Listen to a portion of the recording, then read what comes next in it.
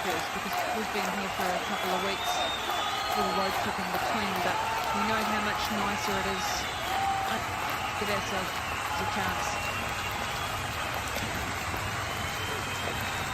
A lovely delivery. I think there's this chance to bat out the opposition as well.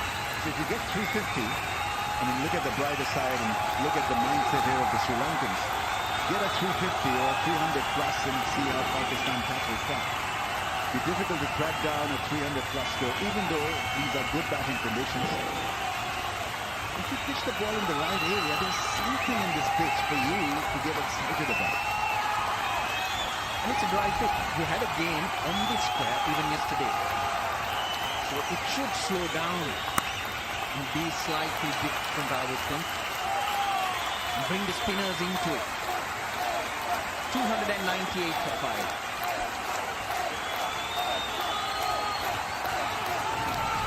The Lankans have played it so wonderfully well. They needed Samra Wickrama to be out there, because not only was he instrumental in knitting a great partnership with Mendes, but it's just carried on. So they needed a set article to go through the last overs. Wonderfully well played by Sri Lanka.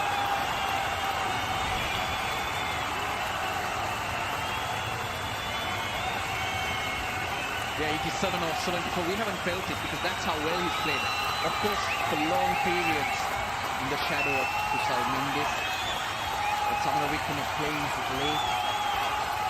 He uses his body, moves it into positions which open up different areas and makes it hard for the bowler to bowl.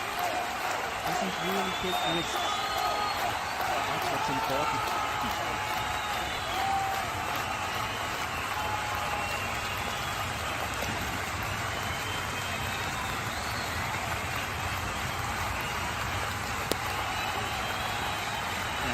Introducing spin at this stage of the game. You desist from such options, especially if the option is a regular option, which is left-arm spin. You can understand a wrist spinner bowling at this stage, or a leg spinner probably bowling at this stage, but a left-arm spin. Obviously worked away easily. Fielding has been... It's just been under pressure, and I think that the next question to ask Pakistan would be, how would they tackle with this mental scarring? There's got to be some mental scarring after this innings. They've really not been red hot in the field. The drop catches, there's been nothing from the bowlers. Ordinary bowling up for distance. So how will they then take on Sri Lankans when they are asked to go at, what, 7 and over? Big shot, great shot, brilliant shot. Wow, that is probably the shot of the day. It sure was. Look at how he uses his body. Mohammad Nawaz bowling it slow through the air. Samara Wickrama comes, goes leg side-ish, so he can hit the top of extra cover. He's timed it so well today. That's the 300 for the Sri Lankans.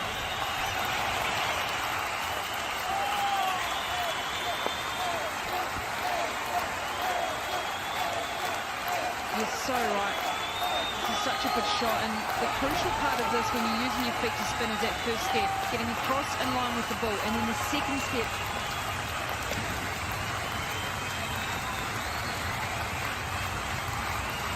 Adjust your footwork to be able to open up that space. So that shot is all about that second step by coming leg side and opening it up. Still had feet moving so well inside the line of that barn and wanted a 6, got a 6. Oh, is that a drop chance? Is that a drop by Rizwan?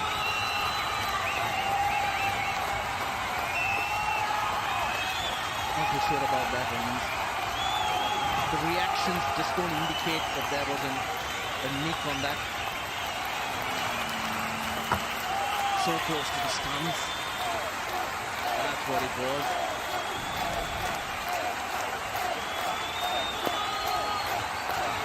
Probably fair away and come back for 2. Excellent piece of placement. Playing it with soft hands. So the fun continues for the Lankans. 309 for 5. Nothing in it in the previous over. 309 for Dasun Shanaka. Now here's the key for the last 6 overs, where Sri Lanka will end up.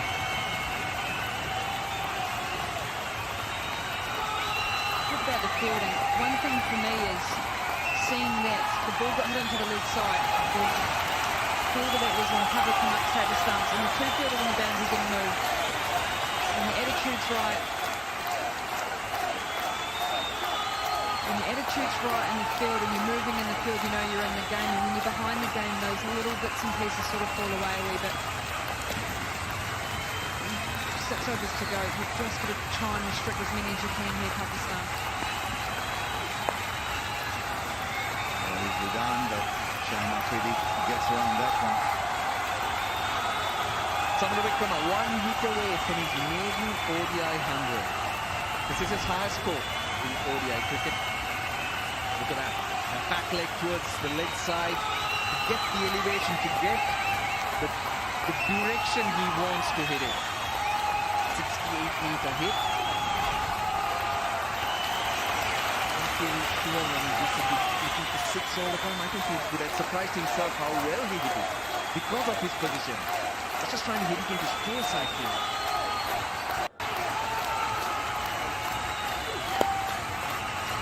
Just trying to make him look good.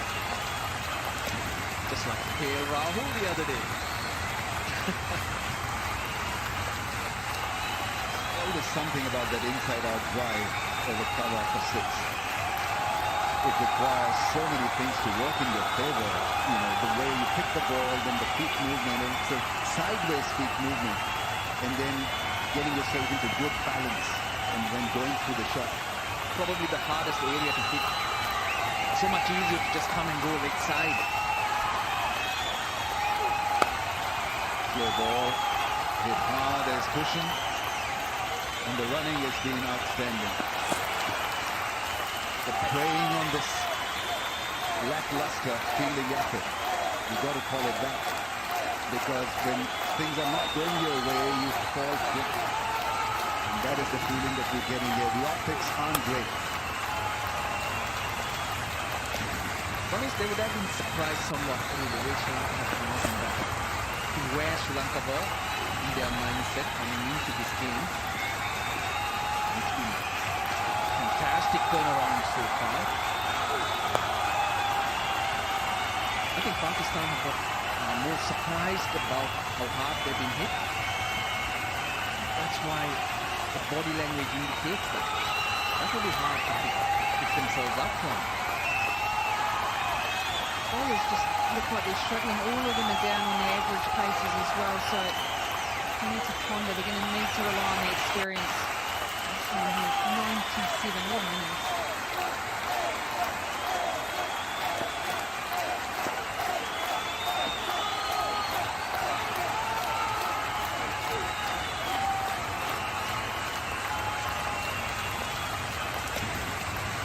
Now that was there to be put away.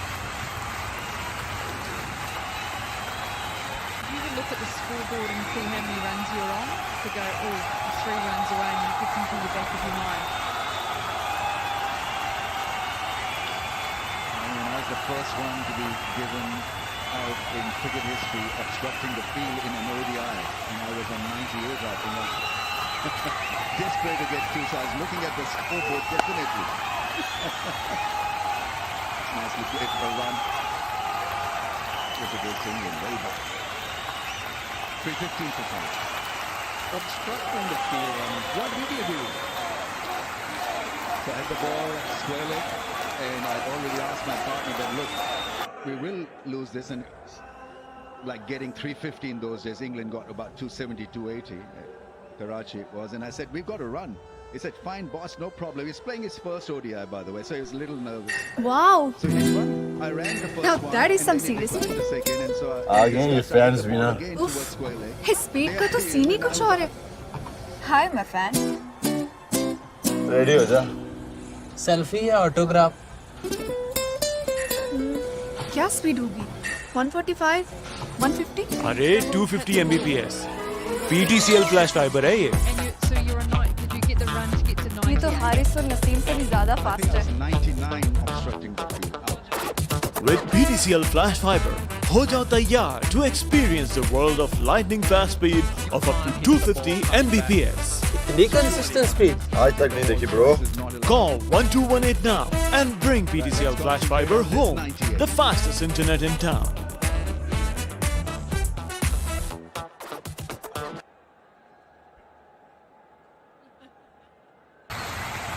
the field is in.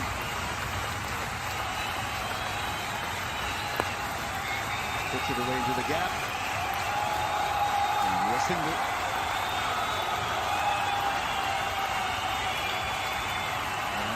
To Samara Wickrama. 29 balls in the innings remaining for Sri Lanka. 6 and over 345, but 355, 360.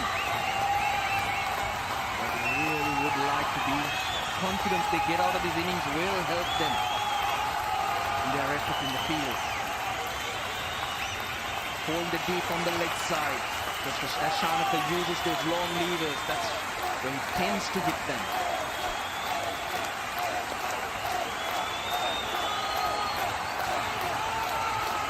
It's a good delivery in the end. Floored himself, I think. A little bit of reverse there on that occasion and just blocking into that middle and leg stump line.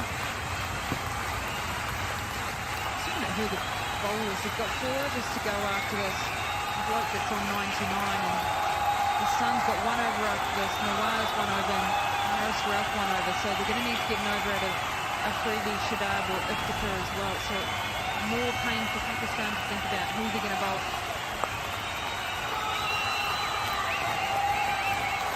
Another one. Curran with the bat. He's got to calm down a little because he is naturally gifted, instinctive striker of the ball. Sri Lankan skipper.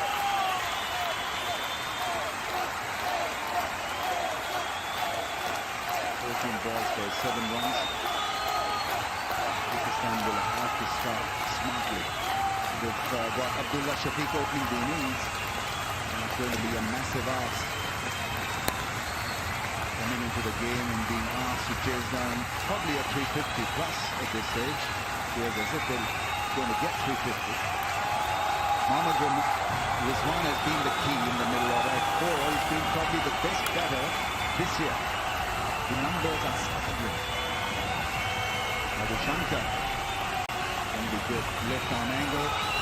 Gets the ball to come back into the stumps. A good contest. But for now, it's about Sri Lanka's number 4. On 99, he is Sadira Samaravikrama. It's been a wonderful knock so far. Maiden ODI 100. 1 run away. Pulls the ball. Puts it into the gap. Raises the hand. He's conquered this Pakistan bowling attack with a fantastic innings. You've got to admire him. The way he's faced the innings, the way he's helped Sri Lanka to get to this score. Just been a fantastic innings. 10 fours and 2 sixes with a strike rate of 122. He's got Sri Lanka in that position with his absolute brilliance. Without breaking a sweat. Why I say that is he didn't try too hard. He played what was in front of him. The partnership with Mendes was just incredible. But now he's making sure that he takes the responsibility of batting deep.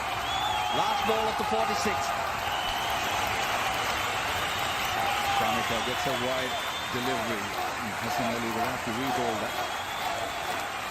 Yep. Not quite the last ball, Katie. Sweeper on the cover boundary and 4 fielders in the deep on the leg side. He's bowling it into the pitch. That's what Hassan Ali is doing. Week of 15 for Shanaka. Just struggling with his timing as yet.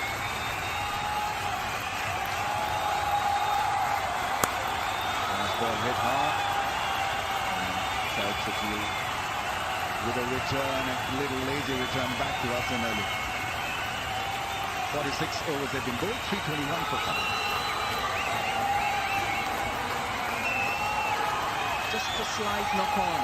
Didn't pick that up cleanly, so I feel that Somebody from a big spot and back he came. Very well played. Just what you need. Someone showing the bowlers that there's no way through. That's what somebody from is down today.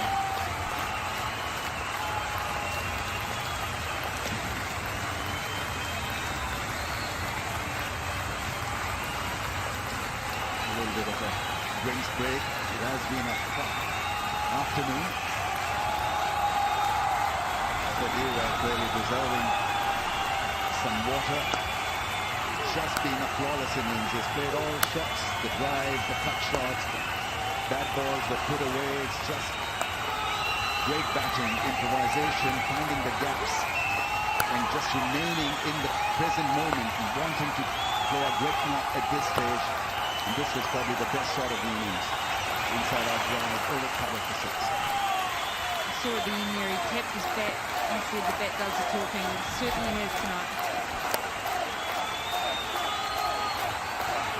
The way the field has been set, we'll get a lot of slow balls now. Line leg, third, up in the circle. Long drive and flicks. Just a complete dragon wheel field. Everywhere around the ground. Use of the feet was the feature of that innings. Just ODI 100 for Savira Samaravikrama.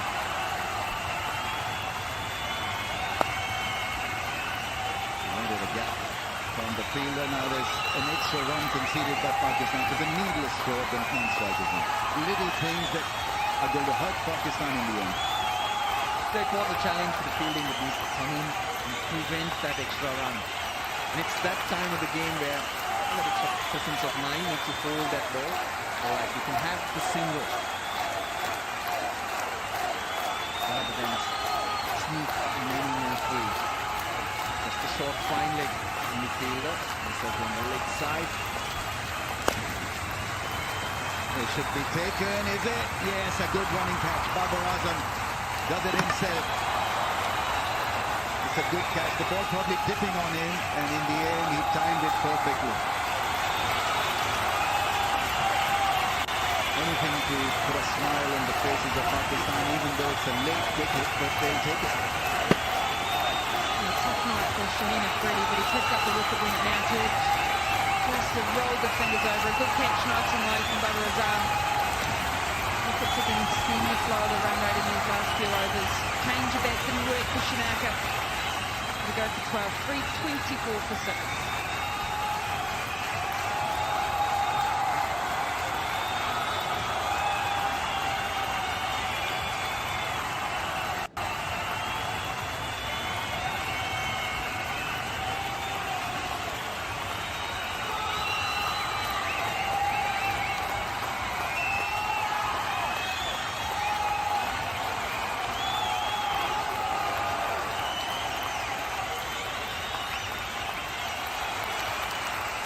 What to like about this cricketer, Gunit Belalage, very fine all-round cricketer.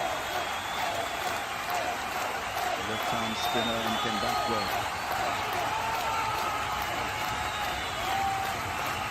And after be picking up a wicket, and so the 18th consecutive ODI wicket for Shaheen Afridi, which is a Pakistan record.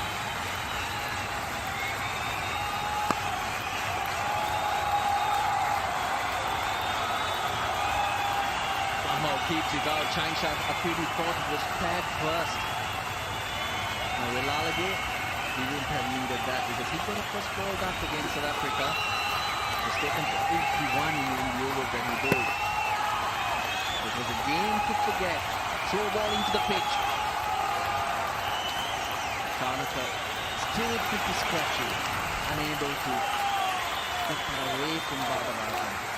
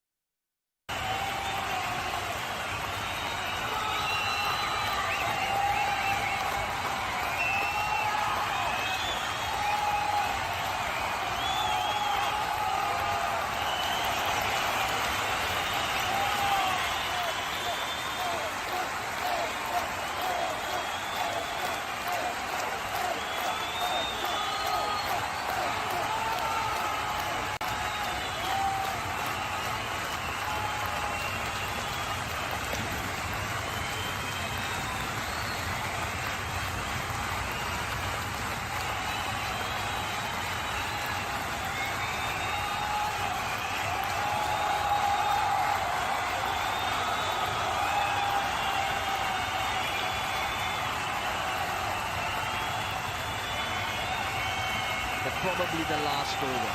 You think that they'll start at 49.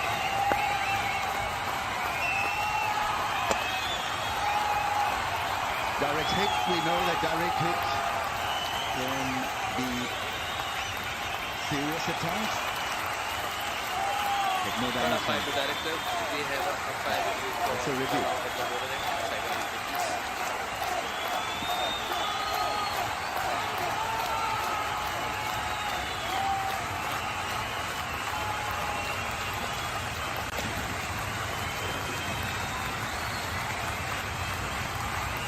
That is diving and that is the good side. Thank you. And then the next shift for the speed.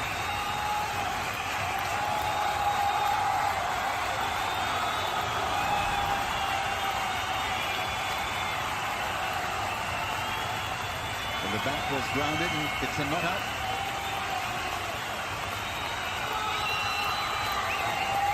Good ball. Left the ball. He bowled him quite well, Hassan Ali. Going for over 7.39, really 7.38, and that's been an issue. Pakistan leading bowlers have gone for plenty. Yeah, that slower ball, it gripped and came back in towards Samara Wickham. Samara Wickham trying to play the field because the offside, there's no one in the deep backward.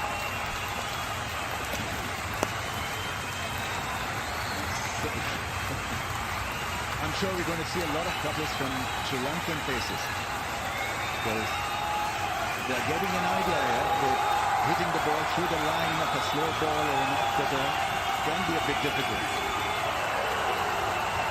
Yeah, the gaps for the boundaries are on the offside and he's bowling those off cutters. Samara Wickrama trying to go in that direction. It's becoming a challenge. It's a type of pitch Qasim Shanaf will like to bowl on.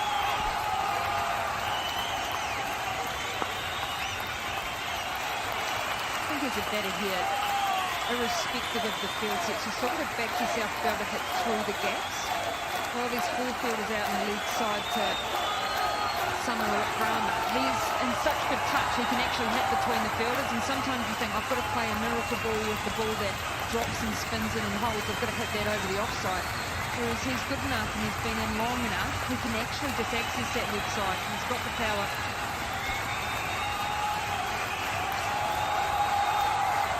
I think he's nicked it. He's walking. Hassan Ali picks up another wicket.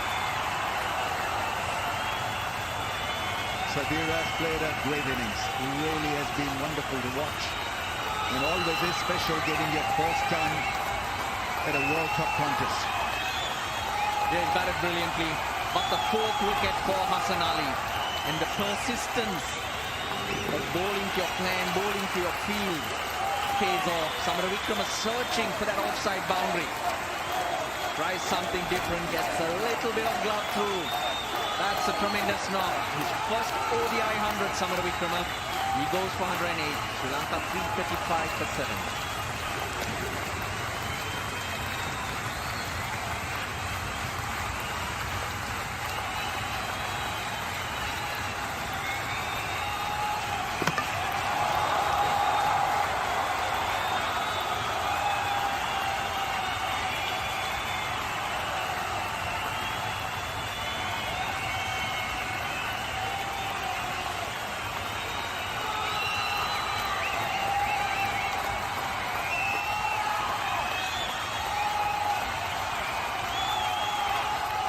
Dixon are more renowned for his mystery spin bowling than batting. I don't know how fit he is.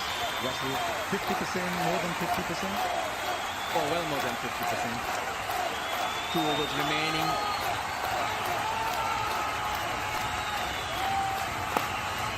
Over Yorker. It's a good ball. It's all about maintaining discipline in a pressure situation. In Pakistan, have been lackluster. They've really been on the button. Trying to play the field. The field was set in. But shot fun and shot third. Got the glove, I think, in the end. Little scratch taken by Rizwan. Hassan Ali's 4th scout. The Dixon has been bowling and batting for a while in the nets, but the intensity of the game does weigh you down as it takes its toll.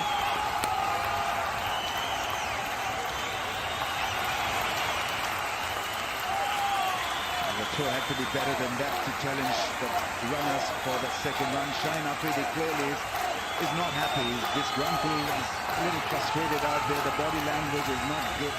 And so optics do matter in such situations. Totally. One thing they've done really well, the Sri Lankan batters, is convert those ones into twos, and that's what adds up in a score. Helps with that momentum in the innings, and Pakistan just haven't quite been on in the field to be able to restrict that. What happens when you're under pressure as a fielder? Yeah, will miss this one.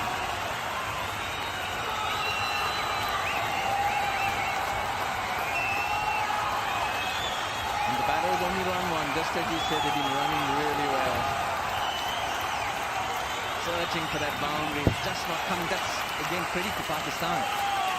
The bowlers found a way, taking the pace off, the angles that both bowlers have used have been very good. Now Tikshana, he probably would have been looking to play from the next game, that's against Australia, but where Sri Lanka find themselves in the tournament, their confidence, I think it's the right decision. Fishing in a game early. They need him.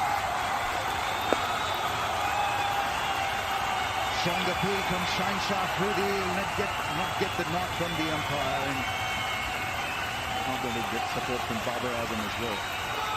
So we can confirm that there's going to be a fielding penalty for Pakistan. Only 4 can be outside the ring. As if it wasn't the case in ball number 1, it felt like that. West fielder marshalling the fence. Good that he can still maintain a bit of smile. Babar Azam, they need the skipper to be in good form at the interval. That's hitting hard on the elbow. If you will, an elbow back. It's funny when you're on the sideline, not so much when you're out in the middle. Pakistan have bowled well in the last few overs. Sri Lanka with an in-batter, someone on 100, only going for around 70. You would probably take that in the position they were in. Look, 1 ball remaining in the 49. They've got only 56 runs in the last 9 overs. 283 for 4 at the end of the 40th. So you're about 85 as a minimum from there.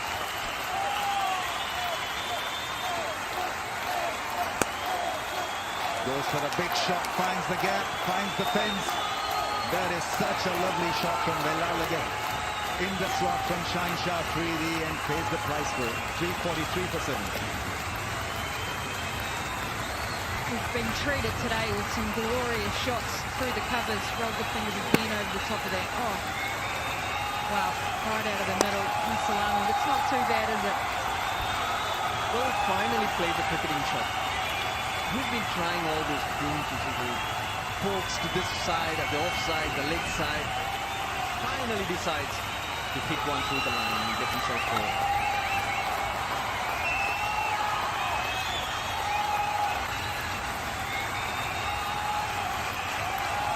Pakistan have chased 340 plus successfully only once in their ODI history. That was against Australia in Lahore last year when they scaled 349. Tillman in the ring on the offside, and a shot time has been placed as well. They're asking the mid-wicket to come in a bit closer.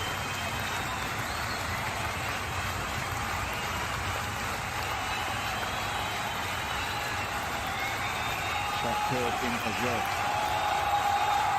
Almost like Babar got something wrong because Shine Afridi is the leading bowler. He's not going to complete his 10. He's bowled just 9 overs.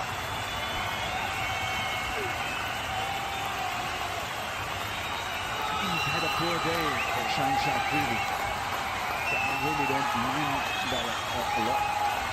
Not allowing him his full court of 10. His economy is 7.33 in his high standards. That's an ordinary show, unfortunately. Haris Rao, wicketless today. playing those slow runs, just as Hassan Ali did into the pitch. Yeah, it's the stumps with a bit of a wink. He's also had a tough day. Picks up a wicket with a lovely Yorker, pacey Yorker. Beauty of a delivery. Watch this one, tail back in. Right there, bang. That is fast bowling at its best, death bowling at its best, and he's got one wicket now, Harris. That's right. Shana goes for a duck. 343 for 8.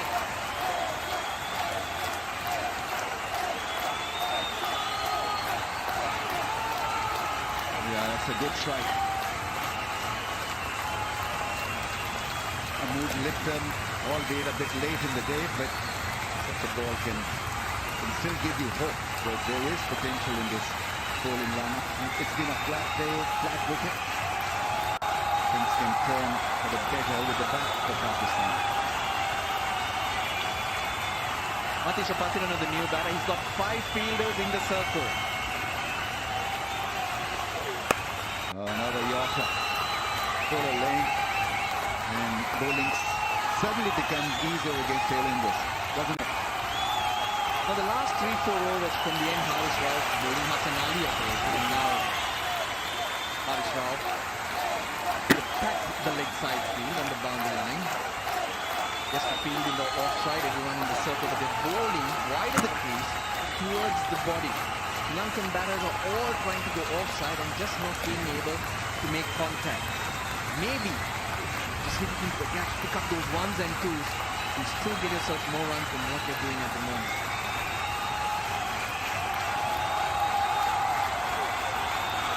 And this is a straightforward full toss, a low full toss, but at pace. And yes, if we somehow meet the ball middle or maybe the tail of the bat, because the field is in on the offside. No one patrolling the fence on the offside. 4 dot balls in the last over.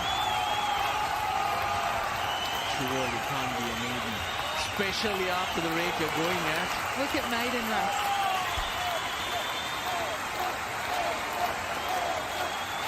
Really? The ball gets a single.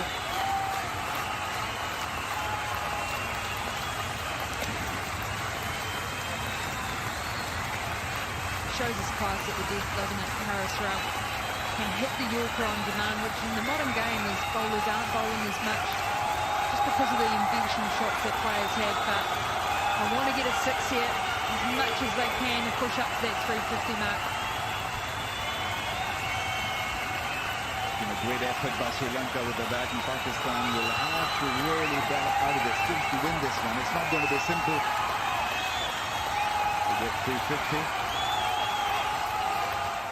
Last ball of the innings, round the stumps to the Lalage. He hits it up in the air. This should be taken and is taken.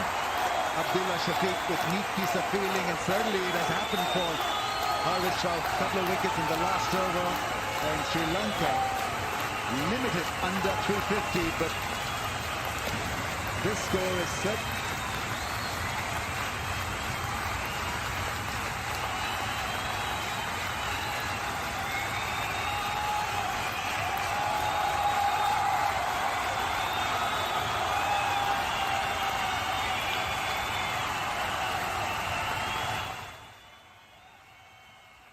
Hello welcome and स्वागत है यहाँ पर दोस्तों। आपको बताता चलूँ कि 50 over की समाप्ति हो चुकी है और आखिरी ओवर हारिस रऊफ ने बहुत ही कमाल का डाला है और टारगेट को जस्ट आखिरी ओवर के अंदर 1 रन देकर दोस्तों 2 विकेट्स लिए हारिस रऊफ ने और टारगेट जो है वो श्रीलंका की टीम का वो पहुंच चुका है 345।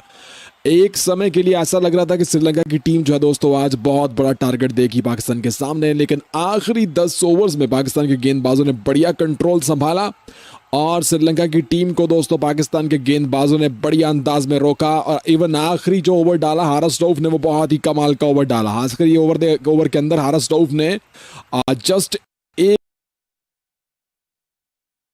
दोस्तों और 2 विकेट भी लिए हैं, जिसके चलते श्रीलंका की टीम 350 आज से पहले ही 350 रन से ऊपर का टारगेट नहीं दे पाई और पाकिस्तान को आज का ये मैच जीतने के लिए 345 रन बनाना होंगे। लेकिन सबसे ज्यादा दाद देनी पड़ेगी आखिरी 10 ओवर जो डाले गए हैं पाकिस्तान के गेंदबाजों के द्वारा, खासतौर पर हारिस रऊफ और हसन अली और हारिस रऊफ ने बहुत कमाल की गेंदबाजी दोस्तों आज करके दिखाई। हसन अली ने 4 विकेट्स लिए, हारिस रऊफ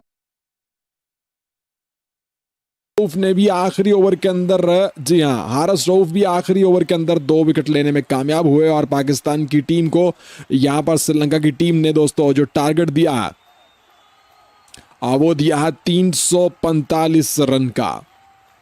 तो भाई साहब ये मुकाबला के पाकिस्तान बनाम श्रीलंका के बीच में होने वाले इस मैच के 50 ओवर यानी पहली इनिंग की हो चुकी है समाप्ति और टारगेट है, एक बहुत बड़ा टारगेट है पाकिस्तान की टीम के सामने। जी हाँ, 345 रन का टारगेट है और ये टारगेट चेस करना इस मैदान के अंदर इतना आसान नहीं रहने वाला। चलिए क्या कुछ घटा इस मैच के अंदर उसके बारे में बताते हैं और जो दोस्त हमारे साथ जुड़े हुए हैं उन सभी दोस्तों का स्वागत करते हैं आज की लाइव स्ट्रीम में। दोस्तों आखिरी गेंद पर भी विकेट चटकाया हारिस रऊफ ने। आपको बताना चलूं, जी हाँ, इस आखिरी ओवर जो दोस्तों 50वें ओवर का खेल था उसके अंदर हारिस रऊफ ने 1 रन देकर 2 विकेट लिए, जिसके चलते पाकिस्तान की टीम ने श्रीलंका को 350 से ऊपर जाने से रोक लिया। लेकिन फिर भी श्रीलंका के बल्लेबाजों ने बहुत कमाल की बल्लेबाजी करके दिखाई और पाकिस्तान के गेंदबाजों की बहुत धुलाई हुई आज शुरुआत के ओवर्स में और श्रीलंका की टीम ने इस समय 344 रन बनाकर दोस्तों 345 रन का टारगेट जो है वो बोर्ड पर लटका दिया है। पहली इनिंग की समाप्ति के बाद अब दूसरी इनिंग की शुरुआत होगी और पाकिस्तान की बल्लेबाजी आएगी और पाकिस्तान के बल्लेबाजों को आज का यह मुकाबला जीतने के लिए, जो कि world cup ICC world cup 2023 का 8वां मुकाबला है, इसको जीतने के लिए 345 रन बनाने होंगे। मतलब कि हर ओवर के अंदर पाकिस्तान की टीम को ऑलमोस्ट 7 रन बनाने होंगे दोस्तों ये मुकाबला जीतने के लिए, जो कि पाकिस्तान के लिए बनाना इतना आसान नहीं है। जी हाँ, राजीव गांधी क्रिकेट स्टेडियम के अंदर आज का ये मैच खेला जा रहा है और दोस्तों पाकिस्तान की टीम को श्रीलंका की टीम ने पहले बल्लेबाजी करते हुए 345 रन का टारगेट दिया और पाकिस्तान के ओपनर बल्लेबाज बस कुछ ही समय में मैदान में उतरने वाले हैं। आज पाकिस्तान की तरफ से ओपनिंग करने के लिए कौन कौन उतरेगा इस सारी चीजों के बारे में बताते हैं, लेकिन उससे पहले जरा एक नजर आज की पहली इनिंग के ऊपर डालते हैं दोस्तों। तो आज के मैच में टॉस जीता श्रीलंका के कप्तान दासुन शनाका ने और पहले किया बल्लेबाजी करने का फैसला। उनका फैसला थोड़ा अलग हटके था। काफी क्रिकेट एक्सपर्ट्स का मानना था कि पहले बल्लेबाजी नहीं बल्कि पहले गेंदबाजी करना ज्यादा बेहतर होता, लेकिन दासुन शनाका ने पहले बल्लेबाजी का निर्णय लेकर थोड़ा सा हैरान किया। जब बल्लेबाजी करने के लिए दासुन शनाका की प्लेइंग 11 यानी श्रीलंका की टीम मैदान में उतरी तो ओपनिंग इतनी अच्छी नहीं हो पाई दोस्तों श्रीलंका की टीम की। ओपनिंग में आते ही श्रीलंका का पहला बल्लेबाज जो था, ओपनर बल्लेबाज दोस्तों, वो आउट हुआ। जी हाँ, पहला विकेट जो श्रीलंका की तरफ से हसन अली ने चटकाया दोस्तों अपने दूसरे ही ओवर के अंदर। और जी आप देख सकते हैं कौन सा बल्लेबाज पहले नंबर पर आउट हुआ था, कुसाल परेरा दोस्तों पहले नंबर पर आउट होने वाले बल्लेबाज श्रीलंका की तरफ से। 4 गेंदों का सामना किया कुसाल परेरा ने, जस्ट बिना कोई रन बनाए हसन अली के हाथों कैच आउट हुए। वहीं पर पैथम निशान का दूसरे एंड पर जो बल्लेबाज खड़े थे उन्होंने 61 गेंदों के ऊपर 1 छक्का 7 चौके मारे और शदाब खान के हाथों आउट हुए। बहुत बेहतरीन पारी खेली और 51 रन बनाए उन्होंने अपने आईसीसी वर्ल्ड कप 2023 की पहली 50 है पैथम निशान का की, मतलब इस समय वो फॉर्म के अंदर है। लेकिन भाई साहब जिस बल्लेबाज ने आज मैदान में एक बार फिर गर्दा उड़ाया है ना, वो बल्लेबाज, उस बल्लेबाज का नाम है कुसाल मैंडिस। अगर आपको याद हो तो आखिरी वर्ल्ड का जो मैच श्रीलंका ने खेला था साउथ अफ्रीका के अगेंस्ट, उस मैच के अंदर भी कुसाल मैंडिस ने साउथ अफ्रीका के गेंदबाजों को बहुत धोया था और उसी प्रकार उसी हाथ, उसी स्ट्राइक रेट और उसी अंदाज में अटैक किया आज पाकिस्तान के गेंदबाजों पर कुसाल मैंडिस ने। और भाई साहब शाहीन, हारिस, हसन, शदाब सारे के सारे गेंदबाजों को छक्के लगाए, चौके मारे, 5 छक्के 13 चौके, 66 गेंदों के ऊपर ऑलमोस्ट 180 के स्ट्राइक रेट के साथ बल्लेबाजी की और 122 रन बनाए और एक शानदार कमाल की बल्लेबाजी कुसाल मैंडिस के द्वारा दोस्तों देखने को मिली। बहुत ही बढ़िया बल्लेबाजी करके दिखाई कुसाल मैंडिस ने और पाकिस्तान के गेंदबाजों को बेबस करके रख दिया था। और जिस समय वो विकेट पर खड़े हुए थे ऐसा लग रहा था कि श्रीलंका की टीम आज पाकिस्तान को 400 रन का टारगेट देगी, लेकिन फिर हसन अली ने कुसाल मैंडिस को आउट किया। वो शॉट भी बहुत बढ़िया थी लेकिन विकेट बिल्कुल बाउंड्री के पास से शदाब खान ने डाइव मारकर एक कैच पकड़ा बहुत ही शानदार, जिसके चलते कुसाल मैंडिस आउट हुए। लेकिन एक और चीज आपको बता रहा चलूं, आज पाकिस्तान की फील्डिंग बहुत बुरी हुई है दोस्तों। पाकिस्तान की की टीम ने आज के मैच के अंदर 2 आसान कैच ड्रॉप किए, जिसमें से एक कैच कुसाल मेंडिस का था जो इमामुल हक ने ड्रॉप किया। उसके बाद दोस्तों मोहम्मद रिजवान ने एक इजी सा रन आउट भी मिस किया है। तो और इसी के चलते ये पाकिस्तान की कुछ गलतियां थी जिनके चलते पाकिस्तान की टीम को इतना बड़ा टारगेट दोस्तों दिया श्रीलंका की टीम ने। श्रीलंका की टीम ने आज 344 रन बनाए हैं पाकिस्तान जैसी गेंदबाजी के अगेंस्ट। श्रीलंका कुछ खास सदीरा, जी हाँ, यहां पर आपको बता रहा चलूं कि श्रीलंका के तीसरे और चौथे नंबर के दोनों बल्लेबाजों ने सेंचुरी मारी है। मेंडिस ने तो 66 गेंदों पर 122 रन की बनाए, जबकि दूसरे बल्लेबाज जो थे दोस्तों सदीरा समरावीरा, उन्होंने 89 गेंदों के ऊपर 108 रन की बारी खेली है दोस्तों। सदीरा समरा विक्रामा, माफ कीजिएगा इसका नाम प्रोनाउंस करना थोड़ा मुश्किल है, सदीरा समरा विक्रामा, 89 गेंदों पर 108 रन की बारी, 2 छक्के 11 चौके, और उनको भी हसन अली ने आउट किया। मतलब कि यही 2 बल्लेबाज थे जिन्होंने आज पाकिस्तान के गेंदबाजों को धोया। बाकी श्रीलंका जो है वो जस्ट 1 रन बनाकर आउट हुए। डिसल्वा ने 29 गेंदों पर 25 रन बनाए, नवाज ने उनको आउट किया, शनाका ने 18 गेंदों पर 12 रन बनाए, शाहीन ने शनाका को आउट किया, जबकि दुनत ने 8 गेंदों पर 10 रन बनाए, उनको हारिस ने आउट किया, और मतेश ठीकशाना ने दोस्तों 4 गेंदों पर कोई रन नहीं बनाया। जबकि आखिरी आने वाले बल्लेबाज जो थे दोस्तों मधुशंका, उनकी बल्लेबाजी का मौका नहीं मिला, और मतेश पाथीराना ने 3 गेंदों पर 1 रन बनाया। और ये है दोस्तों डिटेल। और 50 ओवर की समाप्ति के बाद 50 ओवर की समाप्ति के बाद श्रीलंका की टीम ने दोस्तों इस मैच के अंदर 344 रन बनाए हैं, और पाकिस्तान को यह मुकाबला जीतने के लिए 345 रन्स का टारगेट जो है वो चेस करना होगा। पाकिस्तान के ओपनर बल्लेबाज इस समय मैदान में उतरने वाले हैं। आज पाकिस्तान की तरफ से इमामुल हक के साथ दोस्तों अब्दुल्ला शफीक की जोड़ी बल्लेबाजी करने के लिए मैदान में उतरेगी, लेकिन उससे पहले जरा एक नजर जल्दी से पाकिस्तान की गेंदबाजी पर डालिएगा, क्योंकि बहुत मार पड़ी है पाकिस्तान के गेंदबाजों को आज के मैच के अंदर। जरा पाकिस्तान की गेंदबाजी आपको दिखाते हैं कि पाकिस्तान के गेंदबाजों ने आज किस प्रकार किस तरह से गेंदबाजी करके दिखाई है। तो आप देख सकते हैं आज के मैच के अंदर दोस्तों, जी हाँ जरा देखिएगा, आज के मैच में पाकिस्तान की तरफ से शाहीन शाह अफरीदी ने अटैक किया था, लेकिन दोस्तों क्योंकि पिच के ऊपर कोई भी स्विंग या सीम एबिलिटी नहीं मिल रही थी, तो शाहीन शाह अफरीदी ने 9 ओवर डाले, 66 रन दिए, कोई विकेट शाहीन को नहीं मिल पाया। हसन अली ने 10 ओवर डाले, 71 रन देकर 4 विकेट लिए। बेहतरीन गेंदबाजी हसन अली के द्वारा दोस्तों आज देखने को मिली। हारिस रऊफ ने 4 ओवर के अंदर दोस्तों 64 रन देकर 2 विकेट लिए, और ये दोनों विकेट उन्होंने अपने आखिरी ओवर में लिए थे, मतलब के आखिरी ओवर के अंदर दोनों विकेट लेने में कामयाब हुए हारिस रऊफ। माफ कीजिएगा शाहीन शाह अफरीदी को भी 1 विकेट मिला था। तो शादाब खान ने दोस्तों 8 ओवर डाले, 55 रन देकर 1 विकेट लिया, जबकि मोहम्मद नवाज ने 9 ओवर डाले, 62 रन दिए, 1 विकेट मोहम्मद नवाज को मिला। इफ्तिखार अहमद ने 3 ओवर डाले, 11 रन दिए, कोई विकेट इफ्तिखार अहमद को नहीं मिला। आज के मैच के सबसे महंगे गेंदबाज जो है वो शाहीन शाह अफरीदी साबित हुआ, जिन्होंने 7.5 के कॉन्फिडेंट के साथ 9 ओवर के अंदर 66 रन खाए।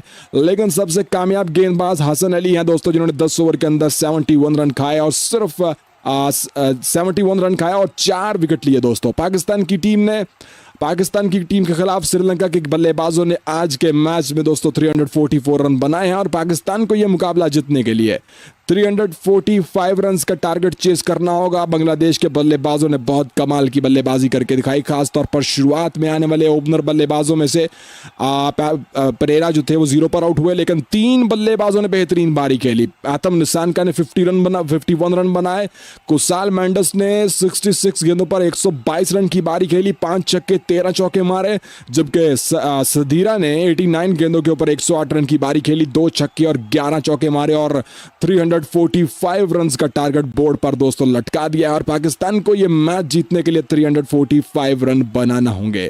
पाकिस्तान के दोनों ओपनर बल्लेबाज इस समय मैदान की तरफ उतरते हुए दोस्तों, जी हाँ जल्दी से पाकिस्तान की प्लेइंग 11 पर एक नजर डालते हैं। तो पाकिस्तान की तरफ से आज के मैच के अंदर अब्दुल्ला शफीक के साथ इमामुल हक की जोड़ी मैदान में उतरेगी। और आपको बताना चलूं कि दोस्तों ये अच्छी बात है कि पाकिस्तान ने अपने ओपनिंग में थोड़ा सा बदलाव किया है, क्योंकि फ़खर जमान और इमामुल हक की जोड़ी लगातार फ्लॉप हो रही थी, और आज के मैच में अब्दुल्ला शफीक को मौका दे दिया गया पाकिस्तान के द्वारा। तो देखते हैं आज पाकिस्तान को कैसे शुरुआत मिलती है। इतना बड़ा टारगेट है 345 रन का, इसके लिए पाकिस्तान के ओपनिंग स्टार्ट को बेहतरीन बल्लेबाजी, बेहतरीन शुरुआत देना होगी अगर पाकिस्तान को यह मुकाबला जीतना है। मतलब अब्दुल्ला शफीक और इमामुल हक को शुरुआत में आते ही पावर प्ले में अच्छी बल्लेबाजी करके दिखाना होगी, तो ही पाकिस्तान की टीम को अच्छा स्टार्ट मिलेगा, तो ही पाकिस्तान की टीम इतने टारगेट के पीछे पहुंच पाएगी। तो ये बड़ा ही दोस्तों इम्तहान है पाकिस्तान के ओपनर बल्लेबाजों का। बाएं और दाएं हाथ का कॉम्बिनेशन है अब्दुल्ला शफीक और इमामुल हक का। अब्दुल्ला शफीक बढ़िया बल्लेबाजी करते हैं स्पिनर्स के अगेंस्ट भी। वैसे भी आज श्रीलंका का जो गेंदबाजी में जो स्ट्रेंथ रहने वाली है वो उनके स्पिन गेंदबाज हो सकते हैं, लेकिन उसके बारे में बात करते हैं। फिलहाल दोस्तों तीसरे नंबर के ऊपर बाबर आजम खेलेंगे। बाबर आजम वैसे तो बढ़िया टच के अंदर है, इनफॉर्म है, लेकिन आखिरी मैच जो उन्होंने नीदरलैंड के खिलाफ खेला था उसके अंदर जस्ट 5 रन बनाकर ही आउट हो गए थे, कोई खास बारी नहीं खेल पाते। लेकिन हम उम्मीद करते हैं कि आज के मैच में बाबर भी कुछ बड़ा करके दिखाएंगे। रिजवान चौथे नंबर पर खेलेंगे, इनफॉर्म है, आखिरी 4-5 मुकाबलों के अंदर 55 की एवरेज के साथ बल्लेबाजी कर रहे हैं और उनका साथ देते हैं भाई साहब एक और बाएं हाथ के बेहतरीन बल्लेबाज सऊद शकील। बहुत बढ़िया फॉर्म के अंदर है बल्लेबाजी में, टाइमिंग, कलाइयों का इस्तेमाल और बेहतरीन पेशेंस के साथ मैदान में उतरते हैं। और मेरे ख्याल में ये बंदा भी पाकिस्तान को मैच जितवाने में की प्लेयर रह सकता है। इस बंदे के अंदर सब्र है, मतलब कि विकेट पर खड़े रहकर बेहतरीन बल्लेबाजी करता है ये बंदा सऊद शकील। तो मेरे ख्याल में सऊद शकील भी आज के मैच में बेहतरीन किरदार अदा कर सकते हैं। 6 नंबर के ऊपर इफ्तिखार अहमद आएंगे और इफ्तिखार अहमद का बड़ा रोल रहने वाला है दोस्तों, क्योंकि आखिरी नंबर के ऊपर ऑलमोस्ट फिनिशर के रोल के ऊपर इफ्तिखार अहमद की बारी आएगी, जहां पाकिस्तान को एक फिनिशर रूप वाली बल्लेबाजी करने का बल्लेबाजी की जरूरत होने वाली है। तो मेरे ख्याल में इफ्तिखार अहमद की आज जरूरत पड़ने वाली है पाकिस्तान को, और देखते हैं इफ्तिखार अहमद आज के मैच में पाकिस्तान के लिए क्या कर पाते हैं दोस्तों। इफ्तिखार के बाद शादाब खान मैदान में उतरेंगे और शादाब खान के बारे में बताना चलूँ आपको दोस्तों कि शादाब खान का जो इस समय जो उनकी फॉर्म है वो ना तो बल्ले के साथ है और ना ही गेंद के साथ। गेंद के साथ आज फिर से वो कुछ खास नहीं कर पाए, बहुत महंगे साबित हुए, रन उनको बहुत लगे हैं आज फिर से, लेकिन बल्ले के साथ उनका फॉर्म में आना बहुत जरूरी रहने वाला है दोस्तों। तो देखते हैं शादाब खान की फॉर्म वापस आती है या नहीं आ पाती। उसके बाद 8वें नंबर के ऊपर मोहम्मद नवाज खेलेंगे, जो बाएं हाथ के बल्लेबाज हैं, हार्ड हिटिंग करने की एबिलिटी है, फिनिशर वाला रोल ये भी निभा सकते हैं। 9वें नंबर पर हसन अली है, 10वें पर शाहीन शाफरीदी है और आखिरी नंबर के ऊपर हारिस रऊफ खेलने वाले हैं दोस्तों। ओवरऑल देखा जाए तो पाकिस्तान के पास बल्लेबाजी तो ऑलमोस्ट 7वें नंबर तक है। 8वें नंबर पर हसन अली भी अच्छा खासा बल्ला चला लेते हैं, लेकिन जो इनफॉर्म बल्लेबाज हैं दोस्तों उनकी बात करें तो इस समय के ऊपर बाबर आजम, मोहम्मद रिजवान और सऊद शकील सिर्फ 3 ही ऐसे बल्लेबाज हैं जो इनफॉर्म हैं। बाकी इफ्तिखार अहमद, इमामुल हक, अब्दुल्ला शफीक, शादाब और नवाज, ये सारे के सारे बल्लेबाज बस ठीक ठाक है, इतनी कोई खास फॉर्म के अंदर नजर नहीं आ रहा। तो मेरे ख्याल में आज अगर ओपनिंग शुरुआत अच्छी मिलती है पाकिस्तान को, मतलब कि पाकिस्तान के दोनों ओपनर बल्लेबाज अगर फर्स्ट पावर प्ले में विकेट पर खड़े रहते हैं और 70-80 रन का स्टार्ट देते हैं पाकिस्तान की टीम को पहले पावर प्ले के अंदर, तो बेहतर होगा। पाकिस्तान की टीम ये मैच चेस कर सकती है। लेकिन अगर शुरुआत में विकेट लेने में कामयाब हो जाती है श्रीलंका की टीम, तो पाकिस्तान के लिए बहुत दिक्कत हो सकती है। भले ही विकेट जो है दोस्तों वो ना तो गेंदबाजों की ज़्यादा फेवर में है ना बल्लेबाजों की, मतलब जो भी दम दिखाएगा वही मैदान मारेगा आज के मैच के अंदर। लेकिन फिर भी श्रीलंका के पास अगर गेंदबाजी की बात करें तो गेंदबाजी ऑप्शन श्रीलंका के पास पाकिस्तान से बहुत बढ़िया है। मतलब पाकिस्तान से जो अगर बॉलिंग की बात करें, बॉलिंग कंपैरिजन करें तो पाकिस्तान से ज़्यादा बेहतर गेंदबाजी है श्रीलंका के पास। देखिएगा ज़रा, 3 फास्ट बॉलर हैं, मतेश पाथिराना, दिलशान मधुशंका और दासन शनाका की सूरत में चाहिए, ये तो है ही है। लेकिन स्पिन गेंदबाजी जो इस विकेट के ऊपर अभी तक हमें कामयाब होती हुई नजर आई है, उसमें धुनत एक स्पिन गेंदबाज बहुत कमाल के गेंदबाज हैं जो फ्लाइटेड गेंदबाजी करते हैं बाएं हाथ के साथ, बड़े खतरनाक साबित होते हैं, बिल्कुल स्लो और फ्लाइटेड टाइप की गेंदबाजी करते हैं, बल्लेबाजों को काफी परेशान कर रखा है इन्होंने पिछले कुछ अरसे से। और उसके बाद मतेश ठीकशाना जो दोस्तों जी हाँ एक चाइनामैन से गेंदबाज हैं और काफ़ी सरप्राइज करते हैं बल्लेबाजों को, जो अनफिट थे पिछले मैच के अंदर उनका कमबैक हो चुका है। और मेरे ख्याल में ये पाकिस्तान के बल्लेबाजों के लिए सबसे खतरनाक गेंदबाज साबित हो सकते हैं मतेश ठीकशाना।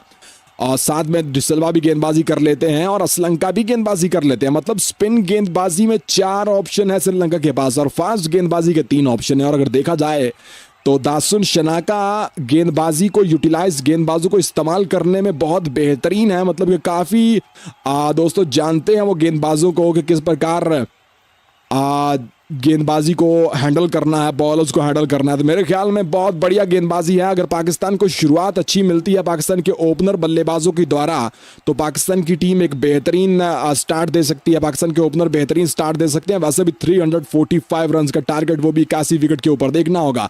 चलिए जरा जल्दी से मैदान की बात करते हैं दोस्तों। तो आज का ये मैदान है जी हाँ, राजीव गांधी क्रिकेट स्टेडियम हैदराबाद के अंदर ये मैच खेला जा रहा है। मौसम की सूरत हाल ये है कि बारिश के अभी तक कोई चांसेस नहीं है। सुबह से काफी गर्मी थी, लेकिन अब टेम्परेचर कम होकर ऑलमोस्ट 27 पर आ चुका है। बाउंड्री लेंथ इस मैदान की तो थोड़ी बड़ी है। सामने की बाउंड्री 72 है, लेग साइड की 70, ऑफ साइड की 70 है। मतलब कि इतनी छोटी बाउंड्री नहीं है, लेकिन फिर भी आज छक्के बहुत मारे हैं कुशाल मेंडिस ने। अगर पिच की बात करें दोस्तों, तो पिच जो है वो बैलेंस विकेट है ना, तो वो जितना मतलब जो भी खिलाड़ी जान मारता है उसकी फेवर में जाती है जी पिच, ना तो बल्लेबाजों की फेवर में ज्यादा है ना गेंदबाजों, मतलब दोनों बल्लेबाजों और गेंदबाजों दोनों को फेवर देती है। लेकिन जैसे ही गेंद पुराना होगा तो भाई साहब बल्लेबाज यहां पर जलवा दिखा सकते हैं, खासतौर पर हार्ड हिटर बल्लेबाज जैसा कि इफ्तिखार अहमद है, और जैसे जलवा दिखाया कुशाल मेंडिस ने और सदीरा समरावीरा ने, इसी प्रकार इफ्तिखार अहमद और सऊद शकील को और मोहम्मद रिजवान को भी विकेट पर जमे रहना होगा। पाकिस्तान की तरफ से कम एक या दो बल्लेबाजों को लंबी बारिश खेलनी होगी दोस्तों। 100 रन की सेंचुरी रन की बारी खेलनी होगी मोहम्मद रिजवान या बाबर आजम को, फिर ही पाकिस्तान की टीम इतने बड़े टारगेट के पीछे जा पाएगी। लेकिन इस समय आपको बताना चलूं कि पाकिस्तान के दोनों ओपनर बल्लेबाज, जी हां, पाकिस्तान के दोनों ओपनर बल्लेबाज दोस्तों इस समय मैदान की तरफ उतरते हुए नजर आ रहे हैं। और शुरुआत होने वाली है इस मैच की दूसरी इनिंग की पाकिस्तान की तरफ से। इमाम उल हक और अब्दुल्ला शफीक की जोड़ी दोस्तों आज बल्लेबाजी करने के लिए मैदान की तरफ आती हुई नजर आ रही है। और दूसरी इनिंग की शुरुआत भाई साहब होने वाली है, पाकिस्तान की बल्लेबाजी की शुरुआत होने वाली है। लेकिन इससे पहले कि पहला गेंद हो, चलिए जो दोस्त अभी भी जुड़े हैं उनको बताना चाहता हूं, सबसे पहले तो स्वागत करना चाहता हूं सभी दोस्तों का, वेलकम, खुशामदीद आप सब दोस्तों का। लेकिन पहले ओवर में क्या घटा जरा उसके बारे में सुनिएगा कि पहले ओवर में क्या हुआ है आज के मैच के अंदर। जी हाँ, इस आखिरी ओवर जो दोस्तों 50वें ओवर का खेल था, उसके अंदर हारिस रऊफ ने 1 रन देकर 2 विकेट लिए, जिसके चलते पाकिस्तान की टीम ने श्रीलंका को 350 से ऊपर जाने से रोक लिया। लेकिन फिर भी श्रीलंका के बल्लेबाजों ने बहुत कमाल की बल्लेबाजी करके दिखाई और पाकिस्तान के गेंदबाजों की बहुत धुलाई हुई आज शुरुआत के ओवर्स में। और श्रीलंका की टीम ने इस समय 344 रन बनाकर दोस्तों 345 रन का टारगेट जो है वो बोर्ड पर लटका दिया है। पहली इनिंग की समाप्ति के बाद अब दूसरी इनिंग की शुरुआत होगी और पाकिस्तान की बल्लेबाजी आएगी। और पाकिस्तान के बल्लेबाजों को आज का यह मुकाबला जीतने के लिए, जो कि world cup ICC world cup 2023 का 8वां मुकाबला है, इसको जीतने के लिए 345 रन बनाने होंगे। मतलब कि हर ओवर के अंदर पाकिस्तान की टीम को ऑलमोस्ट 7 रन बनाने होंगे दोस्तों ये मुकाबला जीतने के लिए, जो कि पाकिस्तान के लिए बनाना इतना आसान नहीं है। जी हाँ, राजीव गांधी क्रिकेट स्टेडियम के अंदर आज का ये मैच खेला जा रहा है। और दोस्तों पाकिस्तान की टीम को श्रीलंका की टीम ने पहले बल्लेबाजी करते हुए 345 रन का टारगेट दिया और पाकिस्तान के ओपनर बल्लेबाज बस कुछ ही समय में मैदान में उतरने वाले हैं। आज पाकिस्तान की तरफ से ओपनिंग करने के लिए कौन कौन उतरेगा, इस सारी चीजों के बारे में बताते हैं। लेकिन उससे पहले जरा एक नजर आज की पहली इनिंग के ऊपर डालते हैं दोस्तों। तो आज के मैच में टॉस जीता श्रीलंका के कप्तान दासुन शनाका ने और पहले किया बल्लेबाजी करने का फैसला। उनका फैसला थोड़ा अलग हटके था। काफी क्रिकेट एक्सपर्ट्स का मानना था कि पहले बल्लेबाजी नहीं बल्कि पहले गेंदबाजी करना ज्यादा बेहतर होता, लेकिन दासुन शनाका ने पहले बल्लेबाजी का निर्णय लेकर थोड़ा सा हैरान किया। जब बल्लेबाजी करने के लिए दासुन शनाका की प्लेइंग 11 यानी श्रीलंका की टीम मैदान में उतरी तो ओपनिंग इतनी अच्छी नहीं हो पाई दोस्तों श्रीलंका की टीम की। ओपनिंग में आते ही श्रीलंका का पहला बल्लेबाज जो था, ओपनर बल्लेबाज दोस्तों, वो आउट हुआ। जी हाँ, पहला विकेट जो श्रीलंका की तरफ से हसन अली ने चटकाया दोस्तों अपने दूसरे ही ओवर के अंदर। और जी आप देख सकते हैं कौन सा बल्लेबाज पहले नंबर पर आउट हुआ था। कुशाल परेरा दोस्तों पहले नंबर पर आउट होने वाले बल्लेबाज श्रीलंका की तरफ से। 4 गेंदों का सामना किया कुशाल परेरा ने, जस्ट बिना कोई रन बनाए हसन अली के हाथों कैच आउट हुए। वहीं पर पैथम निशान का दूसरे एंड पर जो बल्लेबाज खड़े थे उन्होंने 61 गेंदों के ऊपर 1 छक्का 7 चौके मारे और शदाब खान के हाथों आउट हुए। बहुत बेहतरीन बारी खेली और 51 रन बनाए उन्होंने अपने ICC वर्ल्ड कप 2023 की पहली 50 है पैथम निशान का की, मतलब इस समय वो फॉर्म के अंदर है। लेकिन भाई साहब जिस बल्लेबाज ने आज मैदान में एक बार फिर गर्दा उड़ाया है ना, वो बल्लेबाज, उस बल्लेबाज का नाम है कुशाल मेंडिस। अगर आपको याद हो तो आखिरी वर्ल्ड का जो मैच श्रीलंका ने खेला था साउथ अफ्रीका के अगेंस्ट, उस मैच के अंदर भी कुशाल मेंडिस ने साउथ अफ्रीका के गेंदबाजों को बहुत धोया था। और उसी प्रकार उसी हाथ, उसी स्ट्राइक रेट और उसी अंदाज में अटैक किया आज पाकिस्तान के गेंदबाजों पर कुसाल मेंडिस ने। और भाई साहब शाहीन, हारिस, हसन, शदाब सारे के सारे गेंदबाजों को छक्के लगाए, चौके मारे, 5 छक्के 13 चौके, 66 गेंदों के ऊपर ऑलमोस्ट 180 के स्ट्राइक रेट के साथ बल्लेबाजी की और 122 रन बनाए। और एक शानदार कमाल की बल्लेबाजी कुसाल मेंडिस के द्वारा दोस्तों देखने को मिली। बहुत ही बढ़िया बल्लेबाजी करके दिखाई कुसाल मेंडिस ने और पाकिस्तान के गेंदबाजों को बेबस करके रख दिया था। और जिस समय वो विकेट पर खड़े हुए थे ऐसा लग रहा था कि श्रीलंका की टीम आज पाकिस्तान को 400 रन का टारगेट देगी, लेकिन फिर हसन अली ने कुसाल मेंडिस को आउट किया। वो शॉट भी बहुत बढ़िया थी, लेकिन विकेट बिल्कुल बाउंड्री के पास से शदाब खान ने डाइव मारकर एक कैच पकड़ा बहुत ही शानदार, जिसके चलते कुसाल मेंडिस आउट हुए। लेकिन एक और चीज आपको बता रहा चलूं, आज पाकिस्तान की फील्डिंग बहुत बुरी हुई है दोस्तों। पाकिस्तान की टीम ने आज के मैच के अंदर 2 आसान कैच ड्रॉप किए, जिसमें से एक कैच कुसाल मेंडिस का था जो इमामुल हक ने ड्रॉप किया। उसके बाद दोस्तों मोहम्मद रिजवान ने एक इजी सा रन आउट भी मिस किया है। तो और इसी के चलते ये पाकिस्तान की कुछ गलतियां थी जिनके चलते पाकिस्तान की टीम को इतना बड़ा टारगेट दोस्तों दिया श्रीलंका की टीम ने। श्रीलंका की टीम ने आज 344 रन बनाए हैं पाकिस्तान जैसी गेंदबाजी के अगेंस्ट। श्रीलंका कुछ खास सदीरा, जी हाँ, यहां पर आपको बता रहा चलूं कि श्रीलंका के तीसरे और चौथे नंबर के दोनों बल्लेबाजों ने सेंचुरी मारी है। मेंडिस ने तो 66 गेंदों पर 122 रन की बनाए, जबकि दूसरे बल्लेबाज जो थे दोस्तों सदीरा समरावीरा, उन्होंने 89 गेंदों के ऊपर 108 रन की बारी खेली है दोस्तों। सदीरा समराविक्रामा, माफ कीजिएगा इसका नाम प्रोनाउंस करना थोड़ा मुश्किल है, सदीरा समराविक्रामा 89 गेंदों पर 108 रन की बारी, 2 छक्के 11 चौके और उनको भी हसन अली ने आउट किया। मतलब कि यही 2 बल्लेबाज थे जिन्होंने आज पाकिस्तान के गेंदबाजों को धोया। बाकी श्रीलंका जो है वो जस्ट 1 रन बनाकर आउट हुए। डिसल्वा ने 29 गेंदों पर 25 रन बनाए, नवाज ने उनको आउट किया, शनाका ने 18 गेंद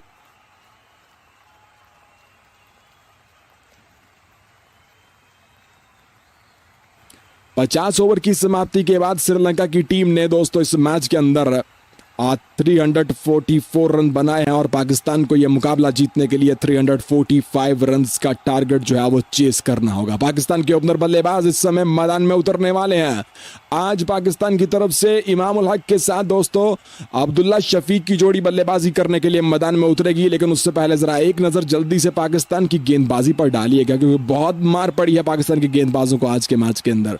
जरा पाकिस्तान की गेंदबाजी आपको दिखाते हैं कि पाकिस्तान के गेंदबाजों ने आज किस प्रकार किस तरह से गेंदबाजी करके दिखाई है। तो आप देख सकते हैं आज के मैच के अंदर दोस्तों, जी हाँ जरा देखिएगा, आज के मैच में पाकिस्तान की तरफ से शाहीन शाह अफरीदी ने अटैक किया था, लेकिन दोस्तों क्योंकि पिच के ऊपर कोई भी स्विंग या सीम एबिलिटी नहीं मिल रही थी तो शाहीन शाह अफरीदी ने 9 ओवर डाले, 66 रन दिए, कोई विकेट शाहीन को नहीं मिल पाया। हसन अली ने 10 ओवर डाले, 71 रन देकर 4 विकेट लिए। बेहतरीन गेंदबाजी हसन अली के द्वारा दोस्तों आज देखने को मिली। हारिस रऊफ ने 4 ओवर के अंदर दोस्तों 64 रन देकर 2 विकेट लिए और ये दोनों विकेट उन्होंने अपने आखिरी ओवर में लिए थे, मतलब के आखिरी ओवर के अंदर दोनों विकेट लेने में कामयाब हुए हारिस रऊफ। माफ कीजिएगा शाहीन शाह अफरीदी को भी 1 विकेट मिला था।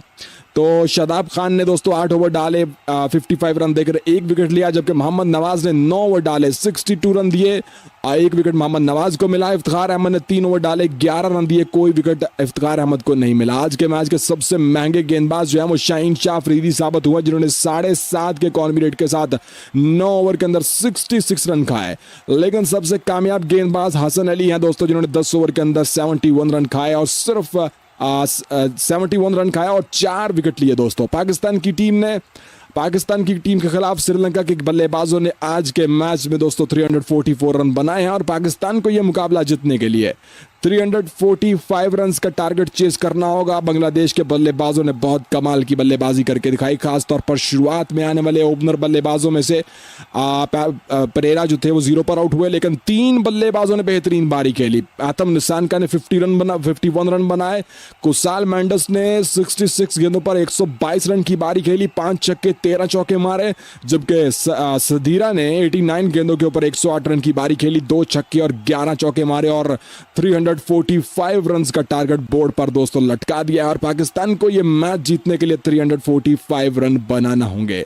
पाकिस्तान के दोनों ओपनर बल्लेबाज इस समय मैदान की तरफ उतरते हुए दोस्तों, जी हां जल्दी से पाकिस्तान की प्लेइंग 11 पर एक नजर डालते हैं। तो पाकिस्तान की तरफ से आज के मैच के अंदर अब्दुल्ला शफीक और अब्दुल्ला शफीक के साथ इमामुल हक की जोड़ी मैदान में उतरेगी। और आपको बताना चलूं कि दोस्तों ये अच्छी बात है कि पाकिस्तान ने अपने ओपनिंग में थोड़ा सा बदलाव किया है, क्योंकि फ़खर जमान और इमामुल हक की जोड़ी लगातार फ्लॉप हो रही थी और आज के मैच में अब्दुल्ला शफीक को मौका दे दिया गया पाकिस्तान के द्वारा। तो देखते हैं आज पाकिस्तान को कैसे शुरुआत मिलती है। इतना बड़ा टारगेट है 345 रन का, इसके लिए पाकिस्तान के ओपनिंग स्टार्ट को बेहतरीन बल्लेबाजी, बेहतरीन शुरुआत देना होगी अगर पाकिस्तान को यह मुकाबला जीतना है। मतलब अब्दुल्ला शफीक और इमामुल हक को शुरुआत में आते ही पावर प्ले में अच्छी बल्लेबाजी करके दिखाना होगी, तो ही पाकिस्तान की टीम को अच्छा स्टार्ट मिलेगा, तो ही पाकिस्तान की टीम इतने टारगेट के पीछे पहुंच पाएगी। तो ये बड़ा ही दोस्तों इम्तहान है पाकिस्तान के ओपनर बल्लेबाजों का। बाएं और दाएं हाथ का कॉम्बिनेशन है अब्दुल्ला शफीक और इमामुल हक का। अब्दुल्ला शफीक बढ़िया बल्लेबाजी करते हैं स्पिनर्स के अगेंस्ट भी। वैसे भी आज श्रीलंका का जो गेंदबाजी में जो स्ट्रेंथ रहने वाली है वो उनके स्पिन गेंदबाज हो सकते हैं, लेकिन उसके बारे में बात करते हैं। फिलहाल दोस्तों तीसरे नंबर के ऊपर बाबर आजम खेलेंगे।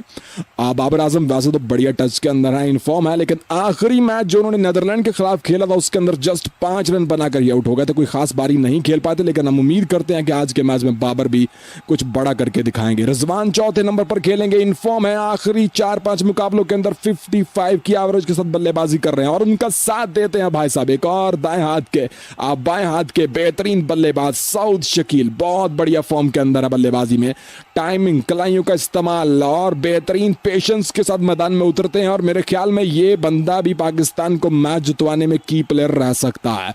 इस बंदे के अंदर सब्र है, मतलब कि विकेट पर खड़े रहकर बेहतरीन बल्लेबाजी करता है ये बंदा सऊद शकील। तो मेरे ख्याल में सऊद शकील भी आज के मैच में बेहतरीन किरदार अदा कर सकते हैं। 6 नंबर के ऊपर इफ्तिखार अहमद आएंगे और इफ्तिखार अहमद का बड़ा रोल रहने वाला है दोस्तों, क्योंकि आखिरी नंबर के ऊपर ऑलमोस्ट फिनिशर के रोल के ऊपर इफ्तिखार अहमद की बारी आएगी, जहां पाकिस्तान को एक फिनिशर रूप वाली बल्लेबाजी करने का बल्लेबाजी की जरूरत होने वाली है। तो मेरे ख्याल में इफ्तिखार अहमद की आज जरूरत पड़ने वाली है पाकिस्तान को, और देखते हैं इफ्तिखार अहमद आज के मैच में पाकिस्तान के लिए क्या कर पाते हैं दोस्तों। इफ्तिखार के बाद शादाब खान मैदान में उतरेंगे और शादाब खान के बारे में बताना चलूँ आपको दोस्तों कि शादाब खान का जो इस समय जो उनकी फॉर्म है वो ना तो बल्ले के साथ है और ना ही गेंद के साथ। गेंद के साथ आज फिर से वो कुछ खास नहीं कर पाए, बहुत महंगे साबित हुए, रन उनको बहुत लगे हैं आज फिर से, लेकिन बल्ले के साथ उनका फॉर्म में आना बहुत जरूरी रहने वाला है दोस्तों। तो देखते हैं शादाब खान की फॉर्म वापस आती है या नहीं आ पाती। उसके बाद 8वें नंबर के ऊपर मोहम्मद नवाज खेलेंगे, जो बाएं हाथ के बल्लेबाज हैं, हार्ड हिटिंग करने की एबिलिटी है, फिनिशर वाला रोल ये भी निभा सकते हैं। 9वें नंबर पर हसन अली है, 10वें पर शाहीन शाफरीदी हैं और आखिरी नंबर के ऊपर हारिस रऊफ खेलने वाले हैं दोस्तों। ओवरऑल देखा जाए तो पाकिस्तान के पास बल्लेबाजी तो ऑलमोस्ट 7वें नंबर तक है। 8वें नंबर पर हसन अली भी अच्छा खासा बल्ला चला लेते हैं, लेकिन जो इनफॉर्म बल्लेबाज हैं दोस्तों उनकी बात करें तो इस समय के ऊपर बाबर आजम, मोहम्मद रिजवान और सऊद शकील सिर्फ 3 ही ऐसे बल्लेबाज हैं जो इनफॉर्म हैं। बाकी इफ्तिखार अहमद, इमामुल हक, अब्दुल्ला शफीक, शादाब और नवाज, ये सारे के सारे बल्लेबाज बस ठीक ठाक है, इतनी कोई खास फॉर्म के अंदर नजर नहीं आ रहा। तो मेरे ख्याल में आज अगर ओपनिंग शुरुआत अच्छी मिलती है पाकिस्तान को, मतलब कि पाकिस्तान के दोनों ओपनर बल्लेबाज अगर फर्स्ट पावर प्ले में विकेट पर खड़े रहते हैं और 70-80 रन का स्टार्ट देते हैं पाकिस्तान की टीम को पहले पावर प्ले के अंदर, तो बेहतर होगा। पाकिस्तान की टीम ये मैच चेस कर सकती है। लेकिन अगर शुरुआत में विकेट लेने में कामयाब हो जाती है श्रीलंका की टीम, तो पाकिस्तान के लिए बहुत दिक्कत हो सकती है। भले ही विकेट जो है दोस्तों वो ना तो गेंदबाजों की ज़्यादा फेवर में है ना बल्लेबाजों की, मतलब जो भी दम दिखाएगा वो ही मैदान मारेगा आज के मैच के अंदर। लेकिन फिर भी श्रीलंका तो वेलकम यहाँ पर दोस्तों, आपको बताना चलूँ कि पाकिस्तान के दोनों ओपनर बल्लेबाज इस टाइम दोनों मैदान में उतर चुके हैं। जी हाँ, अब्दुल्ला शफीक और अब्दुल्ला शफीक के साथ दूसरे बल्लेबाज हैं इमामुल हक। इमामुल हक और अब्दुल्ला शफीक की जोड़ी दोस्तों मैदान में आ चुकी है और आज टारगेट है पाकिस्तान के सामने 345 रन्स का। एक पहाड़ जैसा टोटल है पाकिस्तान के सामने और पाकिस्तान के बल्लेबाजों को यह बनाना होगा, लेकिन यह तभी बन पाएगा जब इन ओपनर बल्लेबाजों की तरफ से अच्छी शुरुआत मिलेगी पाकिस्तान की टीम को।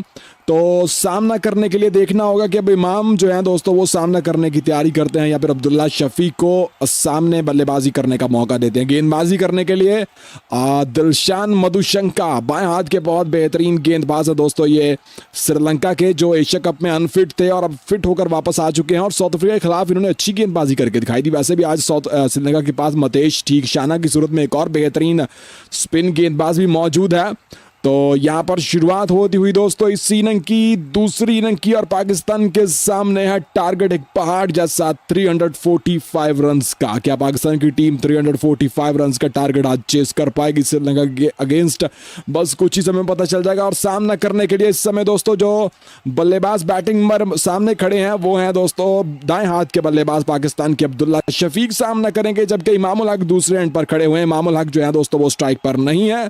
अब्दुल्ला शफीक इस समय इस टाइम दोस्तों जो है वो स्ट्राइक पर सामना करने के लिए है खड़े तैयार। तो शुरुआत होने वाली है दोस्तों स्पिन गेंदबाजी से। गेंद वापस लेके मतेश टीकशाना के हाथ में थमा दी गई और मतेश टीकशाना जो है वो गेंदबाजी करने के लिए दोस्तों आए हैं पहला ओवर डालने के लिए। तो भाई साहब पहली गेंद मतेश टीकशाना डालेंगे अब्दुल्ला शफीक को, दाएं हाथ के बल्लेबाज को। बाएं और दाएं हाथ का कॉम्बिनेशन इस टाइम विकेट पर मौजूद। मतेश टीकशाना के हाथ में गेंद और पहली गेंद लेकर आते हुए मतेश टीकशाना। जुड़े रहिएगा हमारे साथ आप सब दोस्त। वीडियो को लाइक करना मत भूलिएगा दोस्तों। अगर आपको हमारी कमेंट्री, हमारा अंदाज या फिर हमारी प्रेडिक्शन पसंद आती हैं तो वीडियो को लाइक करना जरूर कीजिएगा। चलिए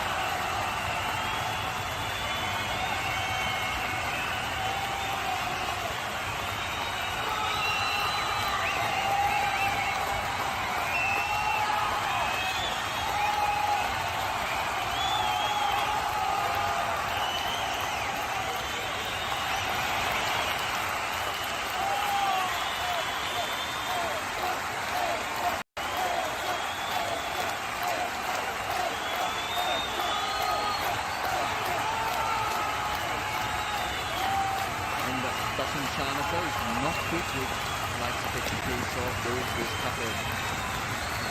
So I think he'd be reluctant to make the change right away.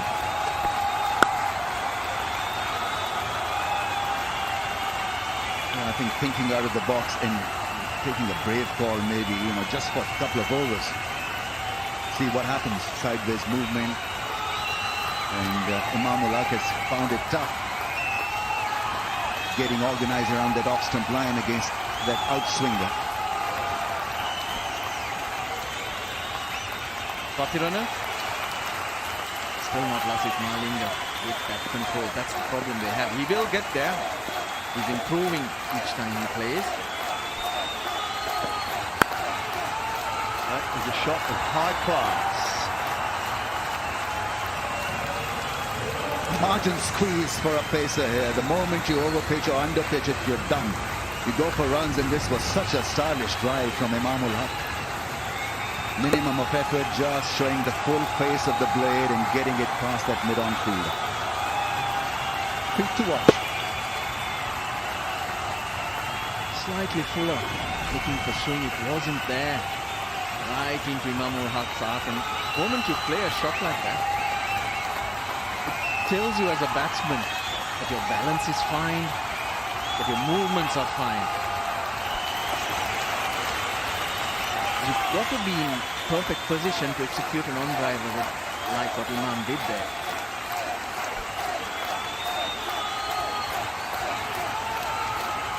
Most batsmen do that, walking away from the action from the crease and sort of switching off and switching on kind of thing. Now he'll mark his guard and will look to switch on again. Those moments are very critical. You can't be engaged all the time.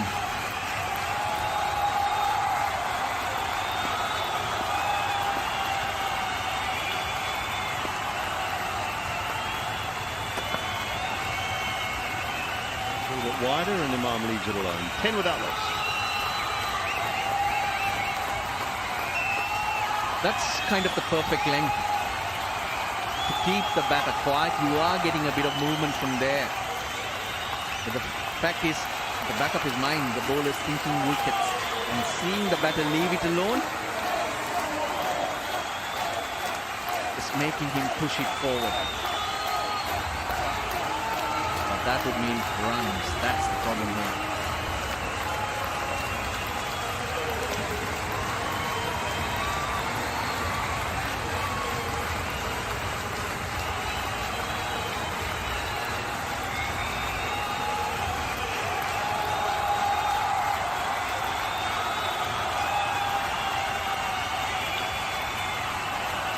Will continue. Will slip in place to the right-handed Abdullah Shafiq.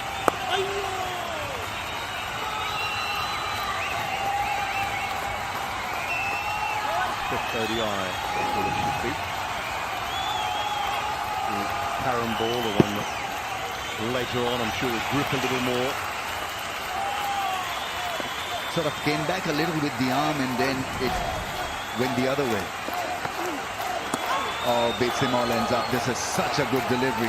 And you're absolutely right. The moment that ball starts to grip, Tikshana will become a handful. It's not as if it's not going to cause an issue or two here with the new ball. We noticed this with Abdullah Shafiq even in the test matches in July. The front leg goes across early in his innings. He doesn't play the line. That comes over his pad. He plays and gets himself in trouble. We noticed that with tapping his center too. You tend to do that when you're thinking, must cover the line. The body reacts. Also when you're just so used to being able to play through the line and the ball not doing much. Flat, benign surfaces, it's easier to do that because you can play out in front of the pad, start that front foot, everything is so true.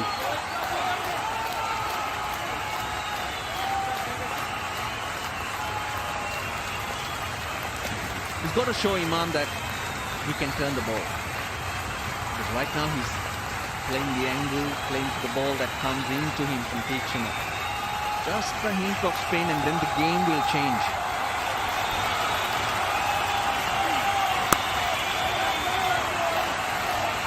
And he's going leg side-ish. So important that you throw the batter.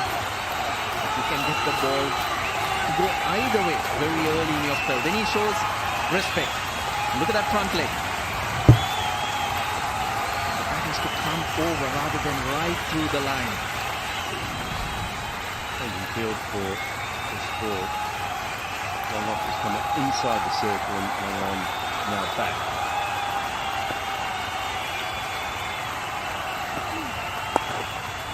Side again, and that'll be 3,000 one-day international runs for Imam Haq. He'll bring it up with a couple, push for three, go to 3,002 international one-day runs. 14 without loss.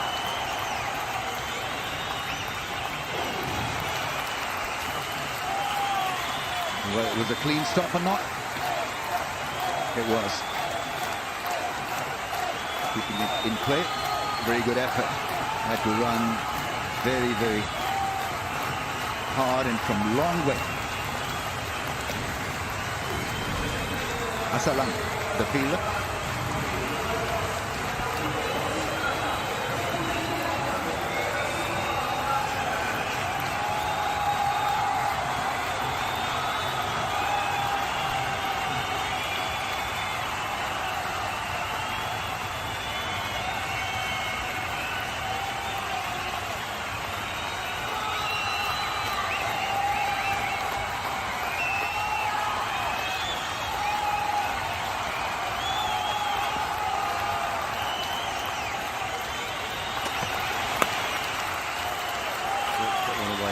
Third was Imam Haq. Think about what he's done. Second fastest to 3,000 runs. Second equal fastest, 3,000 runs. Just have a look at number one. 10 innings quicker, Hashim Amla, than Fakhar Zaman, Shehok and Imam Haq. Babar Azam, 68 innings. But how good was Hashim Amla's start to his one-day international career? 10 innings quicker. And what about 1, 2, 3 openers out of the lot? So it tells you that, you know, best position to bat in ODI is to open. Fakhar Zaman left out today. Abdullah Shafiq playing in place of him now in scores of 300 plus. He averages 69. But in the last few games, he's even struggled to get up there. But if you look at the numbers, this is his ideal chase for him. I think it's a fair call. He's given his chances. 10 ODIs without scoring a 50. So Pakistan felt there was time to make a change. And Abdullah Shafiq is not a bad replacement. He can extend the innings. He may not be the kind of basher that Pakistan are hoping for, but he'll take baby steps and then go hard at the opposition. Full shot that's gone up in the air. This should be taken out, caught, and it's a very good catch. That's not the first time that Imam has bitten dust by playing the pull shot. It really was a very, very good catch in the end. Had to adjust and then dived forward and made sure that he hung on to it.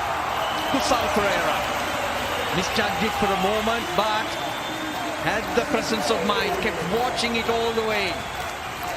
And already a very smart catch, and it's a big wicket. He can surprise you, Dilshan Madhushankar, with his pace. That's exactly what he does. Early breakthrough then for Sri Lanka. They celebrate. Imam Haq is the man dismissed for 12. Pakistan are 16 for 1.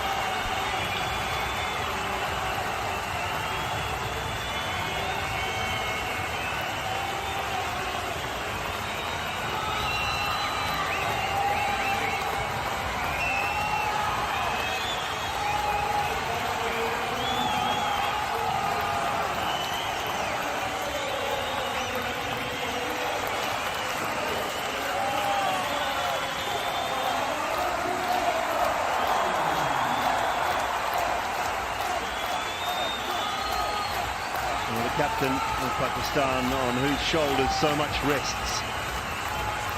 Babar Azam, 28 years of age, which talked about one of the finest players in this format of the game in particular, and those numbers suggest that he is right up at the top of the tree.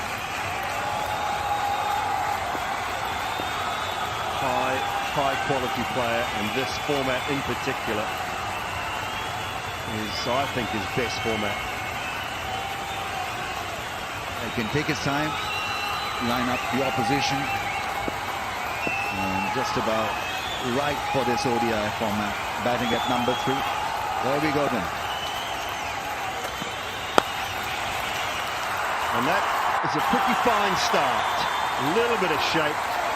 Get that front pad out of the way and just ease it through mid-wicket.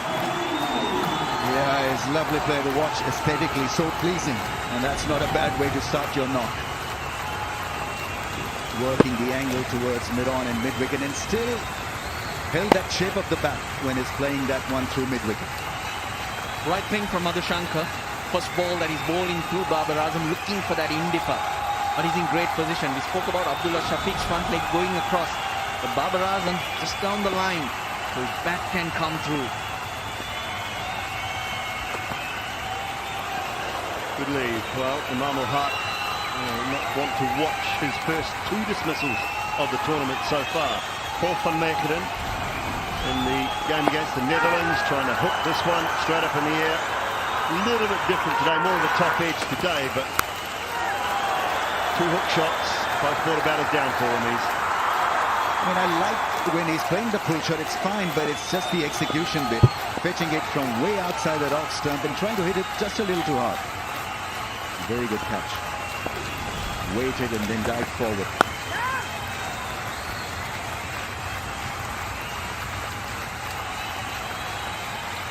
$20 for 1.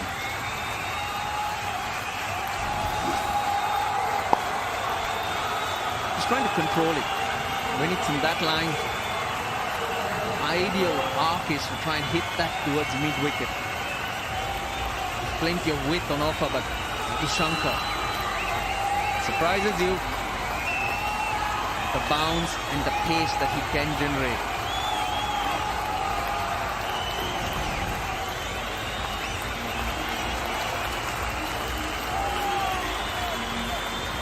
I want to put the mockers on here, but I almost wonder, in this type of chase, Imam has also been out of form along with Fakhar Zaman. They haven't had a great combination of late.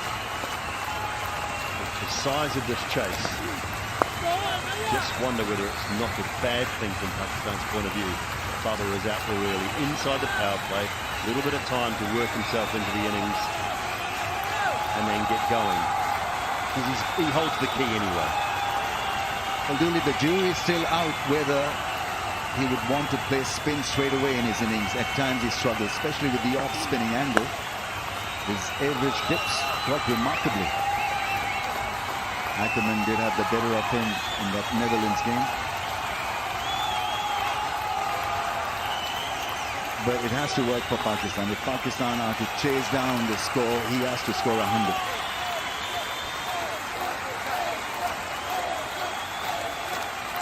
As well, just keep pushing that run rate up. Get that run rate up around. The earlier they can get it to 8, 8.5, 9, the more difficult it becomes.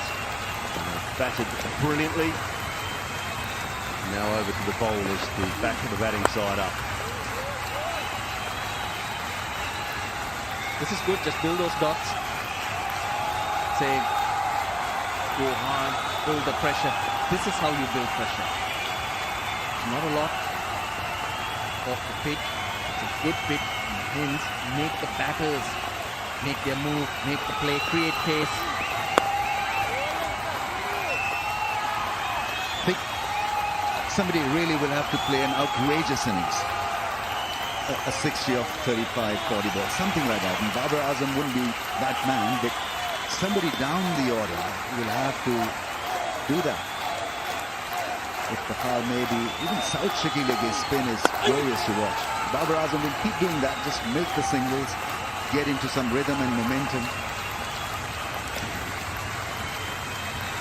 Now if Babar Azam gets himself in, that player could be even Mohammad Rizwan. That's the importance of him batting through and holding that innings together. I really love a man straight, almost beside the batter here. And then mid-wicket a little bit tighter to Baba. It's much for Shafiq, but a little change, put some pressure on. 22 for 1.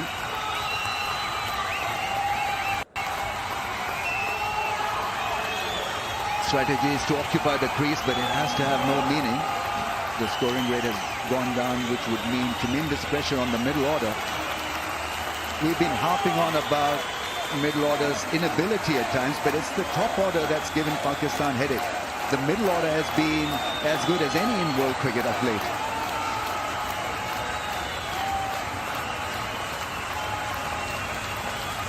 I mean, the strike rate of Pakistan's middle order is, well, the stats show better than India. In average terms, in runs scored, and what they've achieved. Iftikhar Ahmed is a great finisher. It's the top order that needs to help sort out the problems.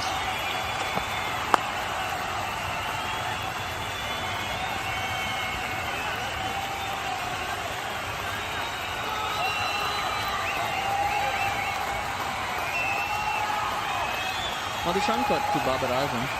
Just that first ball that he tried to bring it back in, maybe hit him on the pad. But since then, gone slightly wider and shortened his length too. That's the adjustment. He's done it with Madhushankar.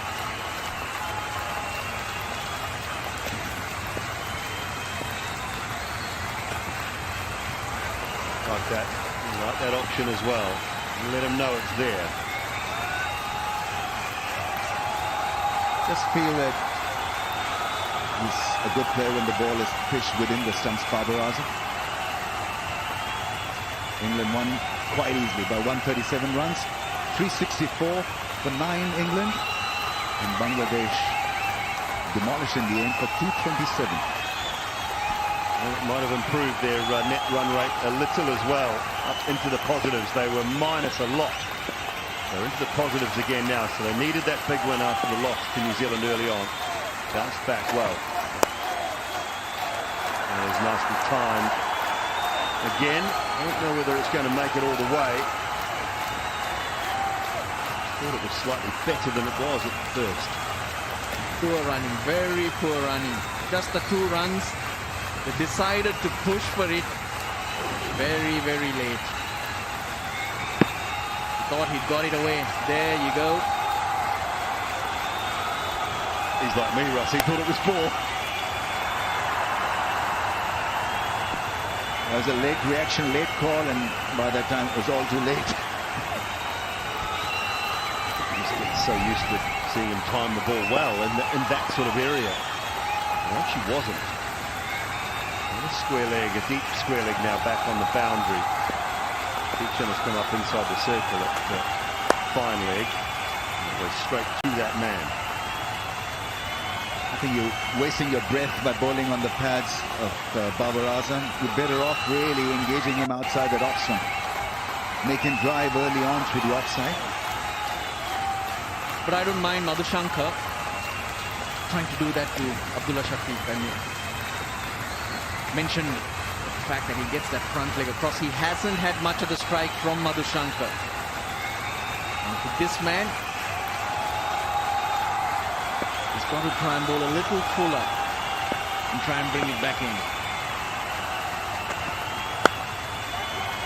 Driven nicely, but Iran gets across well.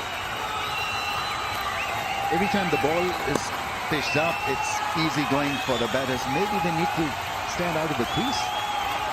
Try to take it on the full rather than staying on the crease or back on the crease. These little adjustments can make batting just a little bit easier during this phase. Where's he standing? On the popping line. He's got a wide stance. And he manages to balance the act, and such a good timer. That's a pull shot over mid-wicket. Sri Lanka keen on testing him with a short ball, and that's not a bad bet at all. 27 for 1. Poor running again.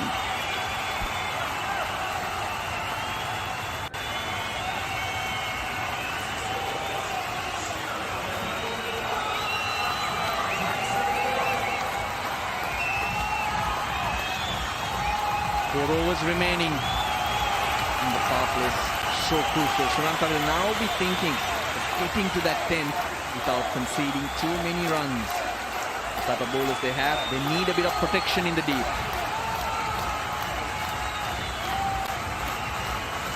Six overs, 27 for 1. Tried to win pretty tidy at the start. They picked up that early wicket. Mamal Haq out. Good catch in the end from Prasad Pereira. Slightly misjudged and then had to dive forward and held on to it. The bowling of Madhushankar.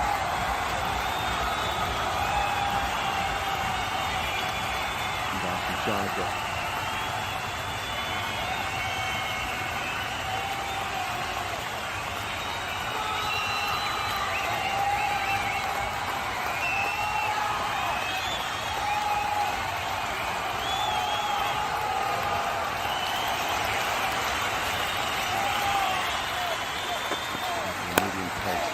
Trying to bowl nice and straight. Not allow any room. Darshan Chanakya. This pitch should suit him. It suited this man though. Whatever pitch you give him.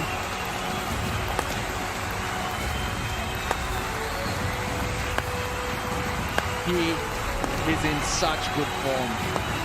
Anywhere, everywhere, whoever who bowls to him, he's putting them under tremendous pressure. What a knock.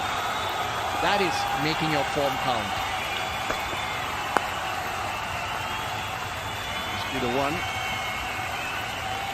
brings up Pakistan's 1,000. 1,000 balls this year inside the power play without hitting a six. Fantasy points this match, 166 for Kusal Mendes. Samara Wickrama, 139. Hassan Ali with points. And Sanka and Harris Ralph round out the top 5 if you are playing the fantasy game.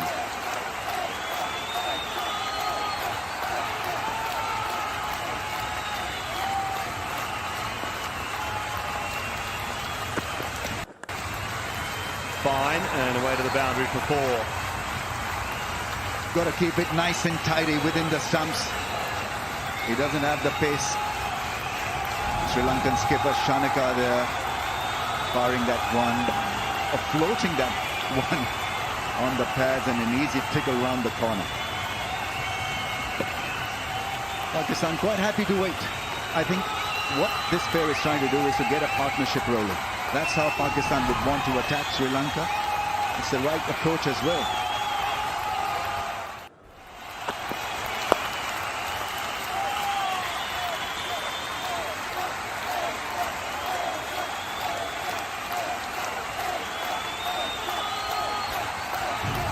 Well, needed someone to finish off the good work Mendy started, and Sadira Samaravikram, maiden ODI 100.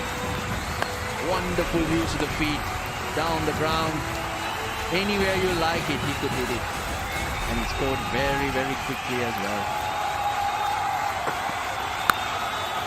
All the way in front of square, and that will go to the boundary. He waited on it and got plenty of it. He's got to help out his bowling mates here.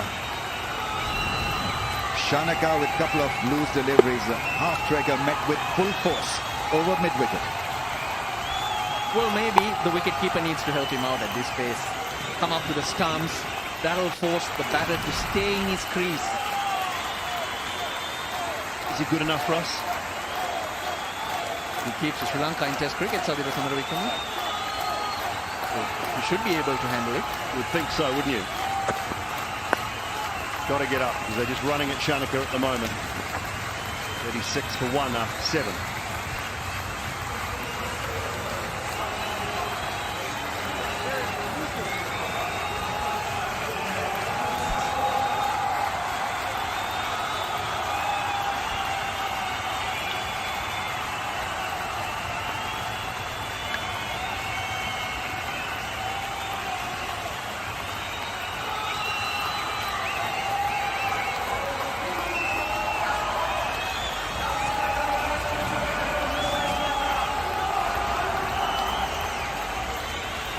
defensive start for the Sri Lankan skipper. Went for 9 of his first. So ideally, Pakistan should have been 49 after 7. They're 36 for the loss of 1. So still is a decent start if you're looking at 10 over spell of 7 and over.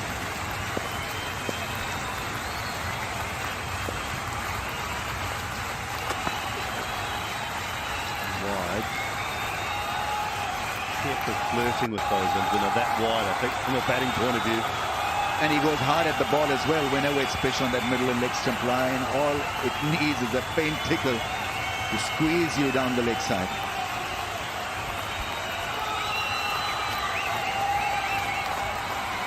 Madhushankar loves fish, Simon. As growing up as a kid, wouldn't have a meal. There was no fish on offer. In the deep south in Sri Lanka, Hungama Express is known out there. Wonderful seafood on offer in Sri Lanka, I'll tell you that much, down the coast. In the south as well, magnificent seafood. Seafood curry. Some grilled fish. Fried up for you on the beach if you want to as well. Basically jumps out of the water onto your plate. You're making my mouth water.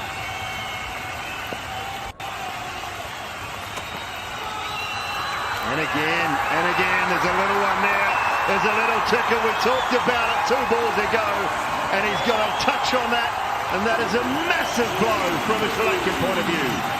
Well, somehow, sadly, it appeared to be on the cards because he was just a little careless around that angle. Unfortunate way to go, but it is what it is. Babar Azam caught down the leg side, a faint tickle, yes, and he goes hard at the ball. He knows exactly what has happened. The moment his head turned towards the keeper, it was the end of that knock, and so Sri Lanka will absolutely take this.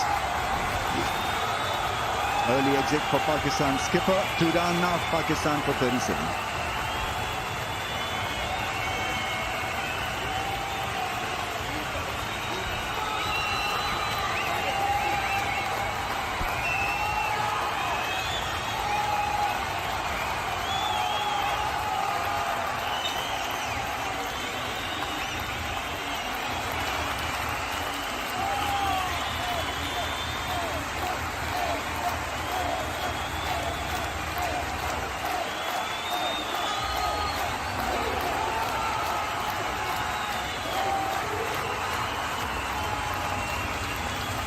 Mohammad Rizwan has been in good form already.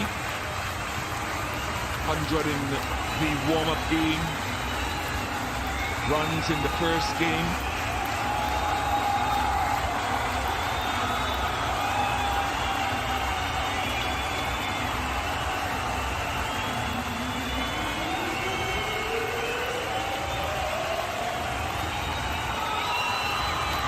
Now an important time for this wonderful player to try to make another impact on the contest. A lot of work to be done. 308 required. Matthew Hayden, Katie Martin alongside me. You know Rizwan well, you've worked with him from close quarters. What is it about him that ignites and inspires? Good evening, Bish. Great to be working with you again on this World Cup. What are you laughing at, Nada? Oh, you started early. Always smooths the big quicks, I can tell you. Yeah, look, he's just an infectious character, Bish. There's no doubt about it. He's got great energy. He's got a great presence in the team. He's a very good natural leader as well. Pakistan are actually fortunate to have several natural leaders. Shadab Khan's another one of those guys. Very forthright in the way they think, and they present their case well. Can't be a better player than Rizwan inside these middle phases of the match. Oh, folks, it's hard work being a professional in these conditions. Very hard work. I don't know what I've done to deserve this, but the dismissal, Katie. Has he done anything wrong or not? Hit it too fine. And sometimes it happens. When you get your hands away from the body, it's sometimes better just to really throw your hands at it. How many have we seen of those in the tournament so far? 3 or 4 to date, which is so unusual. Will Young in the first game against England of Sam Curran.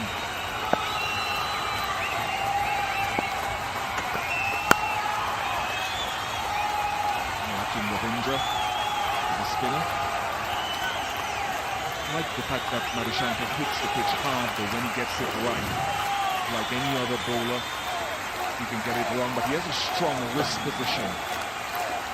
You pick yourself with this if you miss out on those. Yeah, you can wax lyrical as much as you like on that particular delivery, but that is what you call a genuine strangle down the leg side. Bubba Rizwan, I reckon he gets about 500,000 deliveries a year, and 20% of them would have been exactly that delivery, which you'd see disappear into the side of the mid-wicket net, or if he was on a centre wicket like they were yesterday, out of the ground.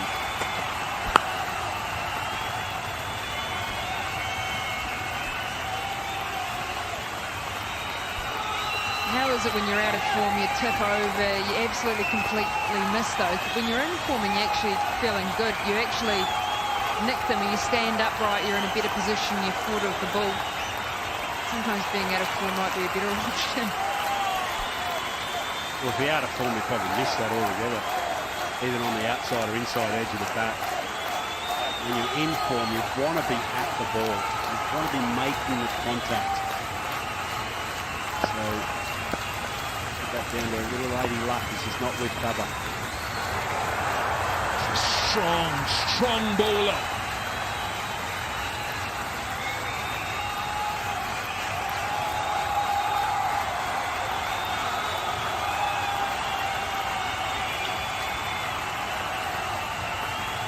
(37 for 2).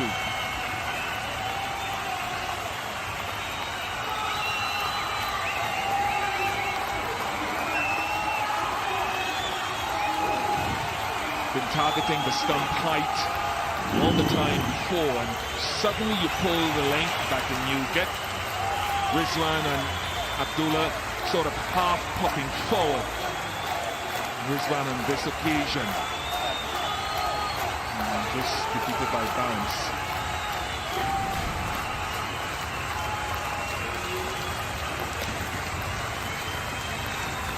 To whom do you target inside this power play now that Pakistan can't afford to lose another wicket here?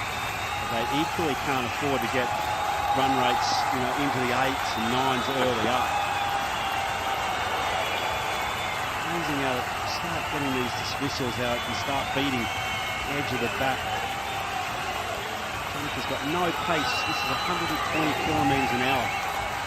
But he is on the right length, an awkward length, and a little bit of extra bounce in this combination of black and red soil as well.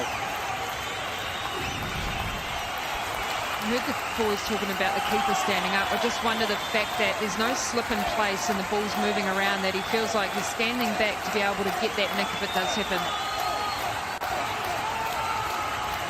You have a look at a player and you go, are they likely to nick it, and do we have someone in there to catch that edge? If we don't, you've got to stand back to be able to give yourself a chance. Rizwan, on the other hand, is a player that tips over. And so quite often you can actually target a player down leg side with the leg side stumping. Gully in place.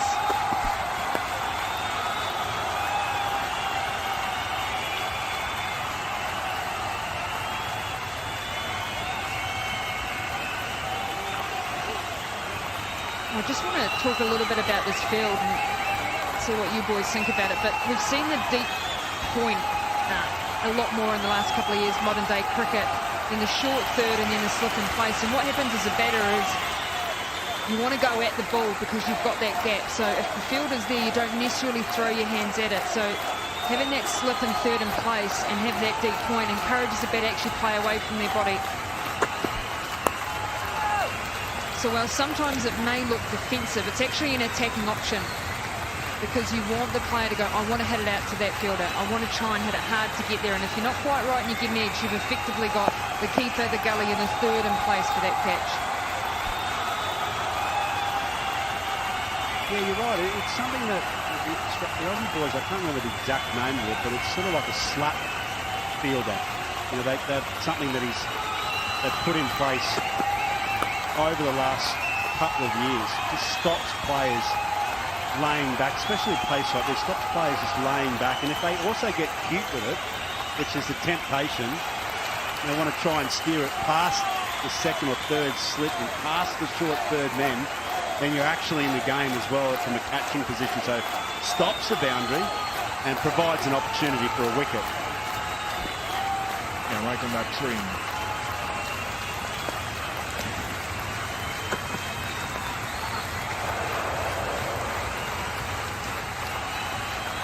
Carrying a good way back for Dawson Shanaka. Looks like it's wobbling a wee bit down. Just that lack of pace. Feel like you've got to go at the ball a bit more. This is good bowling, pressure bowling, forcing the Pakistan players to play at the ball, bringing in various options of dismissals. Just wonder if that third slip can just come a couple of steps further up, because it's not going to get there. I think Captain Sanka, and he's taking another half a step up again. But that unique action, Dawson Shanaka, where he goes past the perpendicular and still gets it to leg cut, 40 for 2.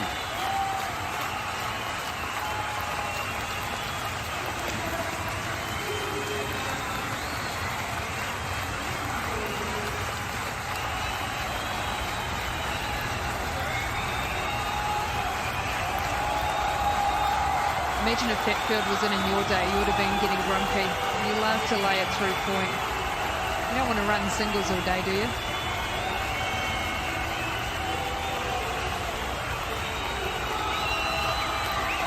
Yeah, I was genuinely grumpy. Didn't need any field placing necessarily. But I wouldn't have liked this pace of Shanaka, I can tell you that right now. Harris from your neck of the woods, he was a nightmare to face. He was into the wicket, off cutters, the odd verbal barrage, and before you knew it, he had your hook long and sinker and trying to do something you shouldn't. So he was a very skillful bowler, and I'm sure Shanaka's the same as well. He had a good Asia Cup with the ball. Found a way to take wickets on flat wickets as well. Yeah, we're just doing a little bit of analysis on Trent Bolt, and one of the things being both left-handed seamers I was looking at, I talked about head positions and how the eyes of Bolt are much more level than Madushanka, who falls away a lot and sometimes can go past the perpendicular with the bowling arm.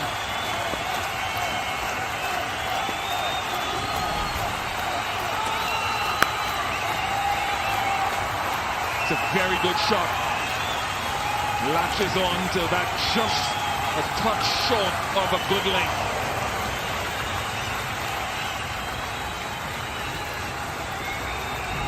Yeah, beautiful timing. Just into the wicket a bit more, but quick to get around, limited movement. Good balance, good coil as you call it, tucking that shoulder in and rotating out. Shot of a very good wicket. Let's not forget that this scored a huge score, big chaseable total. Let's get it right here, Pakistan. It's a good wicket.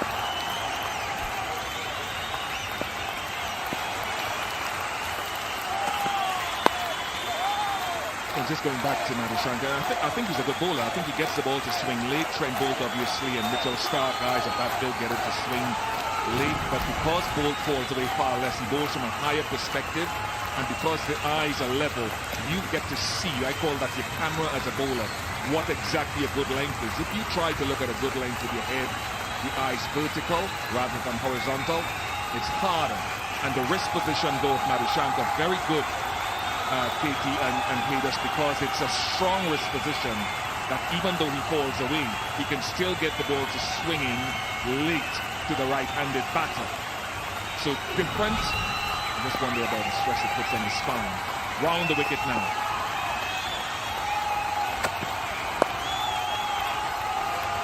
When you say strong wrist, what is the importance of a strong wrist? if I'm becoming a fast bowler, which is clearly never going to happen,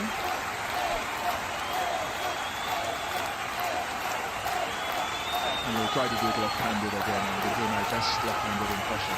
So the strong wrist is upright, and you sort of lock it into position, and then you flick the wrist. There's some guys the wrist breaks away. Alan Donald, for example, when he wasn't bowling well, the wrist would fall away, and then he would lose it as it goes down the pitch. You want to try to keep it as upright as possible. If you're swinging it, you're locking it a lot more as an outswing or in-swing bowler. And that's why he can get the ball still to shake back into the right-handers. Very fortunate for Rizwan on that occasion. When you were doing that explanation, I was thinking of Shaminder Bas. He also had a beautiful wrist. Bit of luck, that's what you need.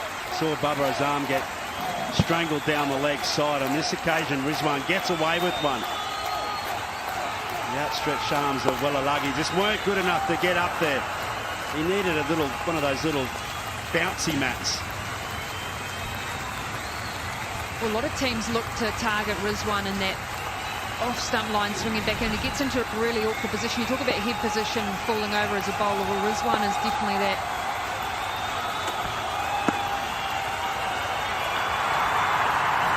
Sri Lanka think they've got their man. Umpire unmoved. Hit pace and beats you with pace. He's a strong bowler. They review it.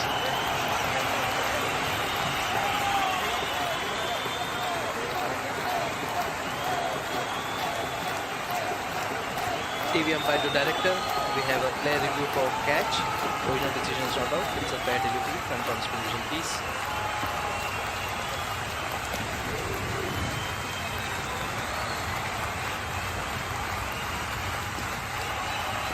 Okay, ball is very close to the back hill. We have ultra edge piece.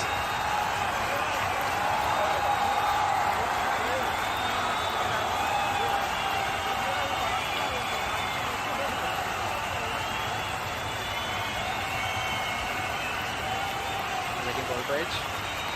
Yeah. Gap between bat and ball. Keep it going. Keep it going. Keep it going. Yeah. Clear gap between bat and ball. Yeah. No bat and ball. No need to check it. Let's go too high. Yeah. Go back to Alex. Alex, you can stay with your decision. We are on screen now. You can signal not out.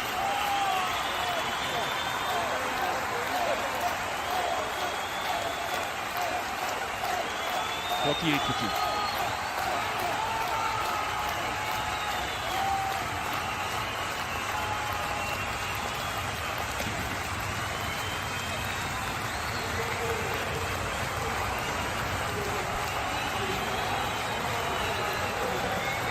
going through the protocols.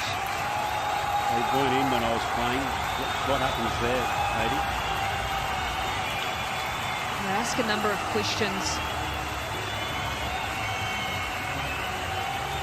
So when you do a concussion test, which I've had far too many in my career, probably explains a few things. Yeah, I've been pinned a number of times. What you do is usually when you go into a team, you have a set process that you follow. So it might be doing a quiz and measuring your reactions and so on, and you get measured against that, how many numbers and names you can remember. But that is okay. This is a look at the power play. Rooker early on, Mama luck. A little bit of fortune. Some good shots, strong shots, covered anything straight. Strangle down leg side. Oh, Sri Lanka will take that. Good finish to the power play for Pakistan.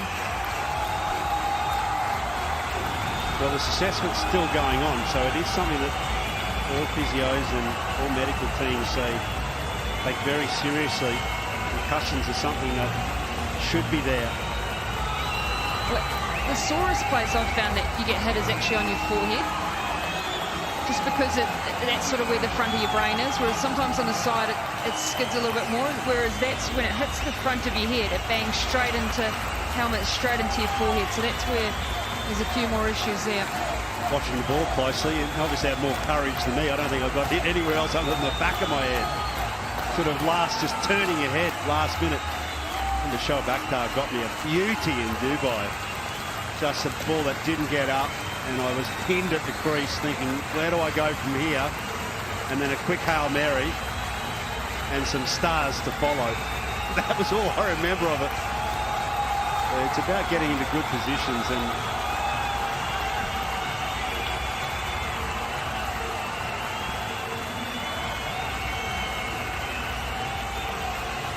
nice crowd turned out here today, and there'll be a nice crowd tomorrow because this man is in action once again. He played beautifully against Australia. India taking on Afghanistan. Rohit Sharma and his men will be on the charge once again.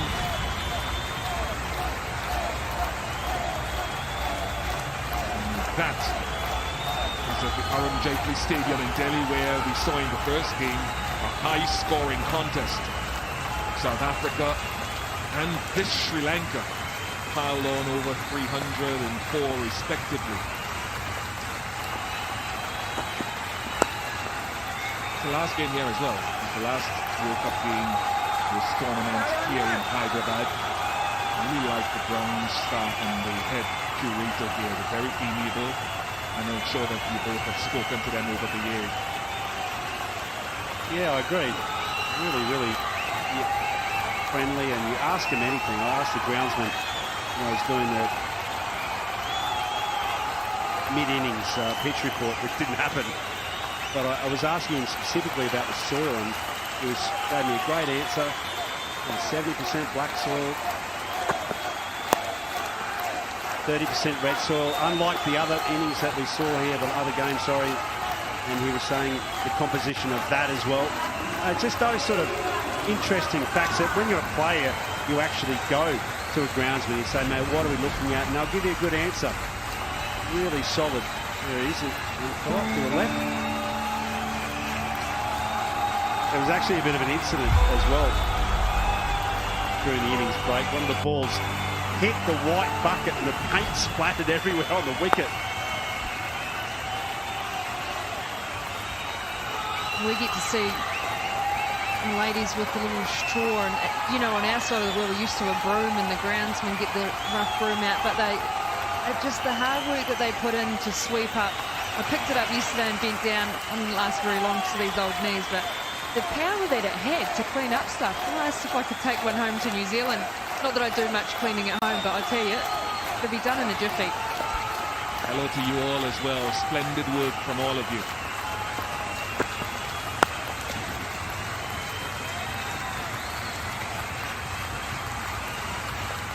Really like the way the ground has been done up with the awnings, the overhead covers as well. There's the head groundsman. I love him. Every year that we come here, he gives good information. I love this. I love the finishing touches to this ground. The lights, very modern. I would even say postmodern. Well, actually, Bish, they put the awnings up after those lights have been installed. They had to chop the lights in half to get them underneath. Which is so unusual often that you build the stand and then the lights towers get put behind, so it's a little bit of an intricacy at this ground, is having the two lights sort of in the middle of the stand. And there he is talking to Shaheen Afridi and taking a photo of the gentleman on Shaheen's left with the blue shirt. He's wonderful, I promise you, and he knows his stuff. If he doesn't feel good about the circus, he'll tell you honestly before the match, I could have done a little bit more of this or that, so it may not play the way that I wanted to, but he's quite happy with what he's produced today. There's those lights. Have you seen that anywhere?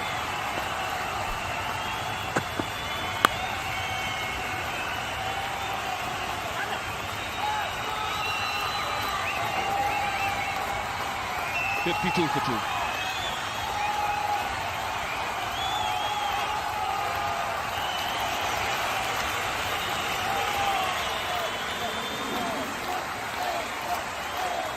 I haven't tried too many biryanis here. I'm not good with spice, Matos.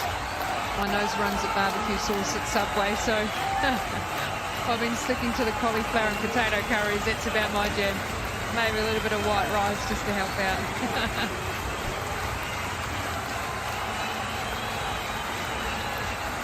Give you a couple more seasons, Kay, with the food, and you'll be right. Bish is a bit ginger on spice as well, just quietly. Often wanders down the plain route. Pakistan, they've got plenty of work to do. 293. That's a huge total. Now, post the power play, got to get busy in this phase. Really busy.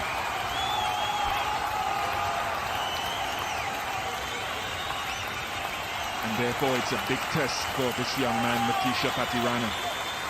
Very expensive, as most of the bowlers will in that previous game.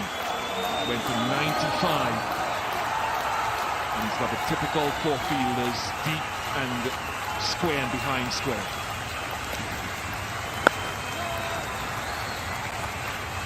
And again, they've got that man at deep backward point there. And during the break, I couldn't think of what the Aussies called. It's a slice man. I contacted Aaron Finch. Slice man at that sort of deep point. So when the ball just slices off, and you'll see it often actually with a bowler like Patirana. When you've got that low trajectory, and that's the area that you want to have in your sights. So it's a good fielding position. My memory actually, it came in Test cricket first.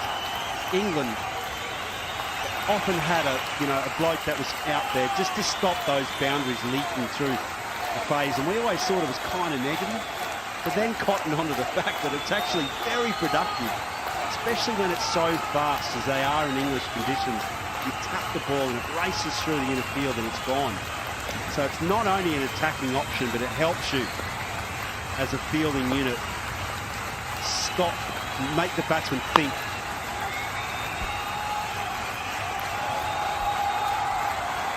This action.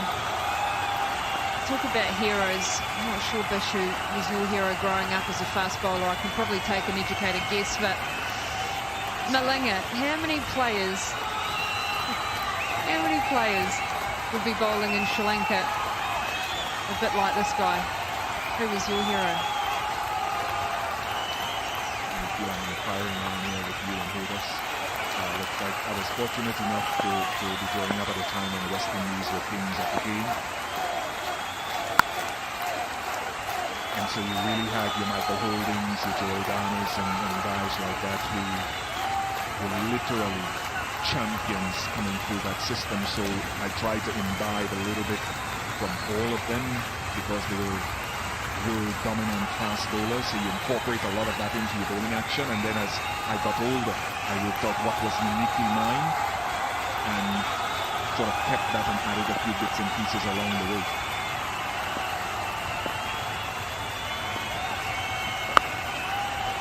We get the privilege driving to this ground and you just see the sights of the kids and they don't even need a piece of grass, they're just around, and you see these fans that have come here today. And tournaments like this, it just creates those heroes, and the kids go away and they go, I want to be like this person. So it's a fantastic thing about a World Cup. And it just encourages all types of players to play our great game. Daman Khan is a reserve player for Pakistan, similar. Full sliding out of the hand, round arm action, below the horizontal, all the things that I would imagine, Bish, that you would have taken out of that group, that cluster of incredible fast bowlers. None of them would have been to have an action that wasn't anything but relatively high, over the top of the ball, into the wicket, and at serious spice as well. Just short, good stop at cover. Charith Asalanka 55 for 2. I looked at that picture and I thought, are ankles meant to move like that? You must have so much flexibility in your ankles, and some people have certain parts of their body naturally moves. Talk about it in keeping. You have a natural position that you are as a keeper, and I'm sure as a bowler and a batter, you get into normal, natural positions that work for you. Look at this. Does that hurt, Bish?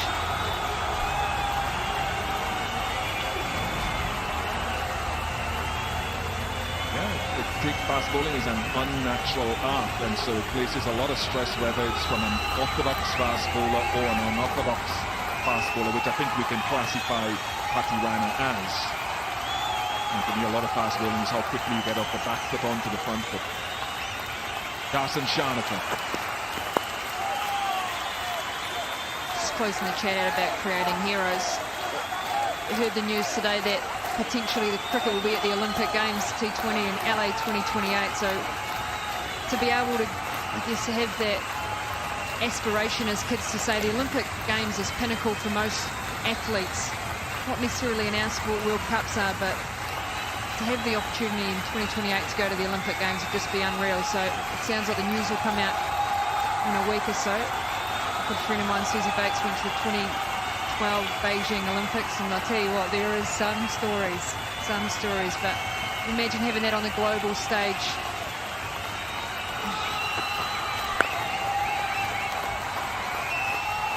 It's what we want in our sport, isn't it? People that have those aspirations to play for their country and make a living out of it, but just do something that brings so much joy. Look at us, we're sitting up here talking about a game that we love, and yeah, I'll tell you a few stories off here. I'm not sure too appropriate on here, but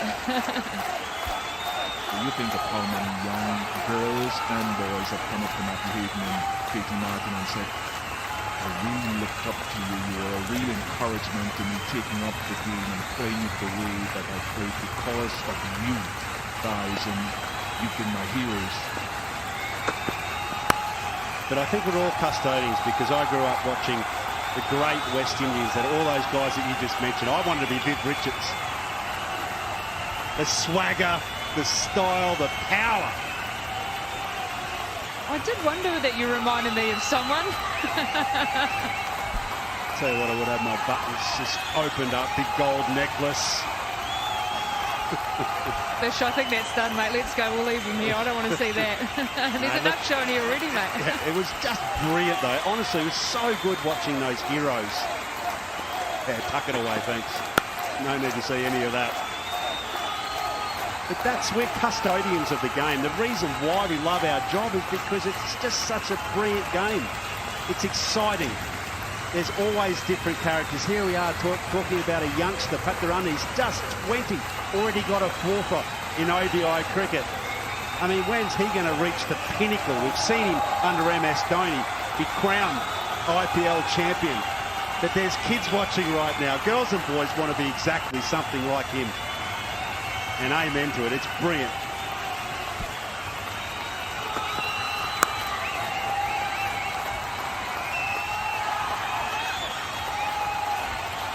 Pushing hard for two. I think what's batting first, Haydos, is you get a score like a 350. What it means is that as a fielding captain, you can manipulate the field, and not often do we see that full fielders go back straight after the power play in this tournament, but they're able to defend, and there isn't too many boundaries being scored here from Pakistan. The squeeze is on, and you're able to manipulate the field. It's a difference, isn't it? It was a control. It was the batters of Sri Lanka being above the game, and now they're slightly behind Pakistan. No boundaries in the last 3 overs in pursuit of this 345, 61 for 2. I've got a quick 30 seconds, hopefully. So Susie went to the 2008 Beijing Games and played basketball for New Zealand, and they get a knock on the door and says, well, the USA men's basketball team's just downstairs in the bus. Hurry up, get changed, get on the bus, we're going to party with the boys. And that was the Redeem team at the time, the team that won gold at that Olympic Games. And so off they went to a rooftop party, partying with the Dream Team. Unreal stories. It's the most appropriate story I can tell you.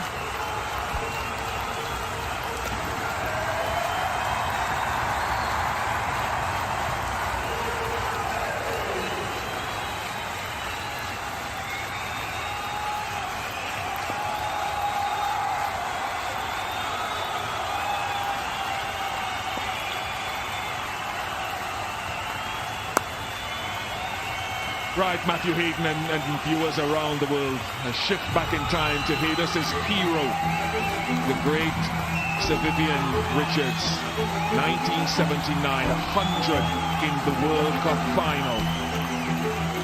And Hollis King to his left, to the right of screen, hard-hitting batter. That bat became famous partly because of him and his fielding in those World Cups as well. Critical runouts. You can see why you boys have got plenty of gold around your necks when it comes to athletics, because I tell you, I just can't begin to explain how many times I was given the yes, no, wait, was almost run out. All of a sudden, these men from the West Indies were just flying around the outfield. Before you knew it, that ball in hand and throws back to the wicketkeeper, back to your lot, Katie, and you're stranded. I mean, great athletic ability. It's one of the great shames that the West Indies aren't here. Had a great competition leading up into it, and the rightful placeholders are here at the World Cup, but still, cricket must prosper all around the world and must prosper, obviously, in the West Indies, because there's too much history. There's too much of a love of West Indies cricket. Just see the smile on, there's just a little bit in the cheeks of watching that vision back. It must be special, but also hard for you at the moment about where West Indies cricket is. You want to see those players playing, don't you? So many franchise cricketers now. How is it for you, Bish, with West Indies cricket at the moment? I was having a great World Cup up until now. Blame Haydos. What a mood hoover. Why did you tell me to ask that question, Haydos? Are you okay, Bish? Oh, I love this guy. I walked past him a little earlier. Chance or six? Chance or six? Oh no! Neither of them attempted to lay a hand on it. And if that is dropped just inside, it'll be salt in the wound. I reckon it has. Just miscommunication. Player watching rather than ball watching. Player watching must be on here to call early. Mate, you've got it, or yes, it's mine, or something of that effect. But to simply just see this submit to the moment. Oh dear.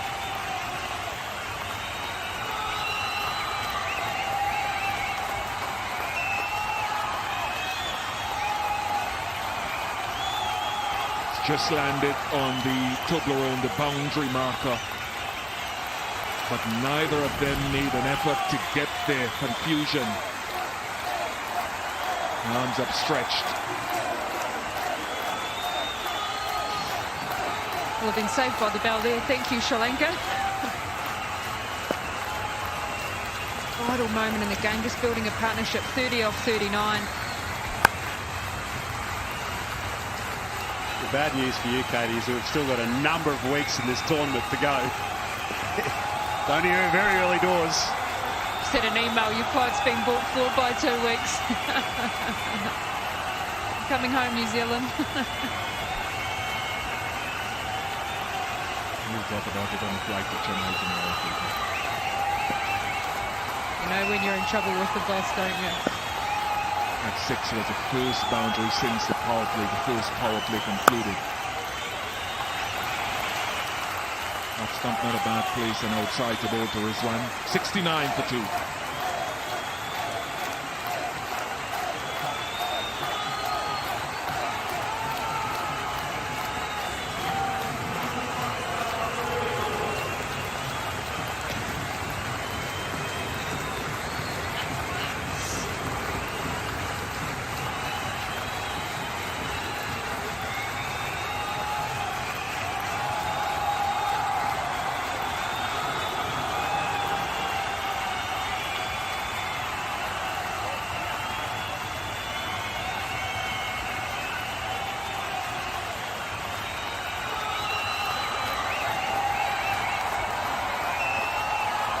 $14 overs gone, 4 bowlers used.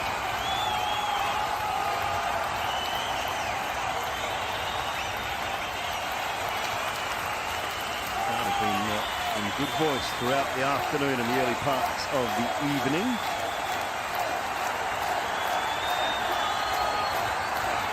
Good voices alongside Good evening, Waka Yunus, and my first stint today with Shane Watson. Good evening. It's a pleasure to be here, especially with you, Salvador. First in together for a while. What a position this game is in right now. Rizwan, excellent player has been. This is where he really comes into his own. He's going to have to, for a long period of time, batting deep into this game. I have to say, Sri Lanka have been very disciplined with their execution. Compared to Pakistan, they're just a little bit sloppy with their execution consistently throughout their bowling innings, but Sri Lanka have been very much on the money, majority of the balls. It's been more challenging for Pakistan to really get away in this innings.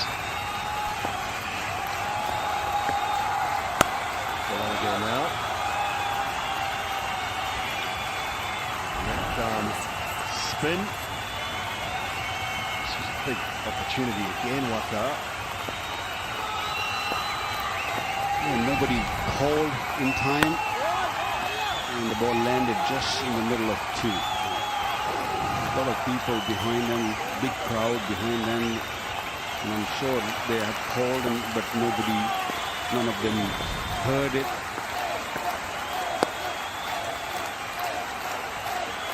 Looking at Sri Lankan's bowling attack, it's a very young bowling attack.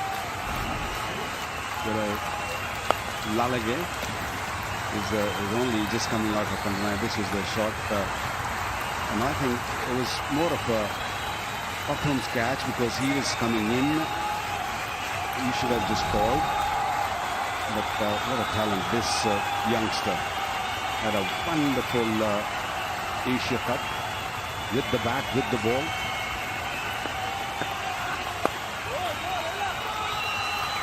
And the other end is Pakirana, a very unique action, a very young at this level also. Madhushankar, another a youngster, so it's a very young bowling attack, and I think they've responded really well to the captain. Keeping things very simple.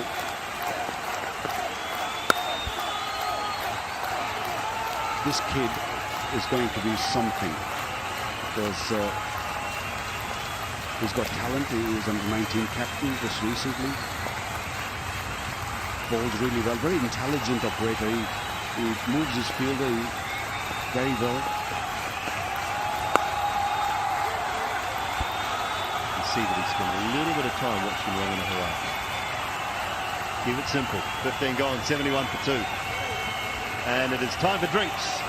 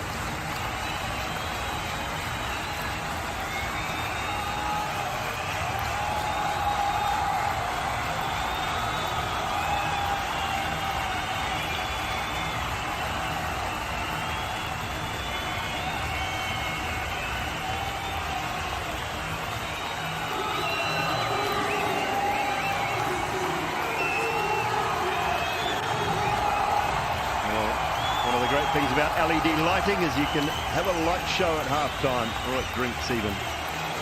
Going on here at the moment in Hyderabad. Sri Lanka on top at the minute. Abdullah Shafiq is 37 out. Rizwan 10 from 19. They are 71 for 2. 2 wickets to fall. Imam ul-Haq was the first to go. Skied one of Madhu Shankar. Down in the deep. The catch in the end. Just got there, and then Babar Azam just tickled one down the leg side at the bowling of Madhu Shankar. He's got 2 for 24 off 5. And then those 2 wickets, the other 4 bowlers used, Deepchana, Shanaka, Akirana and Walalage. 344 for 9, a couple of hundreds for Mendes and Samara Wickrama. And Pakistan replies 71 for 2, need 274 more runs. Time to take you back to some magic moments from the past. The 1999 semi-final at Old Trafford in Manchester. Saeed Anwar put on a show for the match-winning 100.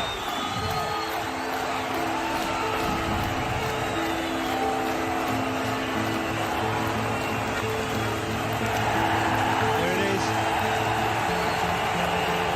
Saeed Anwar goes to his 100th. Second successive 100 in World Cup 99. And his 17th one-day international century.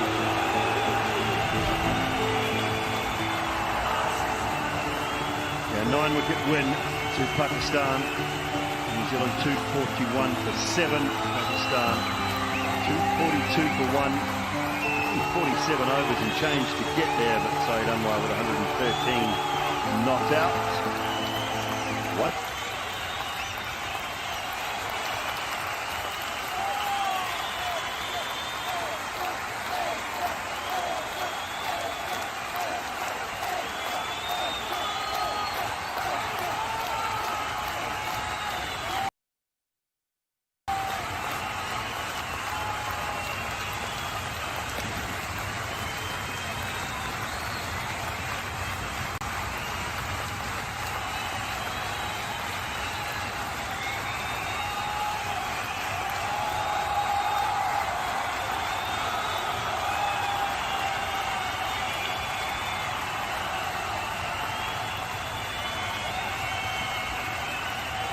Say underperformed somewhat in the final after thrashing New Zealand at that semi-final.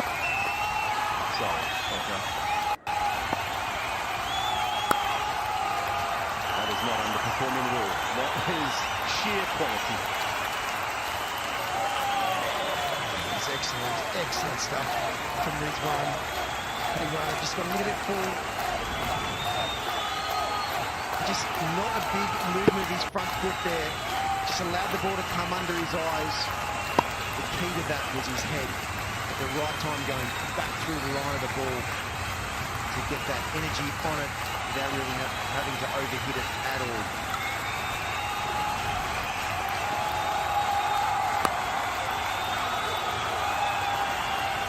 Should get it comfortably. You've got a really good memory, Billy.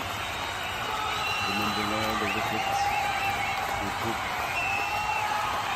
I even remember that we was played with the deep cricket ball. I did not play, I was there, but I hardly played a game. I played only one game, which was against Bangladesh, which I regret. And it's got some history too, hasn't it? Stuck to the man of keep back. I was there the whole tournament as well, never played a game. Didn't play one game. Was it me and you in the same boat? We were. And little Mushi also, he didn't play any game. So Pakistan were a very good side actually. They had a very good all-rounders. Razak was excellent. They were doing really well. As Mahmood was in the side. So it was an all-round team. The team was back at number 9. Then we had Moin Khan, who was in really great form.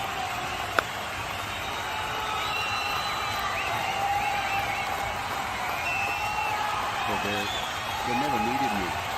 But Shobakar, Wasimakhan, Abdul Razak, and Azhar Mahmood. So there were 4 pacers and Afridi, and then in Sakaran. I mean, that's some bowling, isn't it?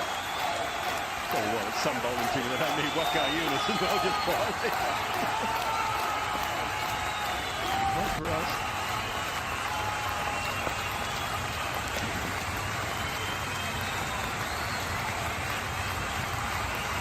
It's given it wide.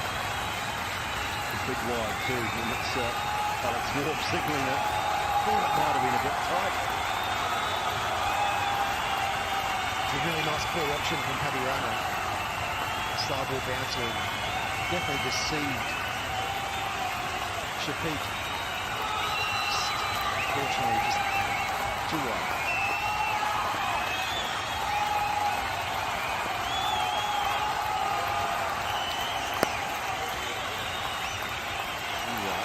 Single. 10 from the over there. Good one for Pakistan. 81 for 2.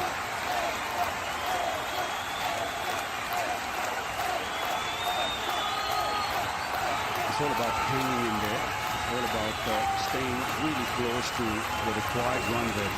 And I don't think Pakistan have done badly so far, especially after losing 2 wickets. They're on par at the moment. What they need is a big partnership from these two.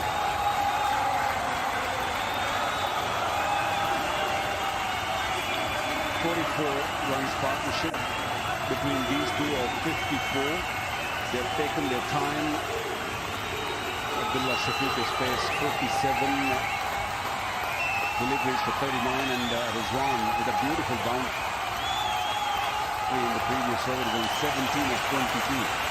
So they've seen enough to just build this, keep going. Just got to break the target down a little bit more. Think about it. What can we get up the last 5 or 6 overs? And at that stage of the game, with wickets in hand, 12 and overs. Oh, because of the amount of T20 cricket played, the amount of power that these batters have nowadays, 12 and overs okay. So you say we get 60 off the last 5. Let's break it down. We are around about 185, so 285 with 6 to go. And then work backwards from there. You don't have to go all out now and lose wickets. And that will only happen if they play sensibly. Yes, you do need boundaries on the way, but you don't want to be radical. You don't want to just go crazy. Keep rotating the strike. Keep pushing, keep building partnership. Oh, just short of a dive in Pakirana. A good hand or shoulder or something on it to stop it. It's great effort from the big quick. Had a crack at cutting that down. Sri Lanka, you can see the energy in the field. They've been excellent. They really have been on. One little mix-up there on the boundary. Just outside that, they've been excellent.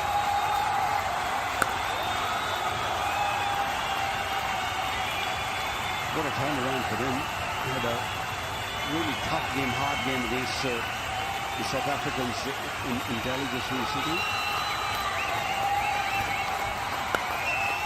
Especially the bowlers struggled in that game. But what a comeback. Good total on the board and given enough runs to the bowlers to just pick up 10 wickets.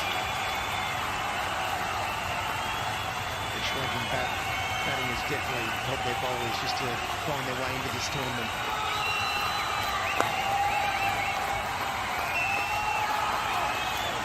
Lovely from Malalage.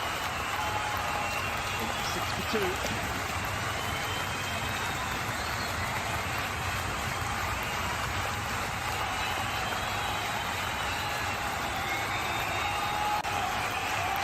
Looks stunning, isn't it?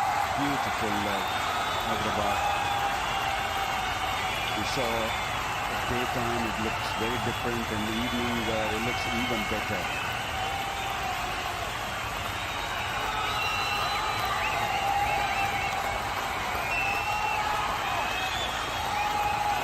One thing that I do know about Rajiv Gandhi Stadium is the atmosphere is electric. When there's a full house and just about close to full house, it is as good a place to play. It feels like a crowd right on top of you.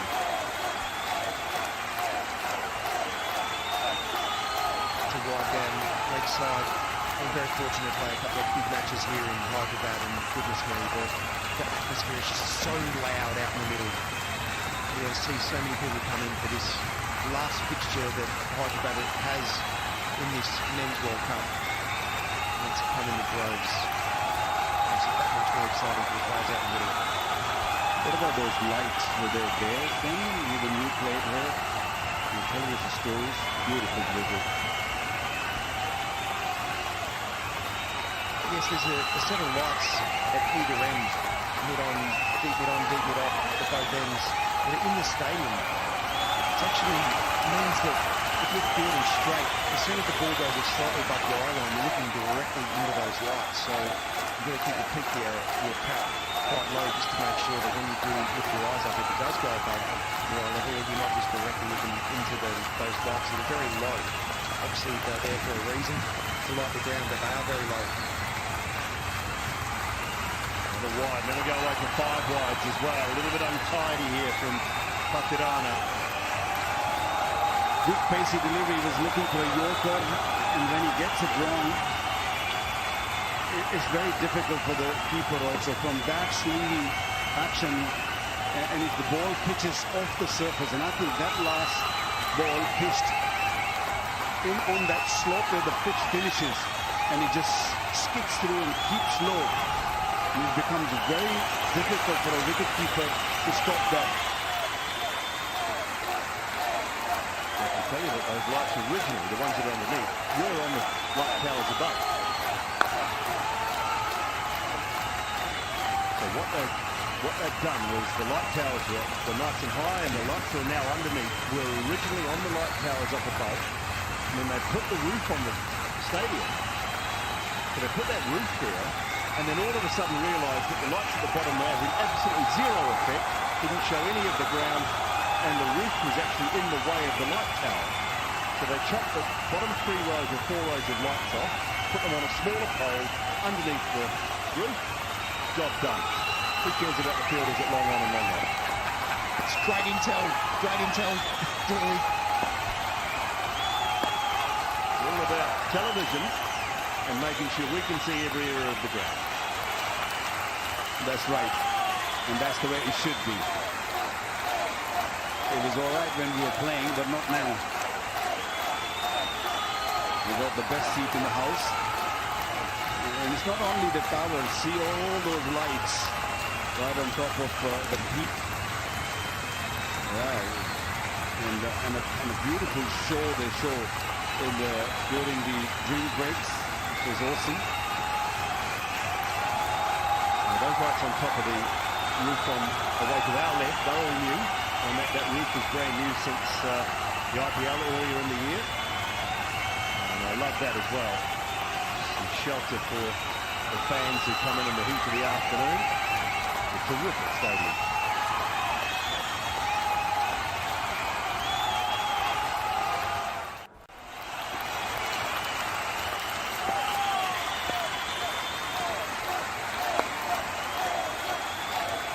They should push for 2 here. There was no in the end. Pakirana just hasn't been able to get it right. His last couple of overs, sleeping some runs. Doesn't really need to try it that much. Try to fire that Yorker in at leg stump that went a bit awry. Just needs to keep running in, change the pace into the wicket, top of the stumps with the energy that he has behind him. Doesn't need to be too funky right now. Trying to get the Pakistan batters to take a risk off a ball from the top of the stumps. It'll be okay. It is. It'll be over 95 for 2.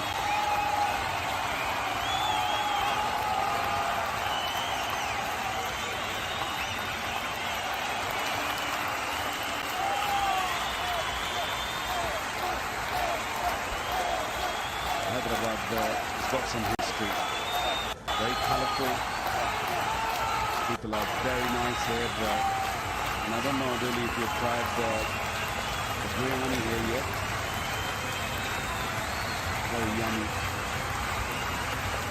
For many years going to Hyderabad. We love every part of the food, the culture.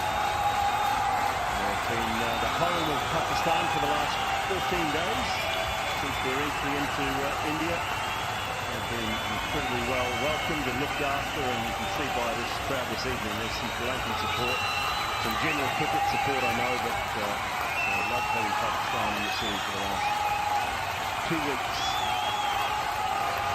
Players talking very highly of the hospitality they've received. That's the reason I'm a little surprised with the performance I'm seeing from Pakistan bowlers. They didn't really understood that, what needs to be done on these pitches.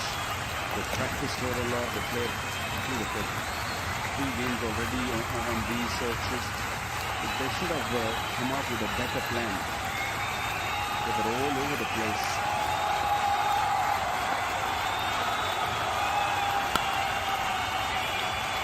There's the man. This match up for the two Pakistan right-handers, the ball coming in.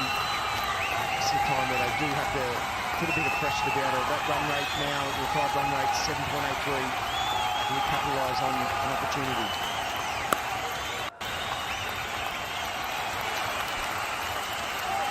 And right now, the Pakistani batters keep hitting that significant fielder, whereas when Sri Lanka were batting, that shot every time went into the gap for 4 or 6. Yeah, twice the ball was well short. He hit it straight to the man. Real short. This time moved away. Rizwan headed the single. He's not ready to take any risk. He's playing very cautiously. Still to come South City with Tahar Ahmed, Shahbaz, and Nawaz still there. There's plenty of batting. That finds the gap. That finds the gap. Better placement. Abdullah Shafiq this time. Yeah, Abdullah Shafiq, you would see him being super aware of where that gap is. 100 up for Pakistan. Much needed boundary. Made the mistake of not finding the gap the first time. But you could see him just get around the ball a little bit more. Get his body in a position just to turn that a little bit more off the back foot to get it into the gap over square leg.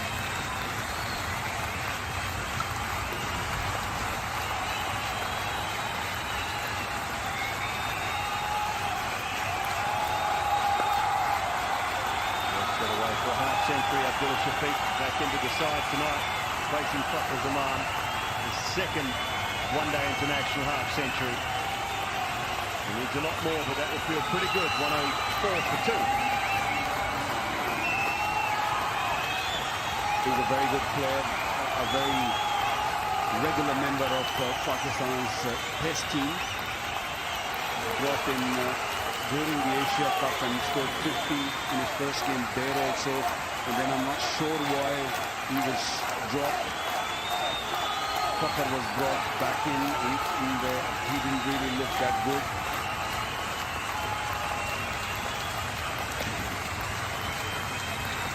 I think it was a positive move by bringing Abdullah Shafiq into the squad. He's the kind of batsman who will give you stability up at the top. Technically very sound. 58 deliveries for his 50. That's good going.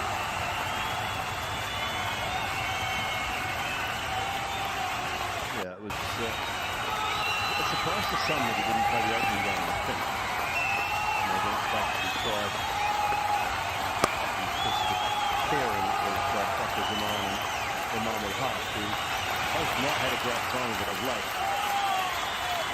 And 11 innings wide, a half-century Fakhar Zaman, so it was a surprise that he wasn't in that starting lineup for the first game. But sometimes teams can also take too long to change things. And so I'm pleased they did it straight away. And sometimes it's good for the players who've been dropped. Because he needs time out. He needs to go away from the game for a bit. That's good. That's very, very good cricket from Rizwan. He had that gap in his mind. He was searching for a shorter delivery. It's when the ball's turning away from the right-handers, there's always a gap at mid-wicket. Always a gap there. And Rizwan, he knew exactly where it was. Pulled it well in front of mid-wicket there. Excellent awareness of the gap. So quick. Lanka was settling into a nice rhythm from our commentary box in. But the decision to change him round is because he'll be taking the ball away from the right-handers. The smaller boundary is on the leg side now. They bowled a right-arm off-spinner in De Silva to the bigger boundary on the leg side. So the decision to change him round is for that reason. But I just thought he was settling into a nice rhythm from our end. Take him a little bit to settle down again. And there's about a 4-metre difference from one side to the other, and that, in the end, that is enough. That is enough to be aware of a shorter and longer side. But when a bowler's settled in, you want to stay settled in as well.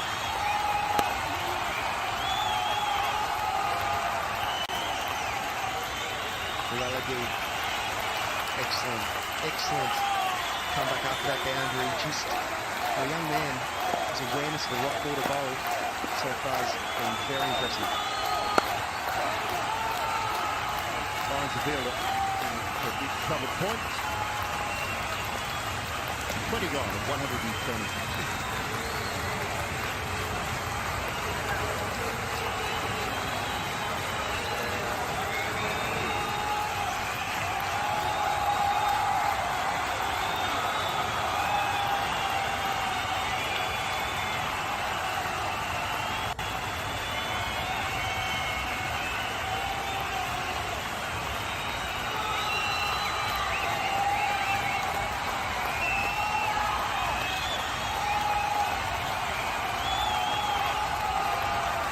No wickets lost in the next 10 overs, the second block. Partnership building and the run rate being picked up. 48 for 2 of the first 10. 62 for 9. This partnership 73 of 80.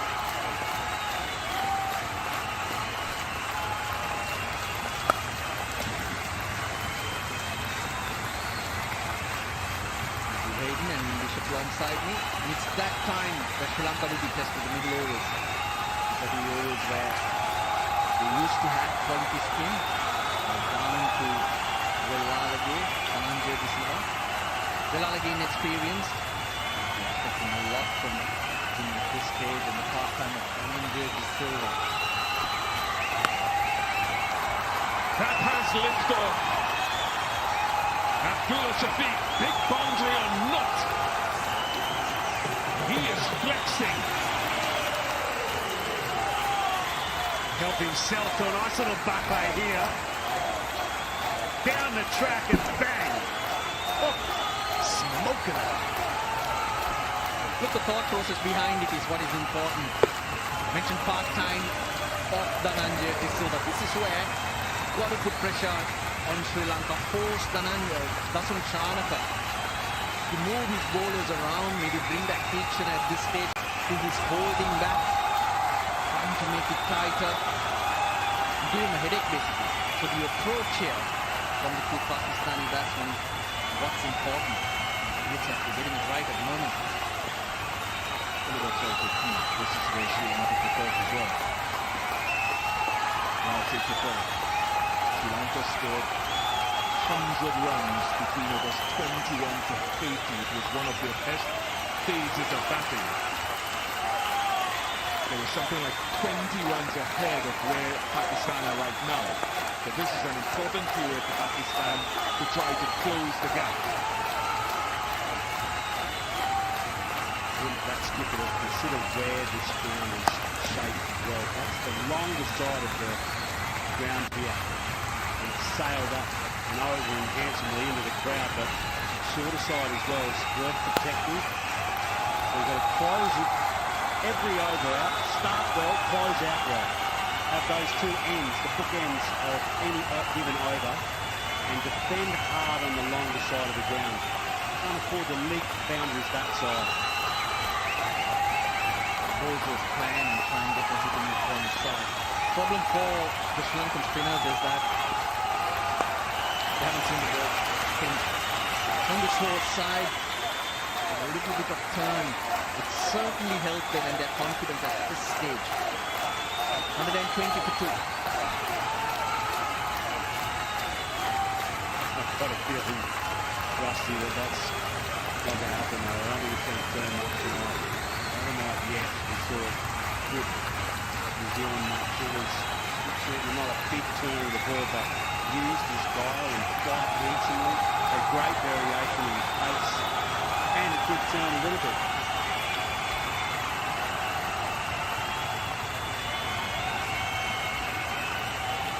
Just a reflection on that. It is 121 to 30, that tall, very, very tall tower.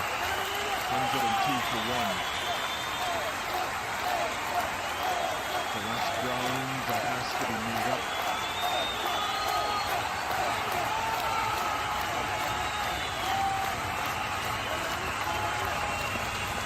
The relegate continues.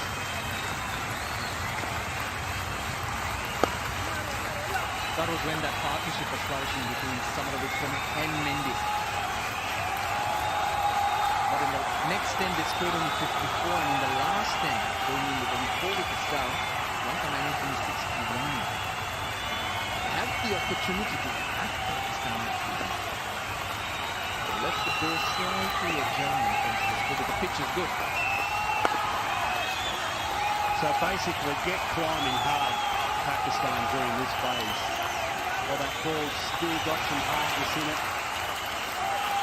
Start making the scale, Bish. Minimum, I reckon, 8 runs and over in this phase here, in this next power play.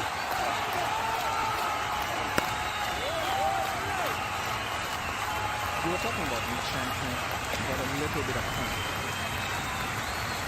That's all a spinner needs, just turn one delivery. Oh, he launched that in.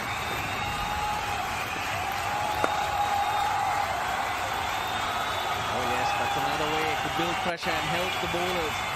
Fielding. Women can turn just one ball. There's some doubt in the batsman's mind. Which way is it going? What are my options? He just keeps sliding through the thing.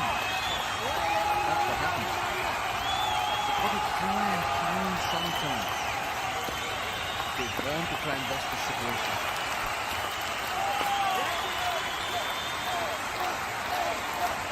Changing his pace so well.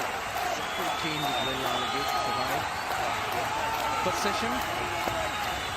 Mohammad Nawaz and Shadab Khan did get the ball to bring just the way.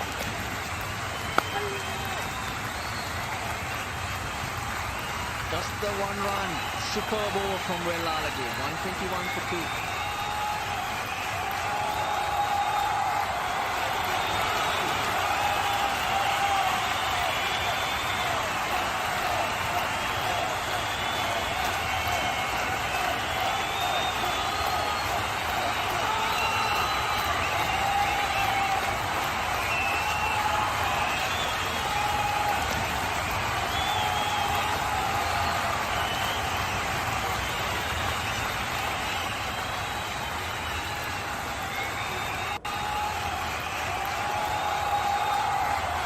Always considered India like a vein inside a body. This is constant movement.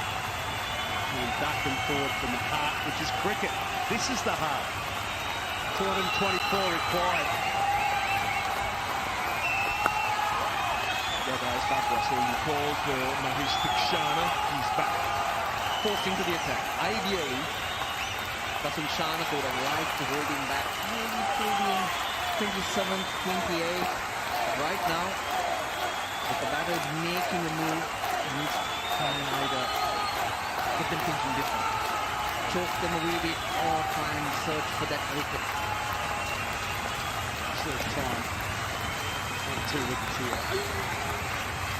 Some of the deep trouble. Don't though, especially the form of Rizwan in this phase of play. He's been magnificent and extra good against spin. He really is a masterful player of spin. So he's got the stage here, Rizwan. He's got the experience. Nice runs for the keeper inside 23. Bossing this phase in this particular cycle of the World Cup. He's good thing he said, and the reason for that is the sweep though. He's not started sweeping it. Once he does that, doesn't Chanaka will then have another challenge in getting his field on, his angles right.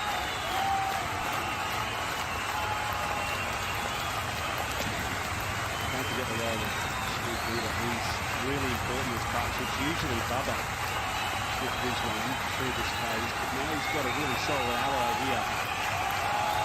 Striking at 93, so he's ticking along perfectly.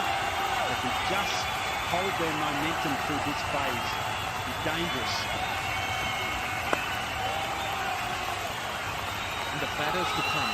South Shakti is another one who can build and use, but the ones after Iftikhar more than the last Shabab, they're all better or at home coming in around the 51st, even the 40th. The run rate would certainly not matter. That's why this partnership is so important in taking the game deep. 125 for 2.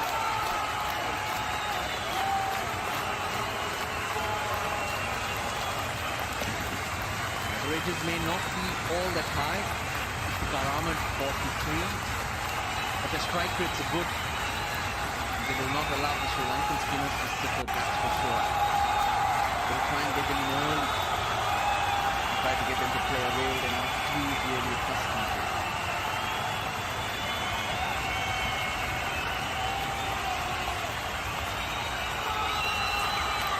One of the things you have to be as a batsman is ruthless to those that you want to target in this phase. We've seen that already.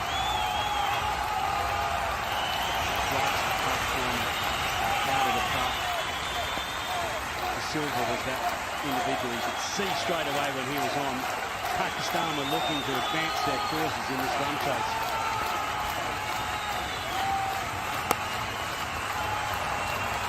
Glorious. It's been a little while since Rizwan has found the boundary, but that was worth waiting for. His kick to the leg side. There he goes. In the body position. Just opening up that extra cover area. Just like Sadira Samara Wickrama did. You've got to push and create that angle for yourself. And back from Velalagi. Now there's nothing Velalagi could do about the previous delivery. It was a good shot.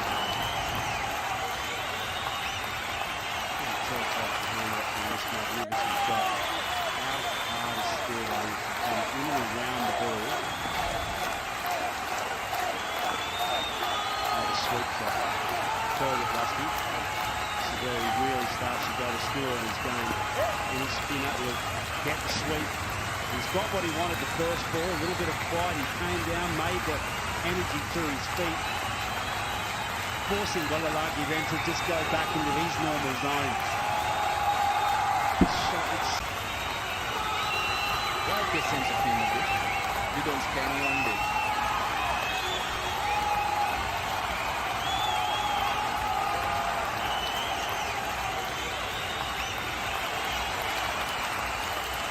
Kusal Mendes played an outstanding innings today, and for pure aesthetics, Sadira was just a wonderful putt.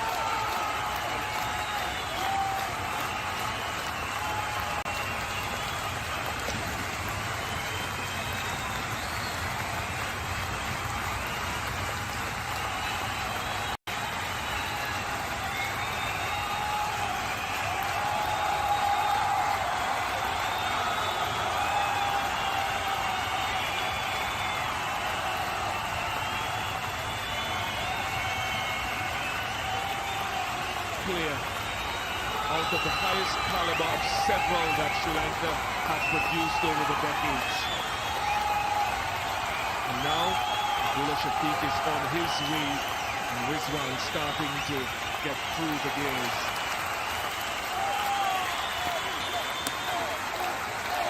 Which means that This little spell here from Kikshana is a vital one. Something different happens just because no one really knows what's coming out of his hand. Not seeing turn. Nothing from the pitch. But just a little bit of doubt. Just stops the batsman going after him like he's been doing the other ball.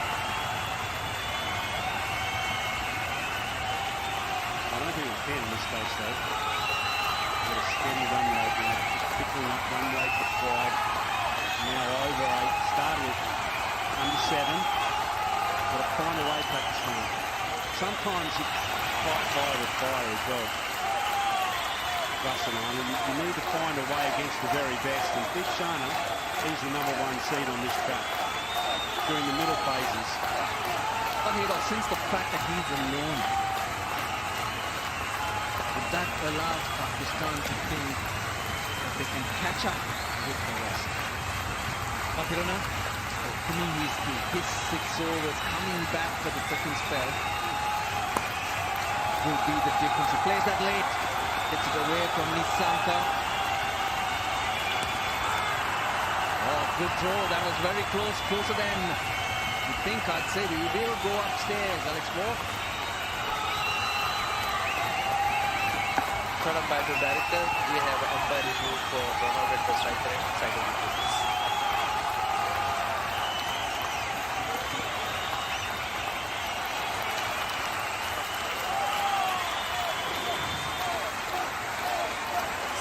The match is grounded, it's still running, thank you, and ready with my decision for the big screen.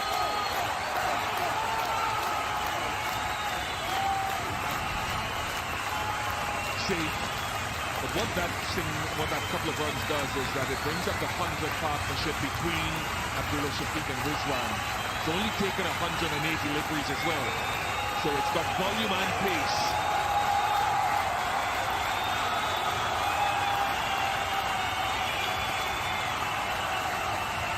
He's given up on looking to turn the ball because given the leg side behind square mid-wicket and the long on. Just relying on bowling wicket to wicket. 100 runs off 109 balls. It's not the case. Abdullah Shafiq, Mohammad Rizwan just after losing Babar Azam. A really big lead to steady the ship.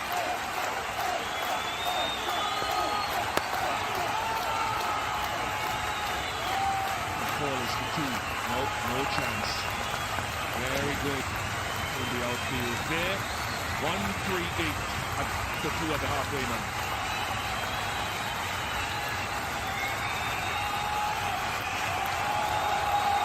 Kitchener bowled 5. Abhishanka, very good 5-over burst in the power play. He's got 4 wickets. Now it's mix and match. Shanaka needs something to give, something to go his way.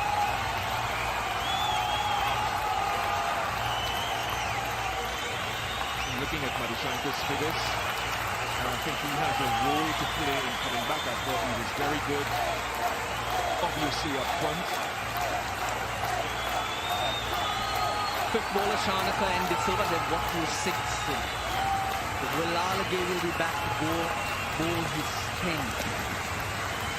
Patilna 6, will probably look to bowl in 2 spells. He needs to find a glory ball, Desh. That glory ball is trusted whenever he plays. That will deliver 1 or 2 again.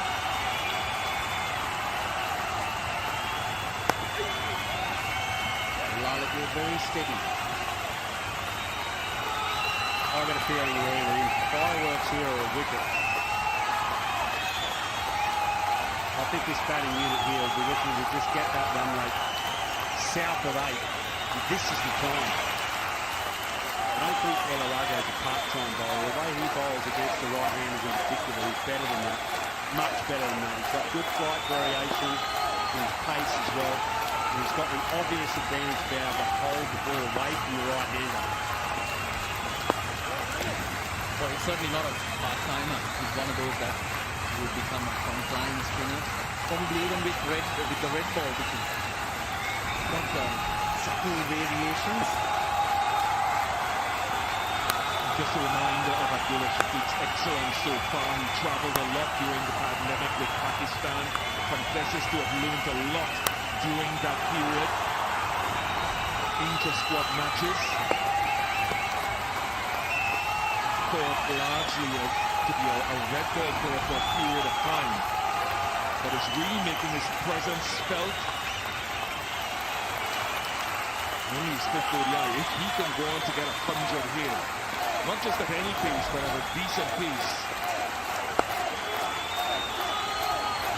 It'll be a massive problem solved for Pakistan cricket because Dr. Zaman, who's not playing today, who has been an integral part of their makeup, he's the X factor.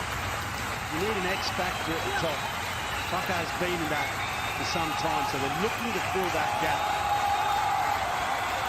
Hasn't had the year. The unfortunate thing for Paka is he has not had the year right when they needed him to have a bumper, really consolidate the top of the order.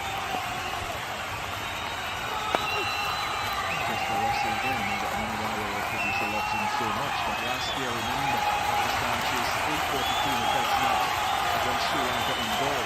Abdullah Shafiq scored 160 and not out, and he's got great skill.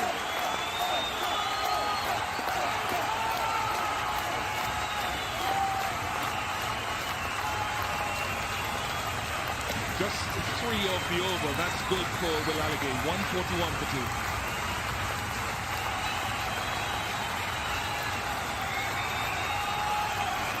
Loving what I see from him. He was taken apart by South Africa. And the fact that he's coming back and making an impact, he's having a say on a pitch that actually not aiding his bowling. Speaks volumes of what he's got inside.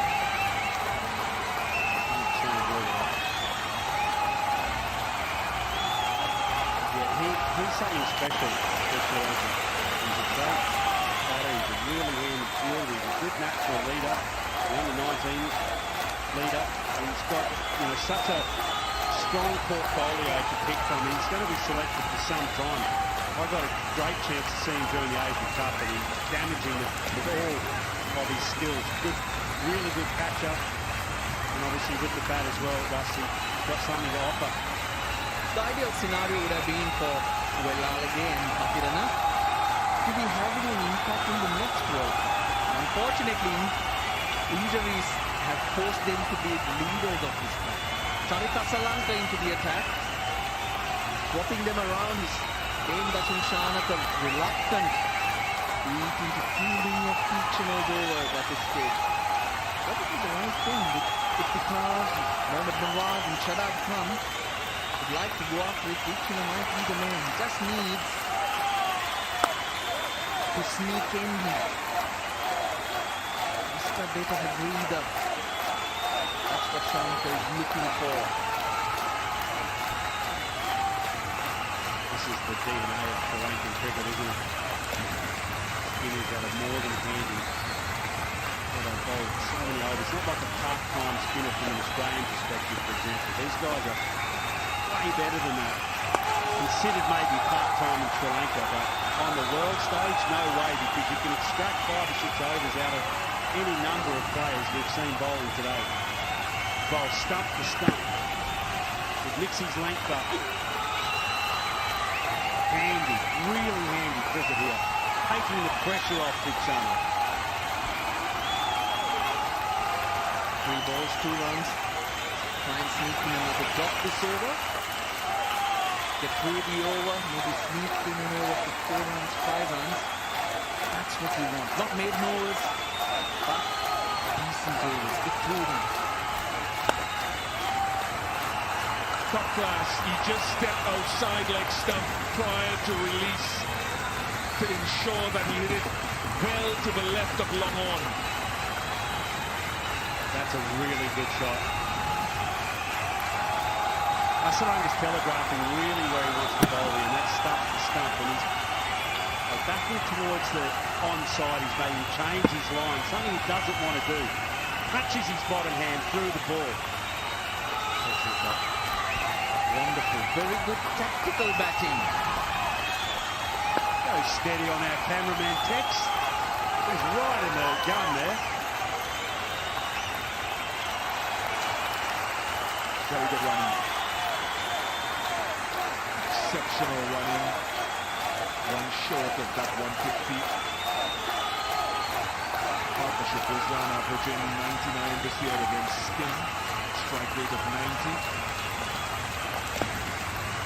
Shafiq going well. Could they get two again? Easily. What energy and intensity from Abdullah Shafiq and Rizwan. 151 for two.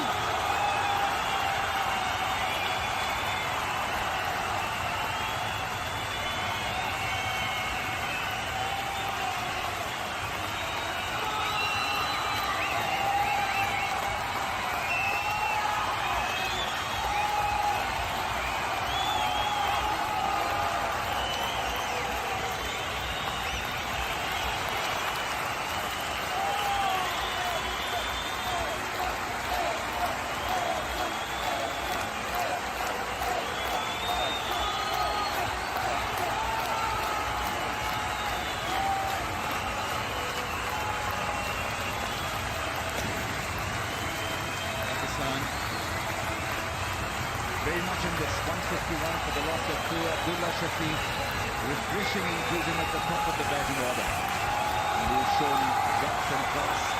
Very good. His spin and pace. More importantly, his temperament is rock solid. In a run-chase situation, you want your opener to be in good form. In Pakistan, they've got a plan, and the plan is to get some partnerships rolling. This partnership of 114. You may question the pace of this partnership, but Pakistan play the run chase like this, usually on a pitch like this. Showing a bit of self-belief and just letting the dugout know that you've got this. Still a long way to go. Both teams quite capable of making silly mistakes.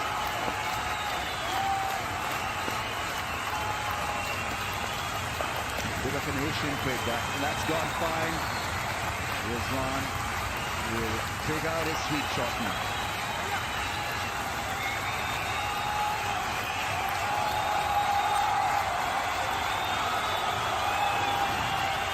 That was a big effort down there at 45. Looking after his fellow spinner. Rizwan, that's one of his very strong areas, that sweet shot around the corner.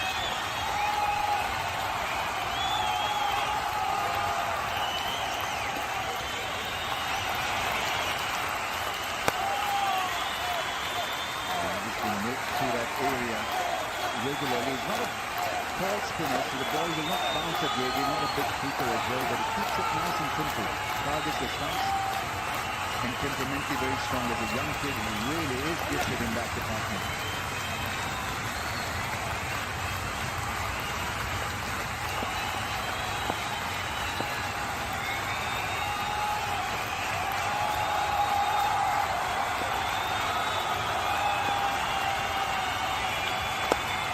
Good shot over cover into the gap. That's beautifully struck for four. Rizwan has played another classical drive, inside-out drive. Wearing his 50 now. That really is absolutely beautiful to watch.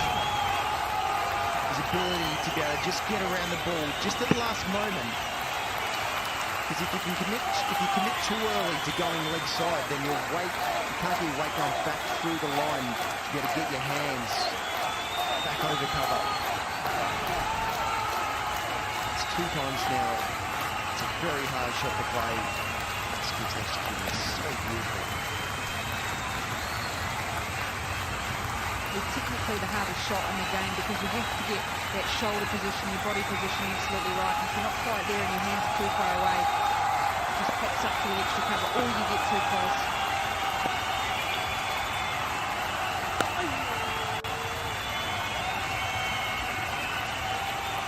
One thing that Lanka does do is come back after a boundary. He's just got to make sense of the right ball to bowl and then execute it as well.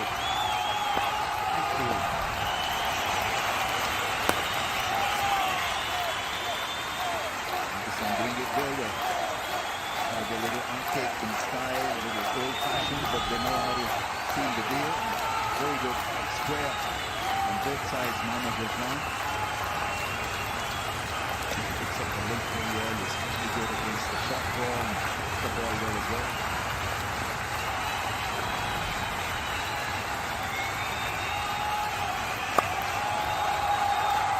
That's well feel. Sri Lanka need to feel well on. Put some pressure back on Pakistan. 158 for you.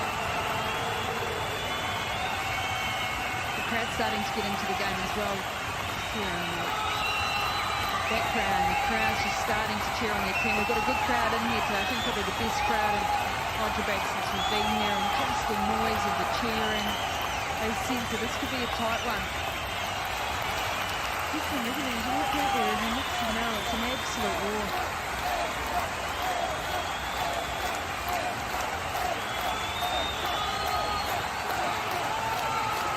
Rajiv Gandhi Stadium here in Hyderabad is one of the very good places to play. The stands seem like they go really deep back into the night sky.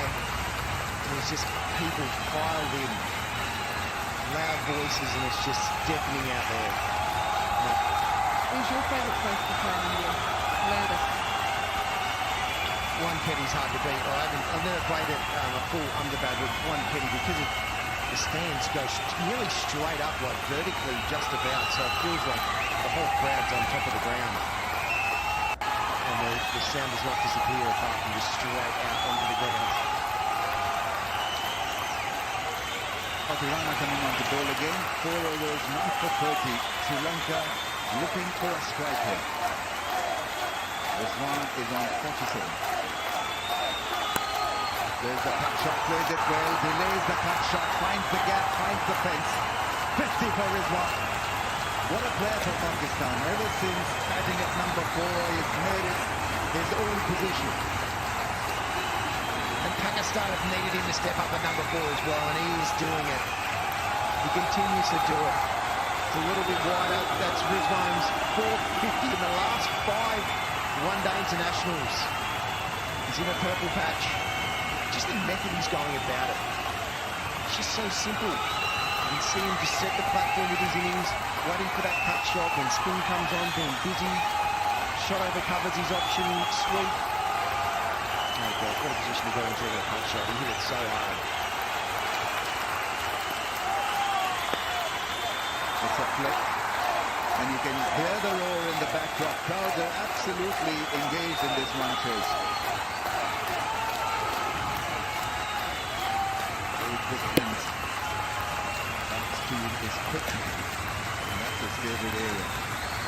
They needed Mr. Consistent at number 4, where Pakistan have found one in this one. Not easy to bat in the middle order. He's batted all his life as an opener in T20. So this down the order in ODI, and he's responded brilliantly. It's a slice that's gone in the gap, and Patirana is under tremendous pressure here. The timing on this, he was short, it was wide. He wasn't had to do too much, just place his hands on the ball and dive it over the top. Just that extra pace, it's just slid on and then bang, holds the hands, on the ball, drives it over the top. It was a great shot. Because of Patirana's angle, because he released the ball so low, the ball you could see just got wider and wider on Shafiq there, so he didn't have to overhit. He knew there was going to be angle to be able to use, even from a right armour, to be able to just get that ball over backward square.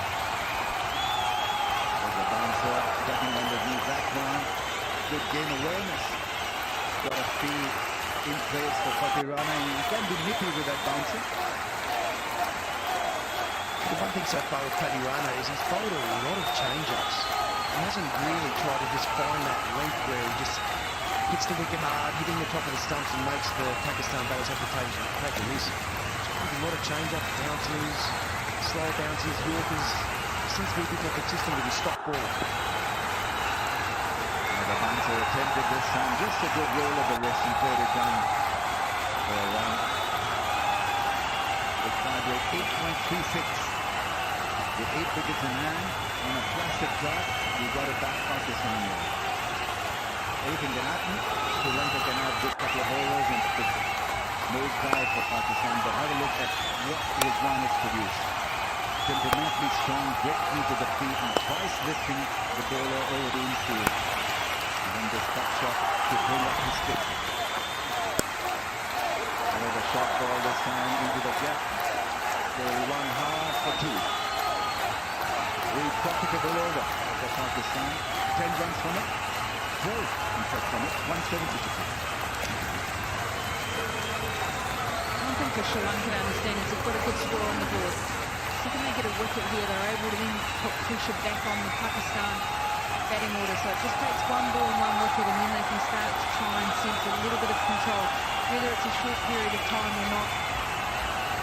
At the moment, we're just chasing the game slightly, and that just comes down to good batting.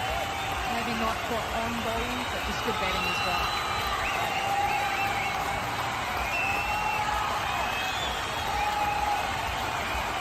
Quite often teams in a chase, what you do in the change room at half-time is they'll actually go, right, what targets do we want? I don't know what if this was something that you did, but just you set up targets. At 10 overs we want it to be at this, at 20, at 30 we want it to be at this, and then that's what we want to go on the back end. Whether Pakistan do that or not, whether they just trust their players, that they know the feel of the game and when they need to attack and where maybe they need to accumulate more, but different tactics for different teams and chases.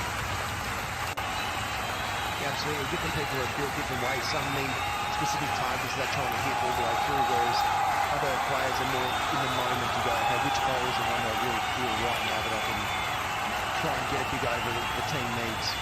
Or is it the bowler right now that I just don't feel like I can line up, but you know, these are the areas where I can get off strike and still that with intent, try and push their ball in the gaps and run hard and get a few 2s or 3s. Big shot, straight hit, 6. Magnificently played. Abdullah Shafiq is cracking it up for Pakistan. They're on track for a record run chase here. Best 328 by Ireland. Abdullah Shafiq. That is a beautiful swing. You see how still, yes, he's moving his feet. Look how still his head is. His head does not move apart from just watching it and tracking it right onto his back. And that's the reason why it doesn't look like he's overhitting it. The ball's still cannoning into the side screen there.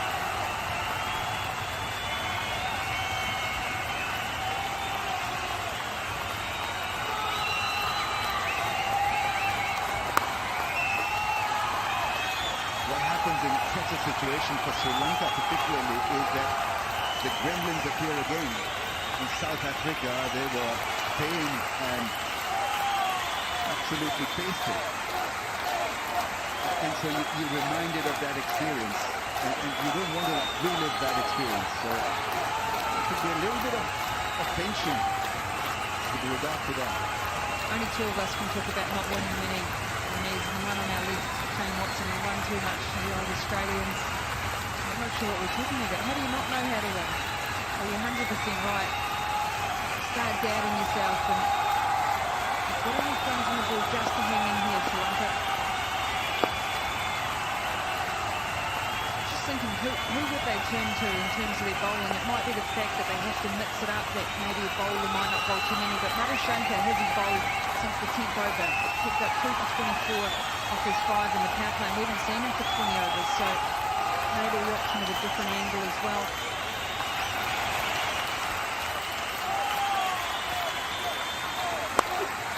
Goes hard, finds the gap. That's going to be another boundary for Abdullah Shafiq. Read the length very early. Great batting.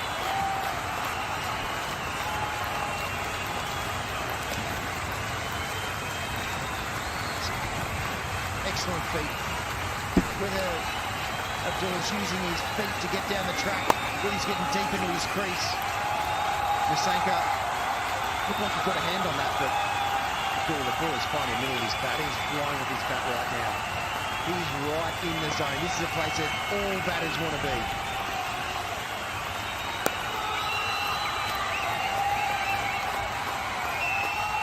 And the beauty of this innings from Shafiq has been It's great. He just pulled himself into the zone. He's just found his way, which bowls are picked, and then he's just kept staying present and reacting what the right option is and fully committing to it. Missed out on an opportunity there. Slow and pace with Lanka, 182 for 2.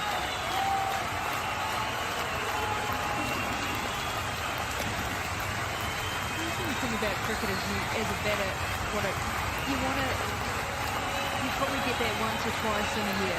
That perfect catch where you go, I am seeing this like a big ball and I can't do nothing wrong. That's it. That ball should play this right there at this point in time.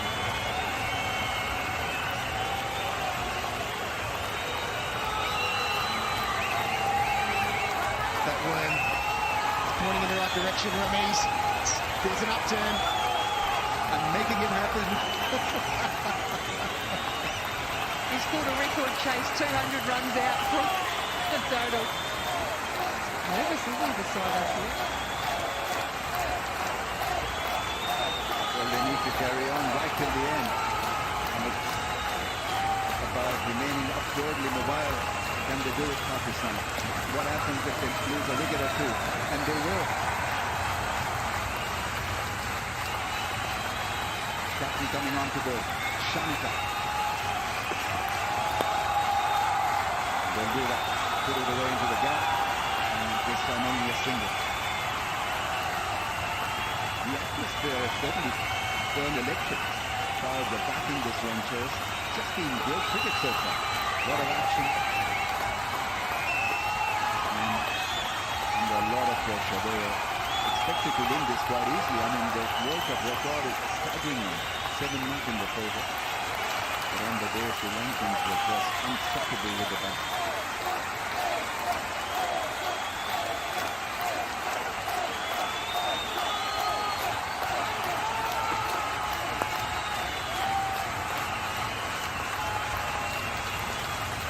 And this is where the mind games really start to kick in as a batter. 96, we're on 97 now, Bill. Should I just get this 100 in ones? Should I just stand there? Should I just try and blast one before to get to my 100, my first 100 in one day internationals? Or the most important thing, should I just stay present for what I've been doing for the last 93 balls and just react to the best of my ability? Those mind games, they do come in, and that's that inner battle that you're trying to win. And so far, Shafiq has been winning it very easily. There's a full shot. He's not going to get a lot of pace on the ball from Shanika. Well, cutting early on, I mean, this is probably the most vulnerable you can be as a batter. And as a captain, do you say, okay, well, why don't we try and put some pressure on, maybe bring mid on up and say, okay, son, see if you've got anything in you. There's some sort of error. It's what they need at the moment. Sri Lanka, 148-run partnership, 97. And they had a good sound. That Rizwan will not come back for the second. Well, it remains a team sport cricket, but there's always room for individual brilliance to go with it. And you're always looking for those milestones as well. Every batter. I mean, I'd be telling a lie if I wasn't really concerned about getting 100 at this stage. I will be looking at the scorecard and want 2 more to make this a happening day for me. You hear the story, how he whacked the ball and got obstruction out on 99. Oh. Yeah, the YouTube clip came through on WhatsApp group straight after that. There's the full shot. Concentrate on the game.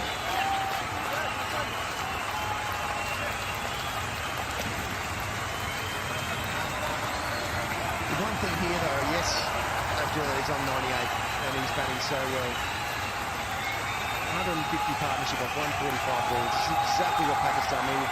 Take this game with wickets in hand deep into the 40th over. They're getting closer and closer to that to really then unleash the firepower that Pakistan do have in their middle order.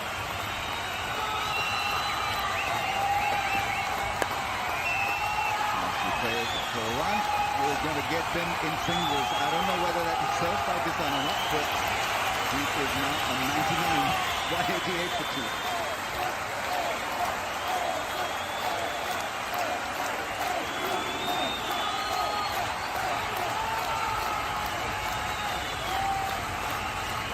lot of debate regarding this position, whether to play him or to give another go to Fakhar Zaman. I think selectors have done a good job. He's technically well equipped to handle pressure and handle batting, especially on these pitches. This is a big moment for him and for Pakistan. There's a firepower as well in the dugout. Shadab Khan, Nawaz. Yeah, Selchuk-Hill was absolutely brilliant in the last game as well. But the man of the moment right now, Abdullah. Is he going to stay present with Madashenko, who bowled very nicely in his first spell? He hardly bowled a loose ball. He was very much on the money with that ball swinging early with that brand new ball. And this is the moment for Sri Lanka where they're going to try and bring one of their wicket takers on, Tikshana and Madashenko, try and get this breakthrough. Great partnership so far.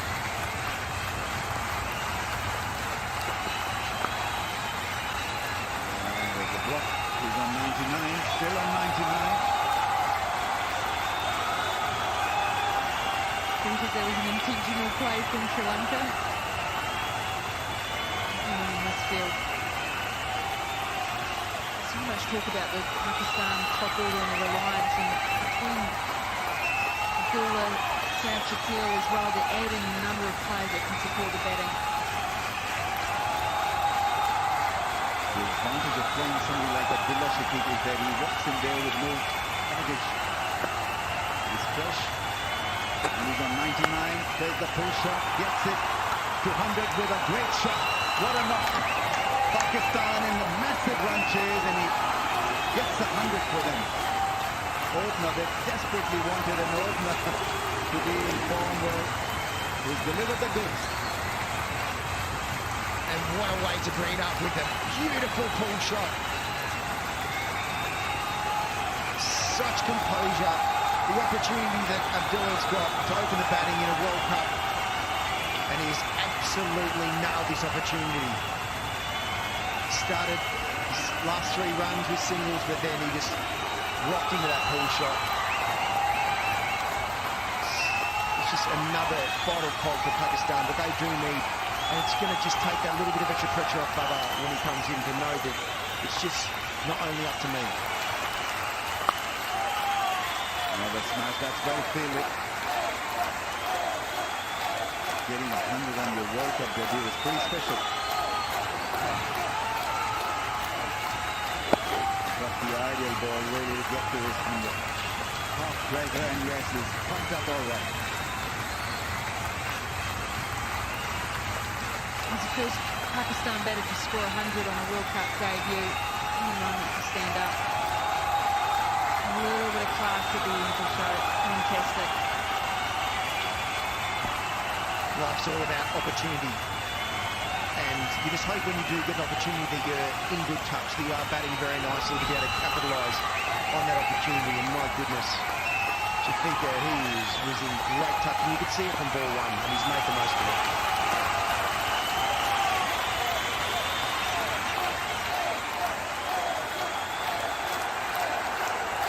It's popping up just a little. Rizwan stopping the bowler in his stride. I don't know what happened, maybe wanted to feel that he was talking to somebody. I think at the end of the day, Krishna is going to be the make or break for Sri Lanka. I think his spell will determine whether Sri Lanka win this or lose this. Still got 5 overs to go, Krishna. Oh, smash 6! Fabulous hit! Rizwan! Wow! That is such a good shot, and picked up the length early. He's very good with that pull shot. It's a no ball as well. Big blow. Shuffled across Rizwan. 200 up with that 6 as well, and he's got another one to go. 3 hit off this no ball. That is a big no ball. He was pumped up the ball before that. That is a huge no ball. Rizwan, just the coil, the snap, the 6.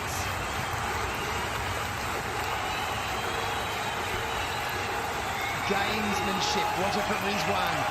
Pulling out just as Radoshenko was in his run-up. Knew that there's a good chance it was going to be a short one. But extra energy overstepped as well, so his run, if it was, it's worked out very nicely in his favour. Free hit. Goes up in the air, doesn't connect properly, but still good enough. Come back for 2 runs. 8th game of the World Cup and already we've seen 900. 400 today. Incredible. Perfect batting strips. And also high quality batting performances as well. It's not that it's been easy for batters. There's such that tremendous batting energy to see and be proud of.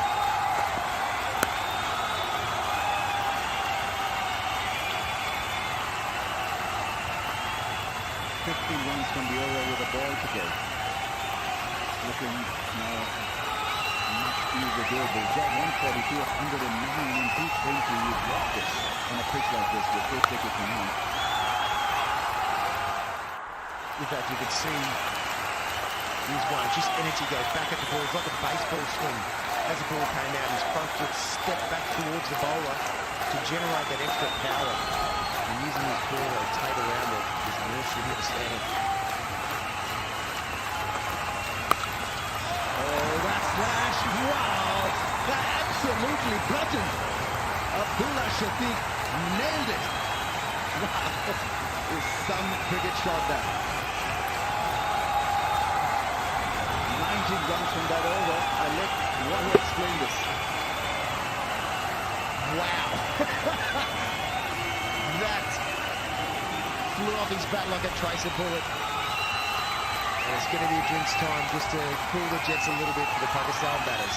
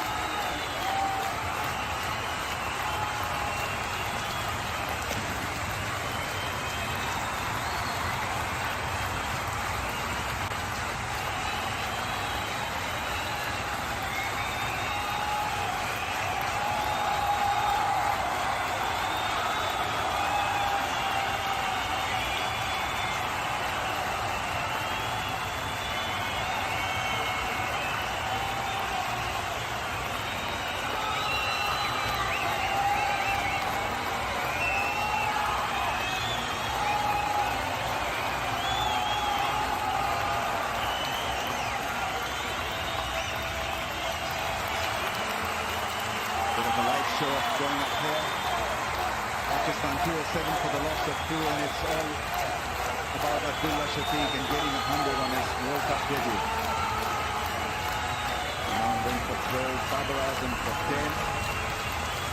But we've got to enjoy this because he's been so well balanced and temperamentally strong, and some nice shots, the full shot and the drive, and just the presence at the crease was wonderful to watch.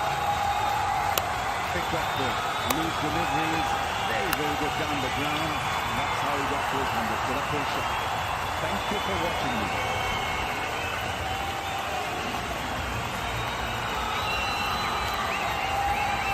Sri Lanka need to get this right, and I mentioned it earlier, Kitchener really holds the key for them with the ball. He's got 5 over player, the mystery bowler. The other can be playing, but Kitchener is their last hope. Donald Strauss succeeded by Sri Lanka, 344, and Chesable, that's mind-boggling. Abdullah Shafiq, very good off his pads. Very good with the push shot. Yeah, the position that Shafiq gets into, he's just so powerful. He's got a lot of strength, so he just uses his core, puts his body weight quite low and energy in his legs, so then he can just uncoil with his core and with his lower body. And that's the reason why he's able to score so easily on the leg side. As soon as the ball gets a little bit straight, just the energy that he creates. If you're a little bit not as strong as him, then it's a lot harder. You've got to swing it back a lot faster to be able to try and hit the ball as hard as he has. But this is very gettable now for the Pakistanis. 138 to come off 18 overs. They're well on the way. This last boundary. Just a little, step towards the bowler to get his momentum going back towards the ball, and goodness me, that raced off his bat. And that fielder at point was just about a foot away. Just couldn't move. How would you look at this, Bora? I mean, as a batter, would you look at 108 balls to get 138 or 18 overs to get 138? Yeah, I'd be definitely looking at, I'd take my mind away from the total and just know that Kitchener is the main man who's going to be the one who's going to come in to try and derail this run chase. So to get him through safely through his overs. And then once you get through him safely through these next 2 overs in particular, then you know that Sri Lanka are going to be a bit more deflated. There's going to be some scoring options, especially on a really nice wicket like there is right now.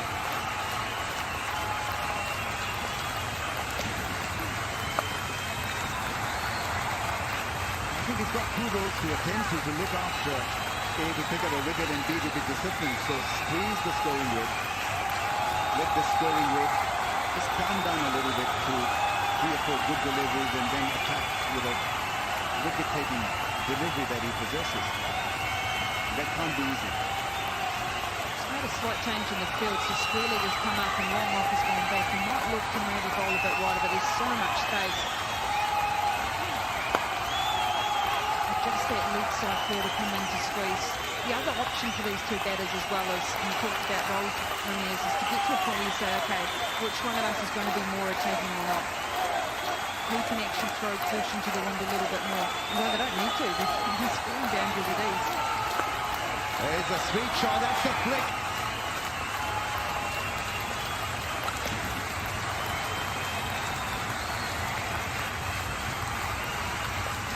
Can almost a flat 6, but what a shot that is. Played the field. Of late, we've seen some incredible shots from Abdullah Shafiq, but the velocity, the ferocious nature of his hitting, that was pretty special. It's like he's got the wonder bat. The ball, look at the wrists. Just shows the strength of him. Well, Sri Lanka bringing up square leg inside the circle. That's the shot they're hoping he took on, and he nailed it. The cleans for me look a bit lost here. He made the adjustment in the field, and both of these players are ahead of the game. They know what's going on, so what were they trying to do there?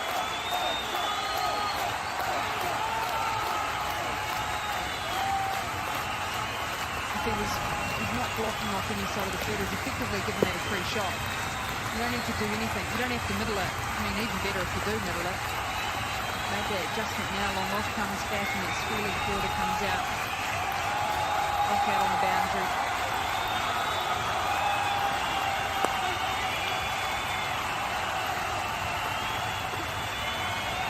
6 runs from the over to 13-50.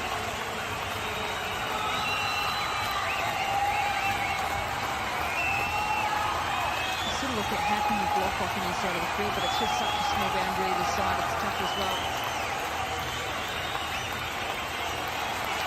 be a bit more tactically on here, Sri Lanka, how they manipulate the field to actually force it to be a tough shot rather than one that's straight, easy in the arc to sweep.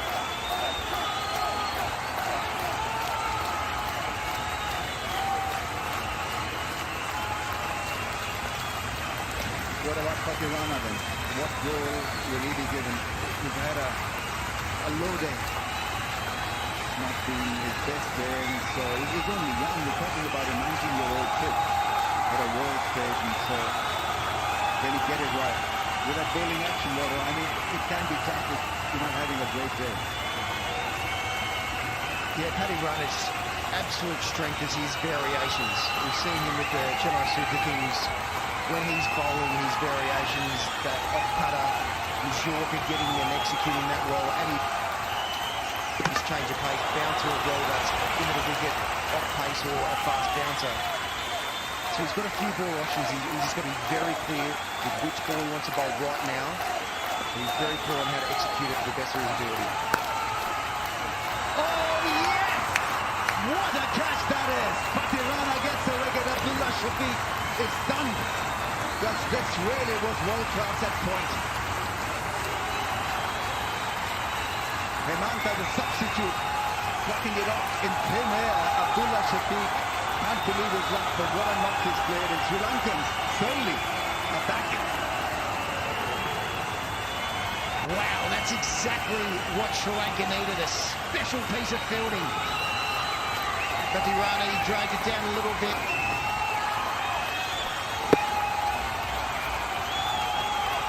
And Manta just jumped out of the ground. Took a screamer when his team, his country needed it the most. And Abdullah, it's one of the first ones that hasn't just rocketed to the boundary over the last 10 or so balls. But what an innings from Abdullah. He really made a statement tonight. 113. His country needed him to stand up. As an opener, 113 off 103. Pakistan 2-1, 3 for 3.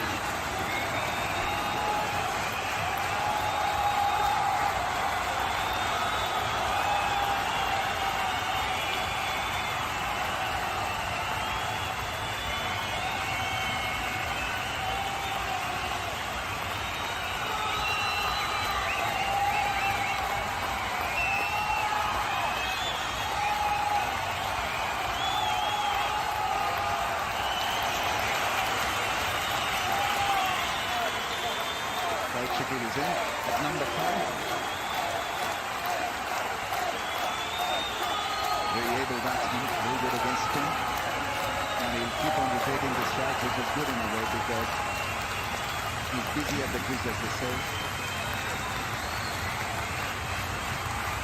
As an organized game plan, which is based on safe, he plays a lot of ground shots.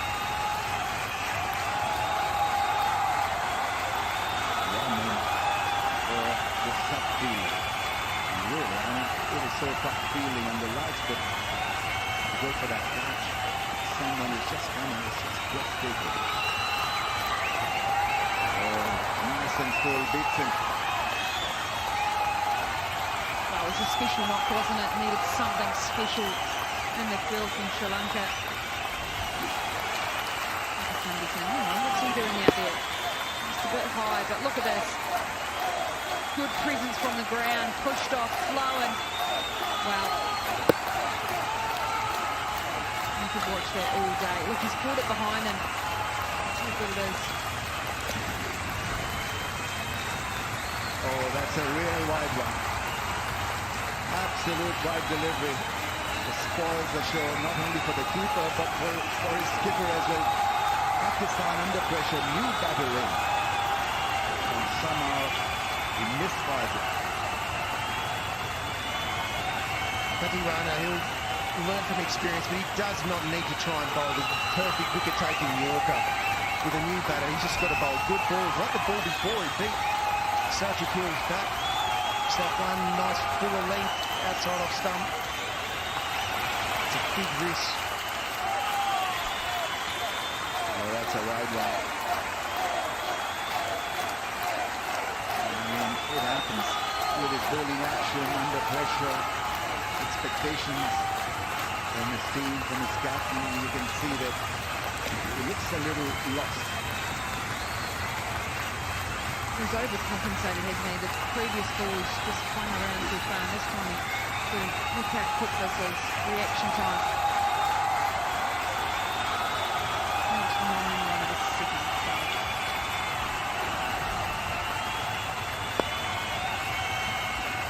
He's off the mark to flick around the corner for a run. He'll keep on doing that, South Shakir. Sri Lanka, Pakistan need a set asset to go through the entire innings. That's when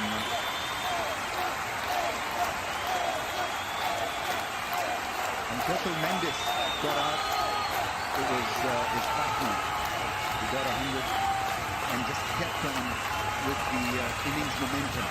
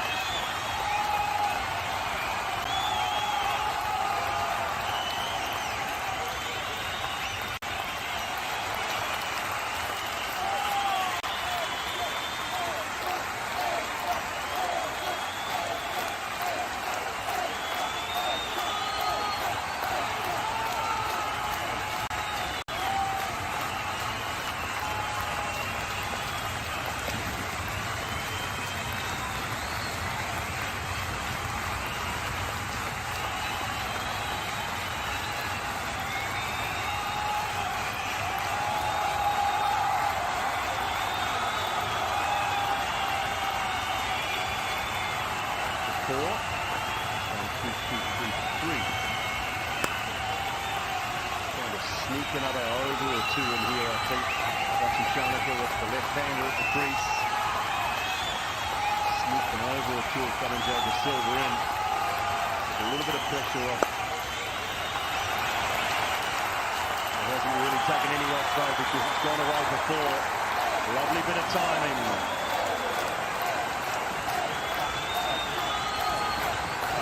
Rizwan in control of that shot. It wasn't that short actually. The ball was pretty decent because he was just moving back, and at the same time his hands were moving toward that gap that he wanted to hit. What a wonderful shot. Another short delivery. Runs are not stopping. Sri Lanka struggling to stop the run flow. Well, it's just terrific awareness of where the field is. It's not out-and-out power. It's not brute force. It's something that we're so used to seeing in ODI cricket. We talk about the dominant players of this format of the game. He often goes to those that have got this great power, but Rizwan's got that great mindset. He can see it where the game has to be.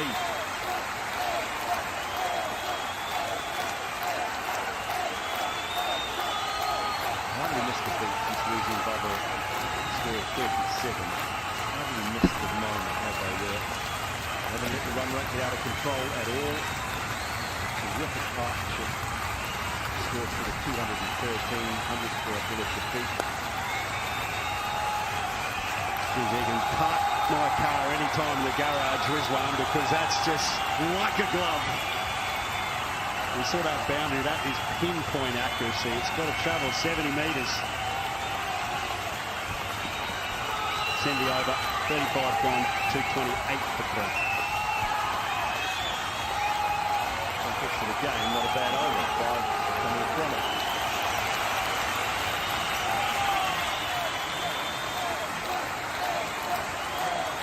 Shows you how difficult chasing 345 to win is.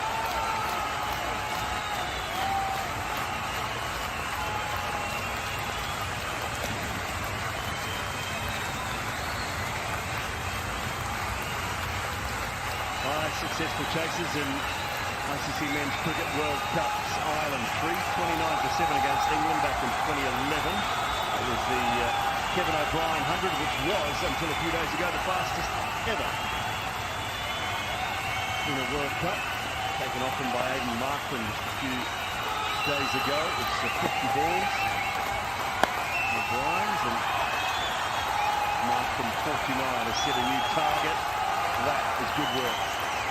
Outstanding work. And Jay De Silva out on the boundary. There's good cricket going on out there at the moment. Sri Lanka not giving it easy. They're just throwing themselves around. What a wonderful catch. We just saw the dismiss Abdullah Shafiq, and then now watch that. Excellent fielding. And making sure that Pakistan have to work really hard for every run. Good. That one's spot on. In a week that's been dominated in this first week of the World Cup by bat, it's marvellous to see those efforts in the field because they matter. These big run chases, and we've seen a number of them now over the years, Simon Dewar. He flashed up there on the screen.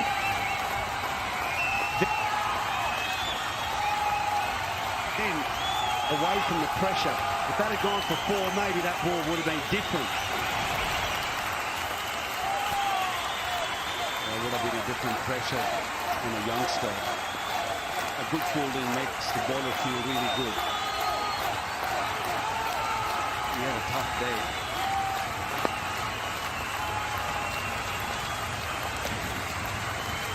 Flipped away for just the one. A couple of games today. Earlier on in Dharamshala, England and Bangladesh. England playing their second game, so to Bangladesh, England sent into bat 364 for 9. Howard Moran with another 100, big 100 as well. Root amongst the runs and best over the half century, in Bangladesh with 227. Chris Topley welcome back after missing the first game with 4 wickets. Beautiful, stunning, timing, everything from Rizwan. 800s in this World Cup so far. And this might be the 9th one. Rizwan on his way to get that. And he's looking really good.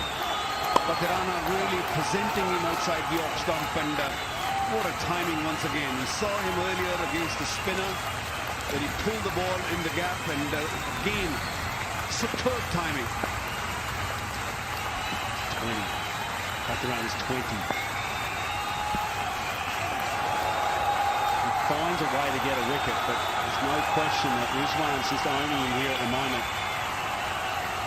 A spasm in his back here. He twisted around to try and reach this. Pakistan will be wishing that there's nothing more sinister to this. He's clamping in his back.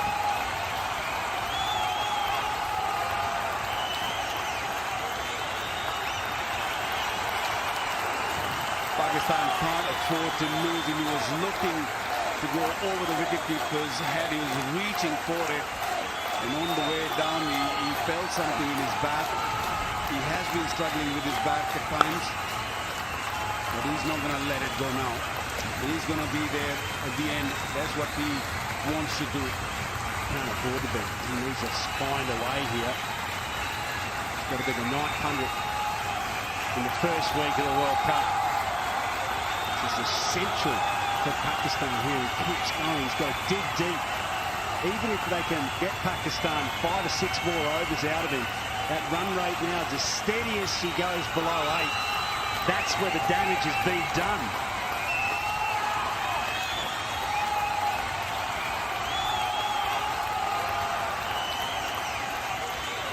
And you can't afford, Pakistan cannot afford for Rizwan to leave the pitch right now. Still decent batting to come. If Tahar was in good nick, Shadab can handle this sort of situation. Mohammad Nawaz is a pretty decent left-hander. But Pakistan would love Rizwan to stay out there. You don't want a new batter right now in the middle. And he's getting a bit of treatment, as we see here. 2 for Tuesday. We love it, don't we? Bingo. Milan in action. He's been dangerous during this cycle. And today he was nothing short of inspiring to England, who went down in a good close tussle with New Zealand, a real cracker. Second highest score of this World Cup. David Milan, he's going to offer something really special. I have heard a few commentators calling for him to be the highest run scorer in this World Cup. Well, you look at his numbers across the ODI format, they're quite phenomenal. 107 required from 85 for Pakistan. David Milan averages a tick over 63 at a strike rate of 98 in ODI cricket. That was his 600 today. He's got 23 games, something along those lines. It's just phenomenal. It really is. His numbers are very, very impressive. Well, all the hundreds we have seen today or in this tournament, the strike rate is well over 100, isn't it? They've just been honking the ball all over the place. And how about the bowlers? Some of them had a really good day, some good bowling from the left arm, and swinging the ball, picked up 4 wickets. Bruce Topley, he was on song today, 4 for 43. You have to say it's been a big win to the batting in the first week.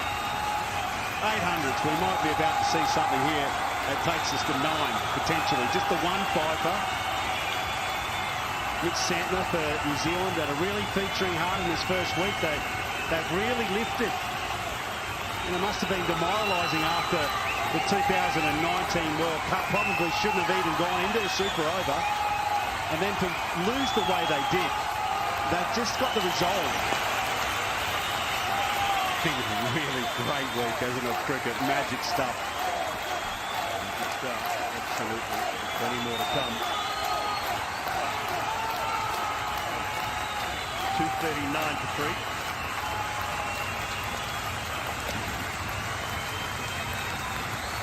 $800s in first week. Can someone guess how many we're going to get in this World Cup? It's a difficult one, isn't it? It's hard to guess how many hundreds we're going to see in this World Cup. It's just a start. So many games in this in this tournament.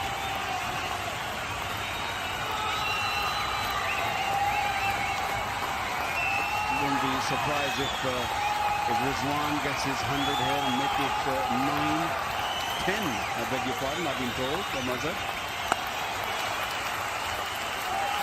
And he's on his way. He's normally a good finisher, and if he's out there right at the end, he will get a big 100, I would say. He's probably got an ugly 15 minutes before some of those painkillers that he would have inevitably taken in that little break. Just kick in a little bit, just try and ease the edge of pain. And if he can guts it out and find a way here, oh, that's hurt him. That's gone straight into his face too, I think. So he's in the wars. He's got cramp in his back. It's all happening. Cramp in his calf, in his back. He's been cleaned up, but he's still out there. Plenty of work there for the physio, for the doctor, for the trainer. But we've seen this before. It's nothing new. There we go. There we go. What a shot. He was hurting. He's still hurting. And he's hurting Sri Lanka. What a shot. I'll tell you what, I reckon the ball's cramping as well. It's been absolutely smashed. Look at this shot. Great courage. He's gone. The calf is gone. But his spirit hasn't, because he smashed it away. He's launched himself off his feet.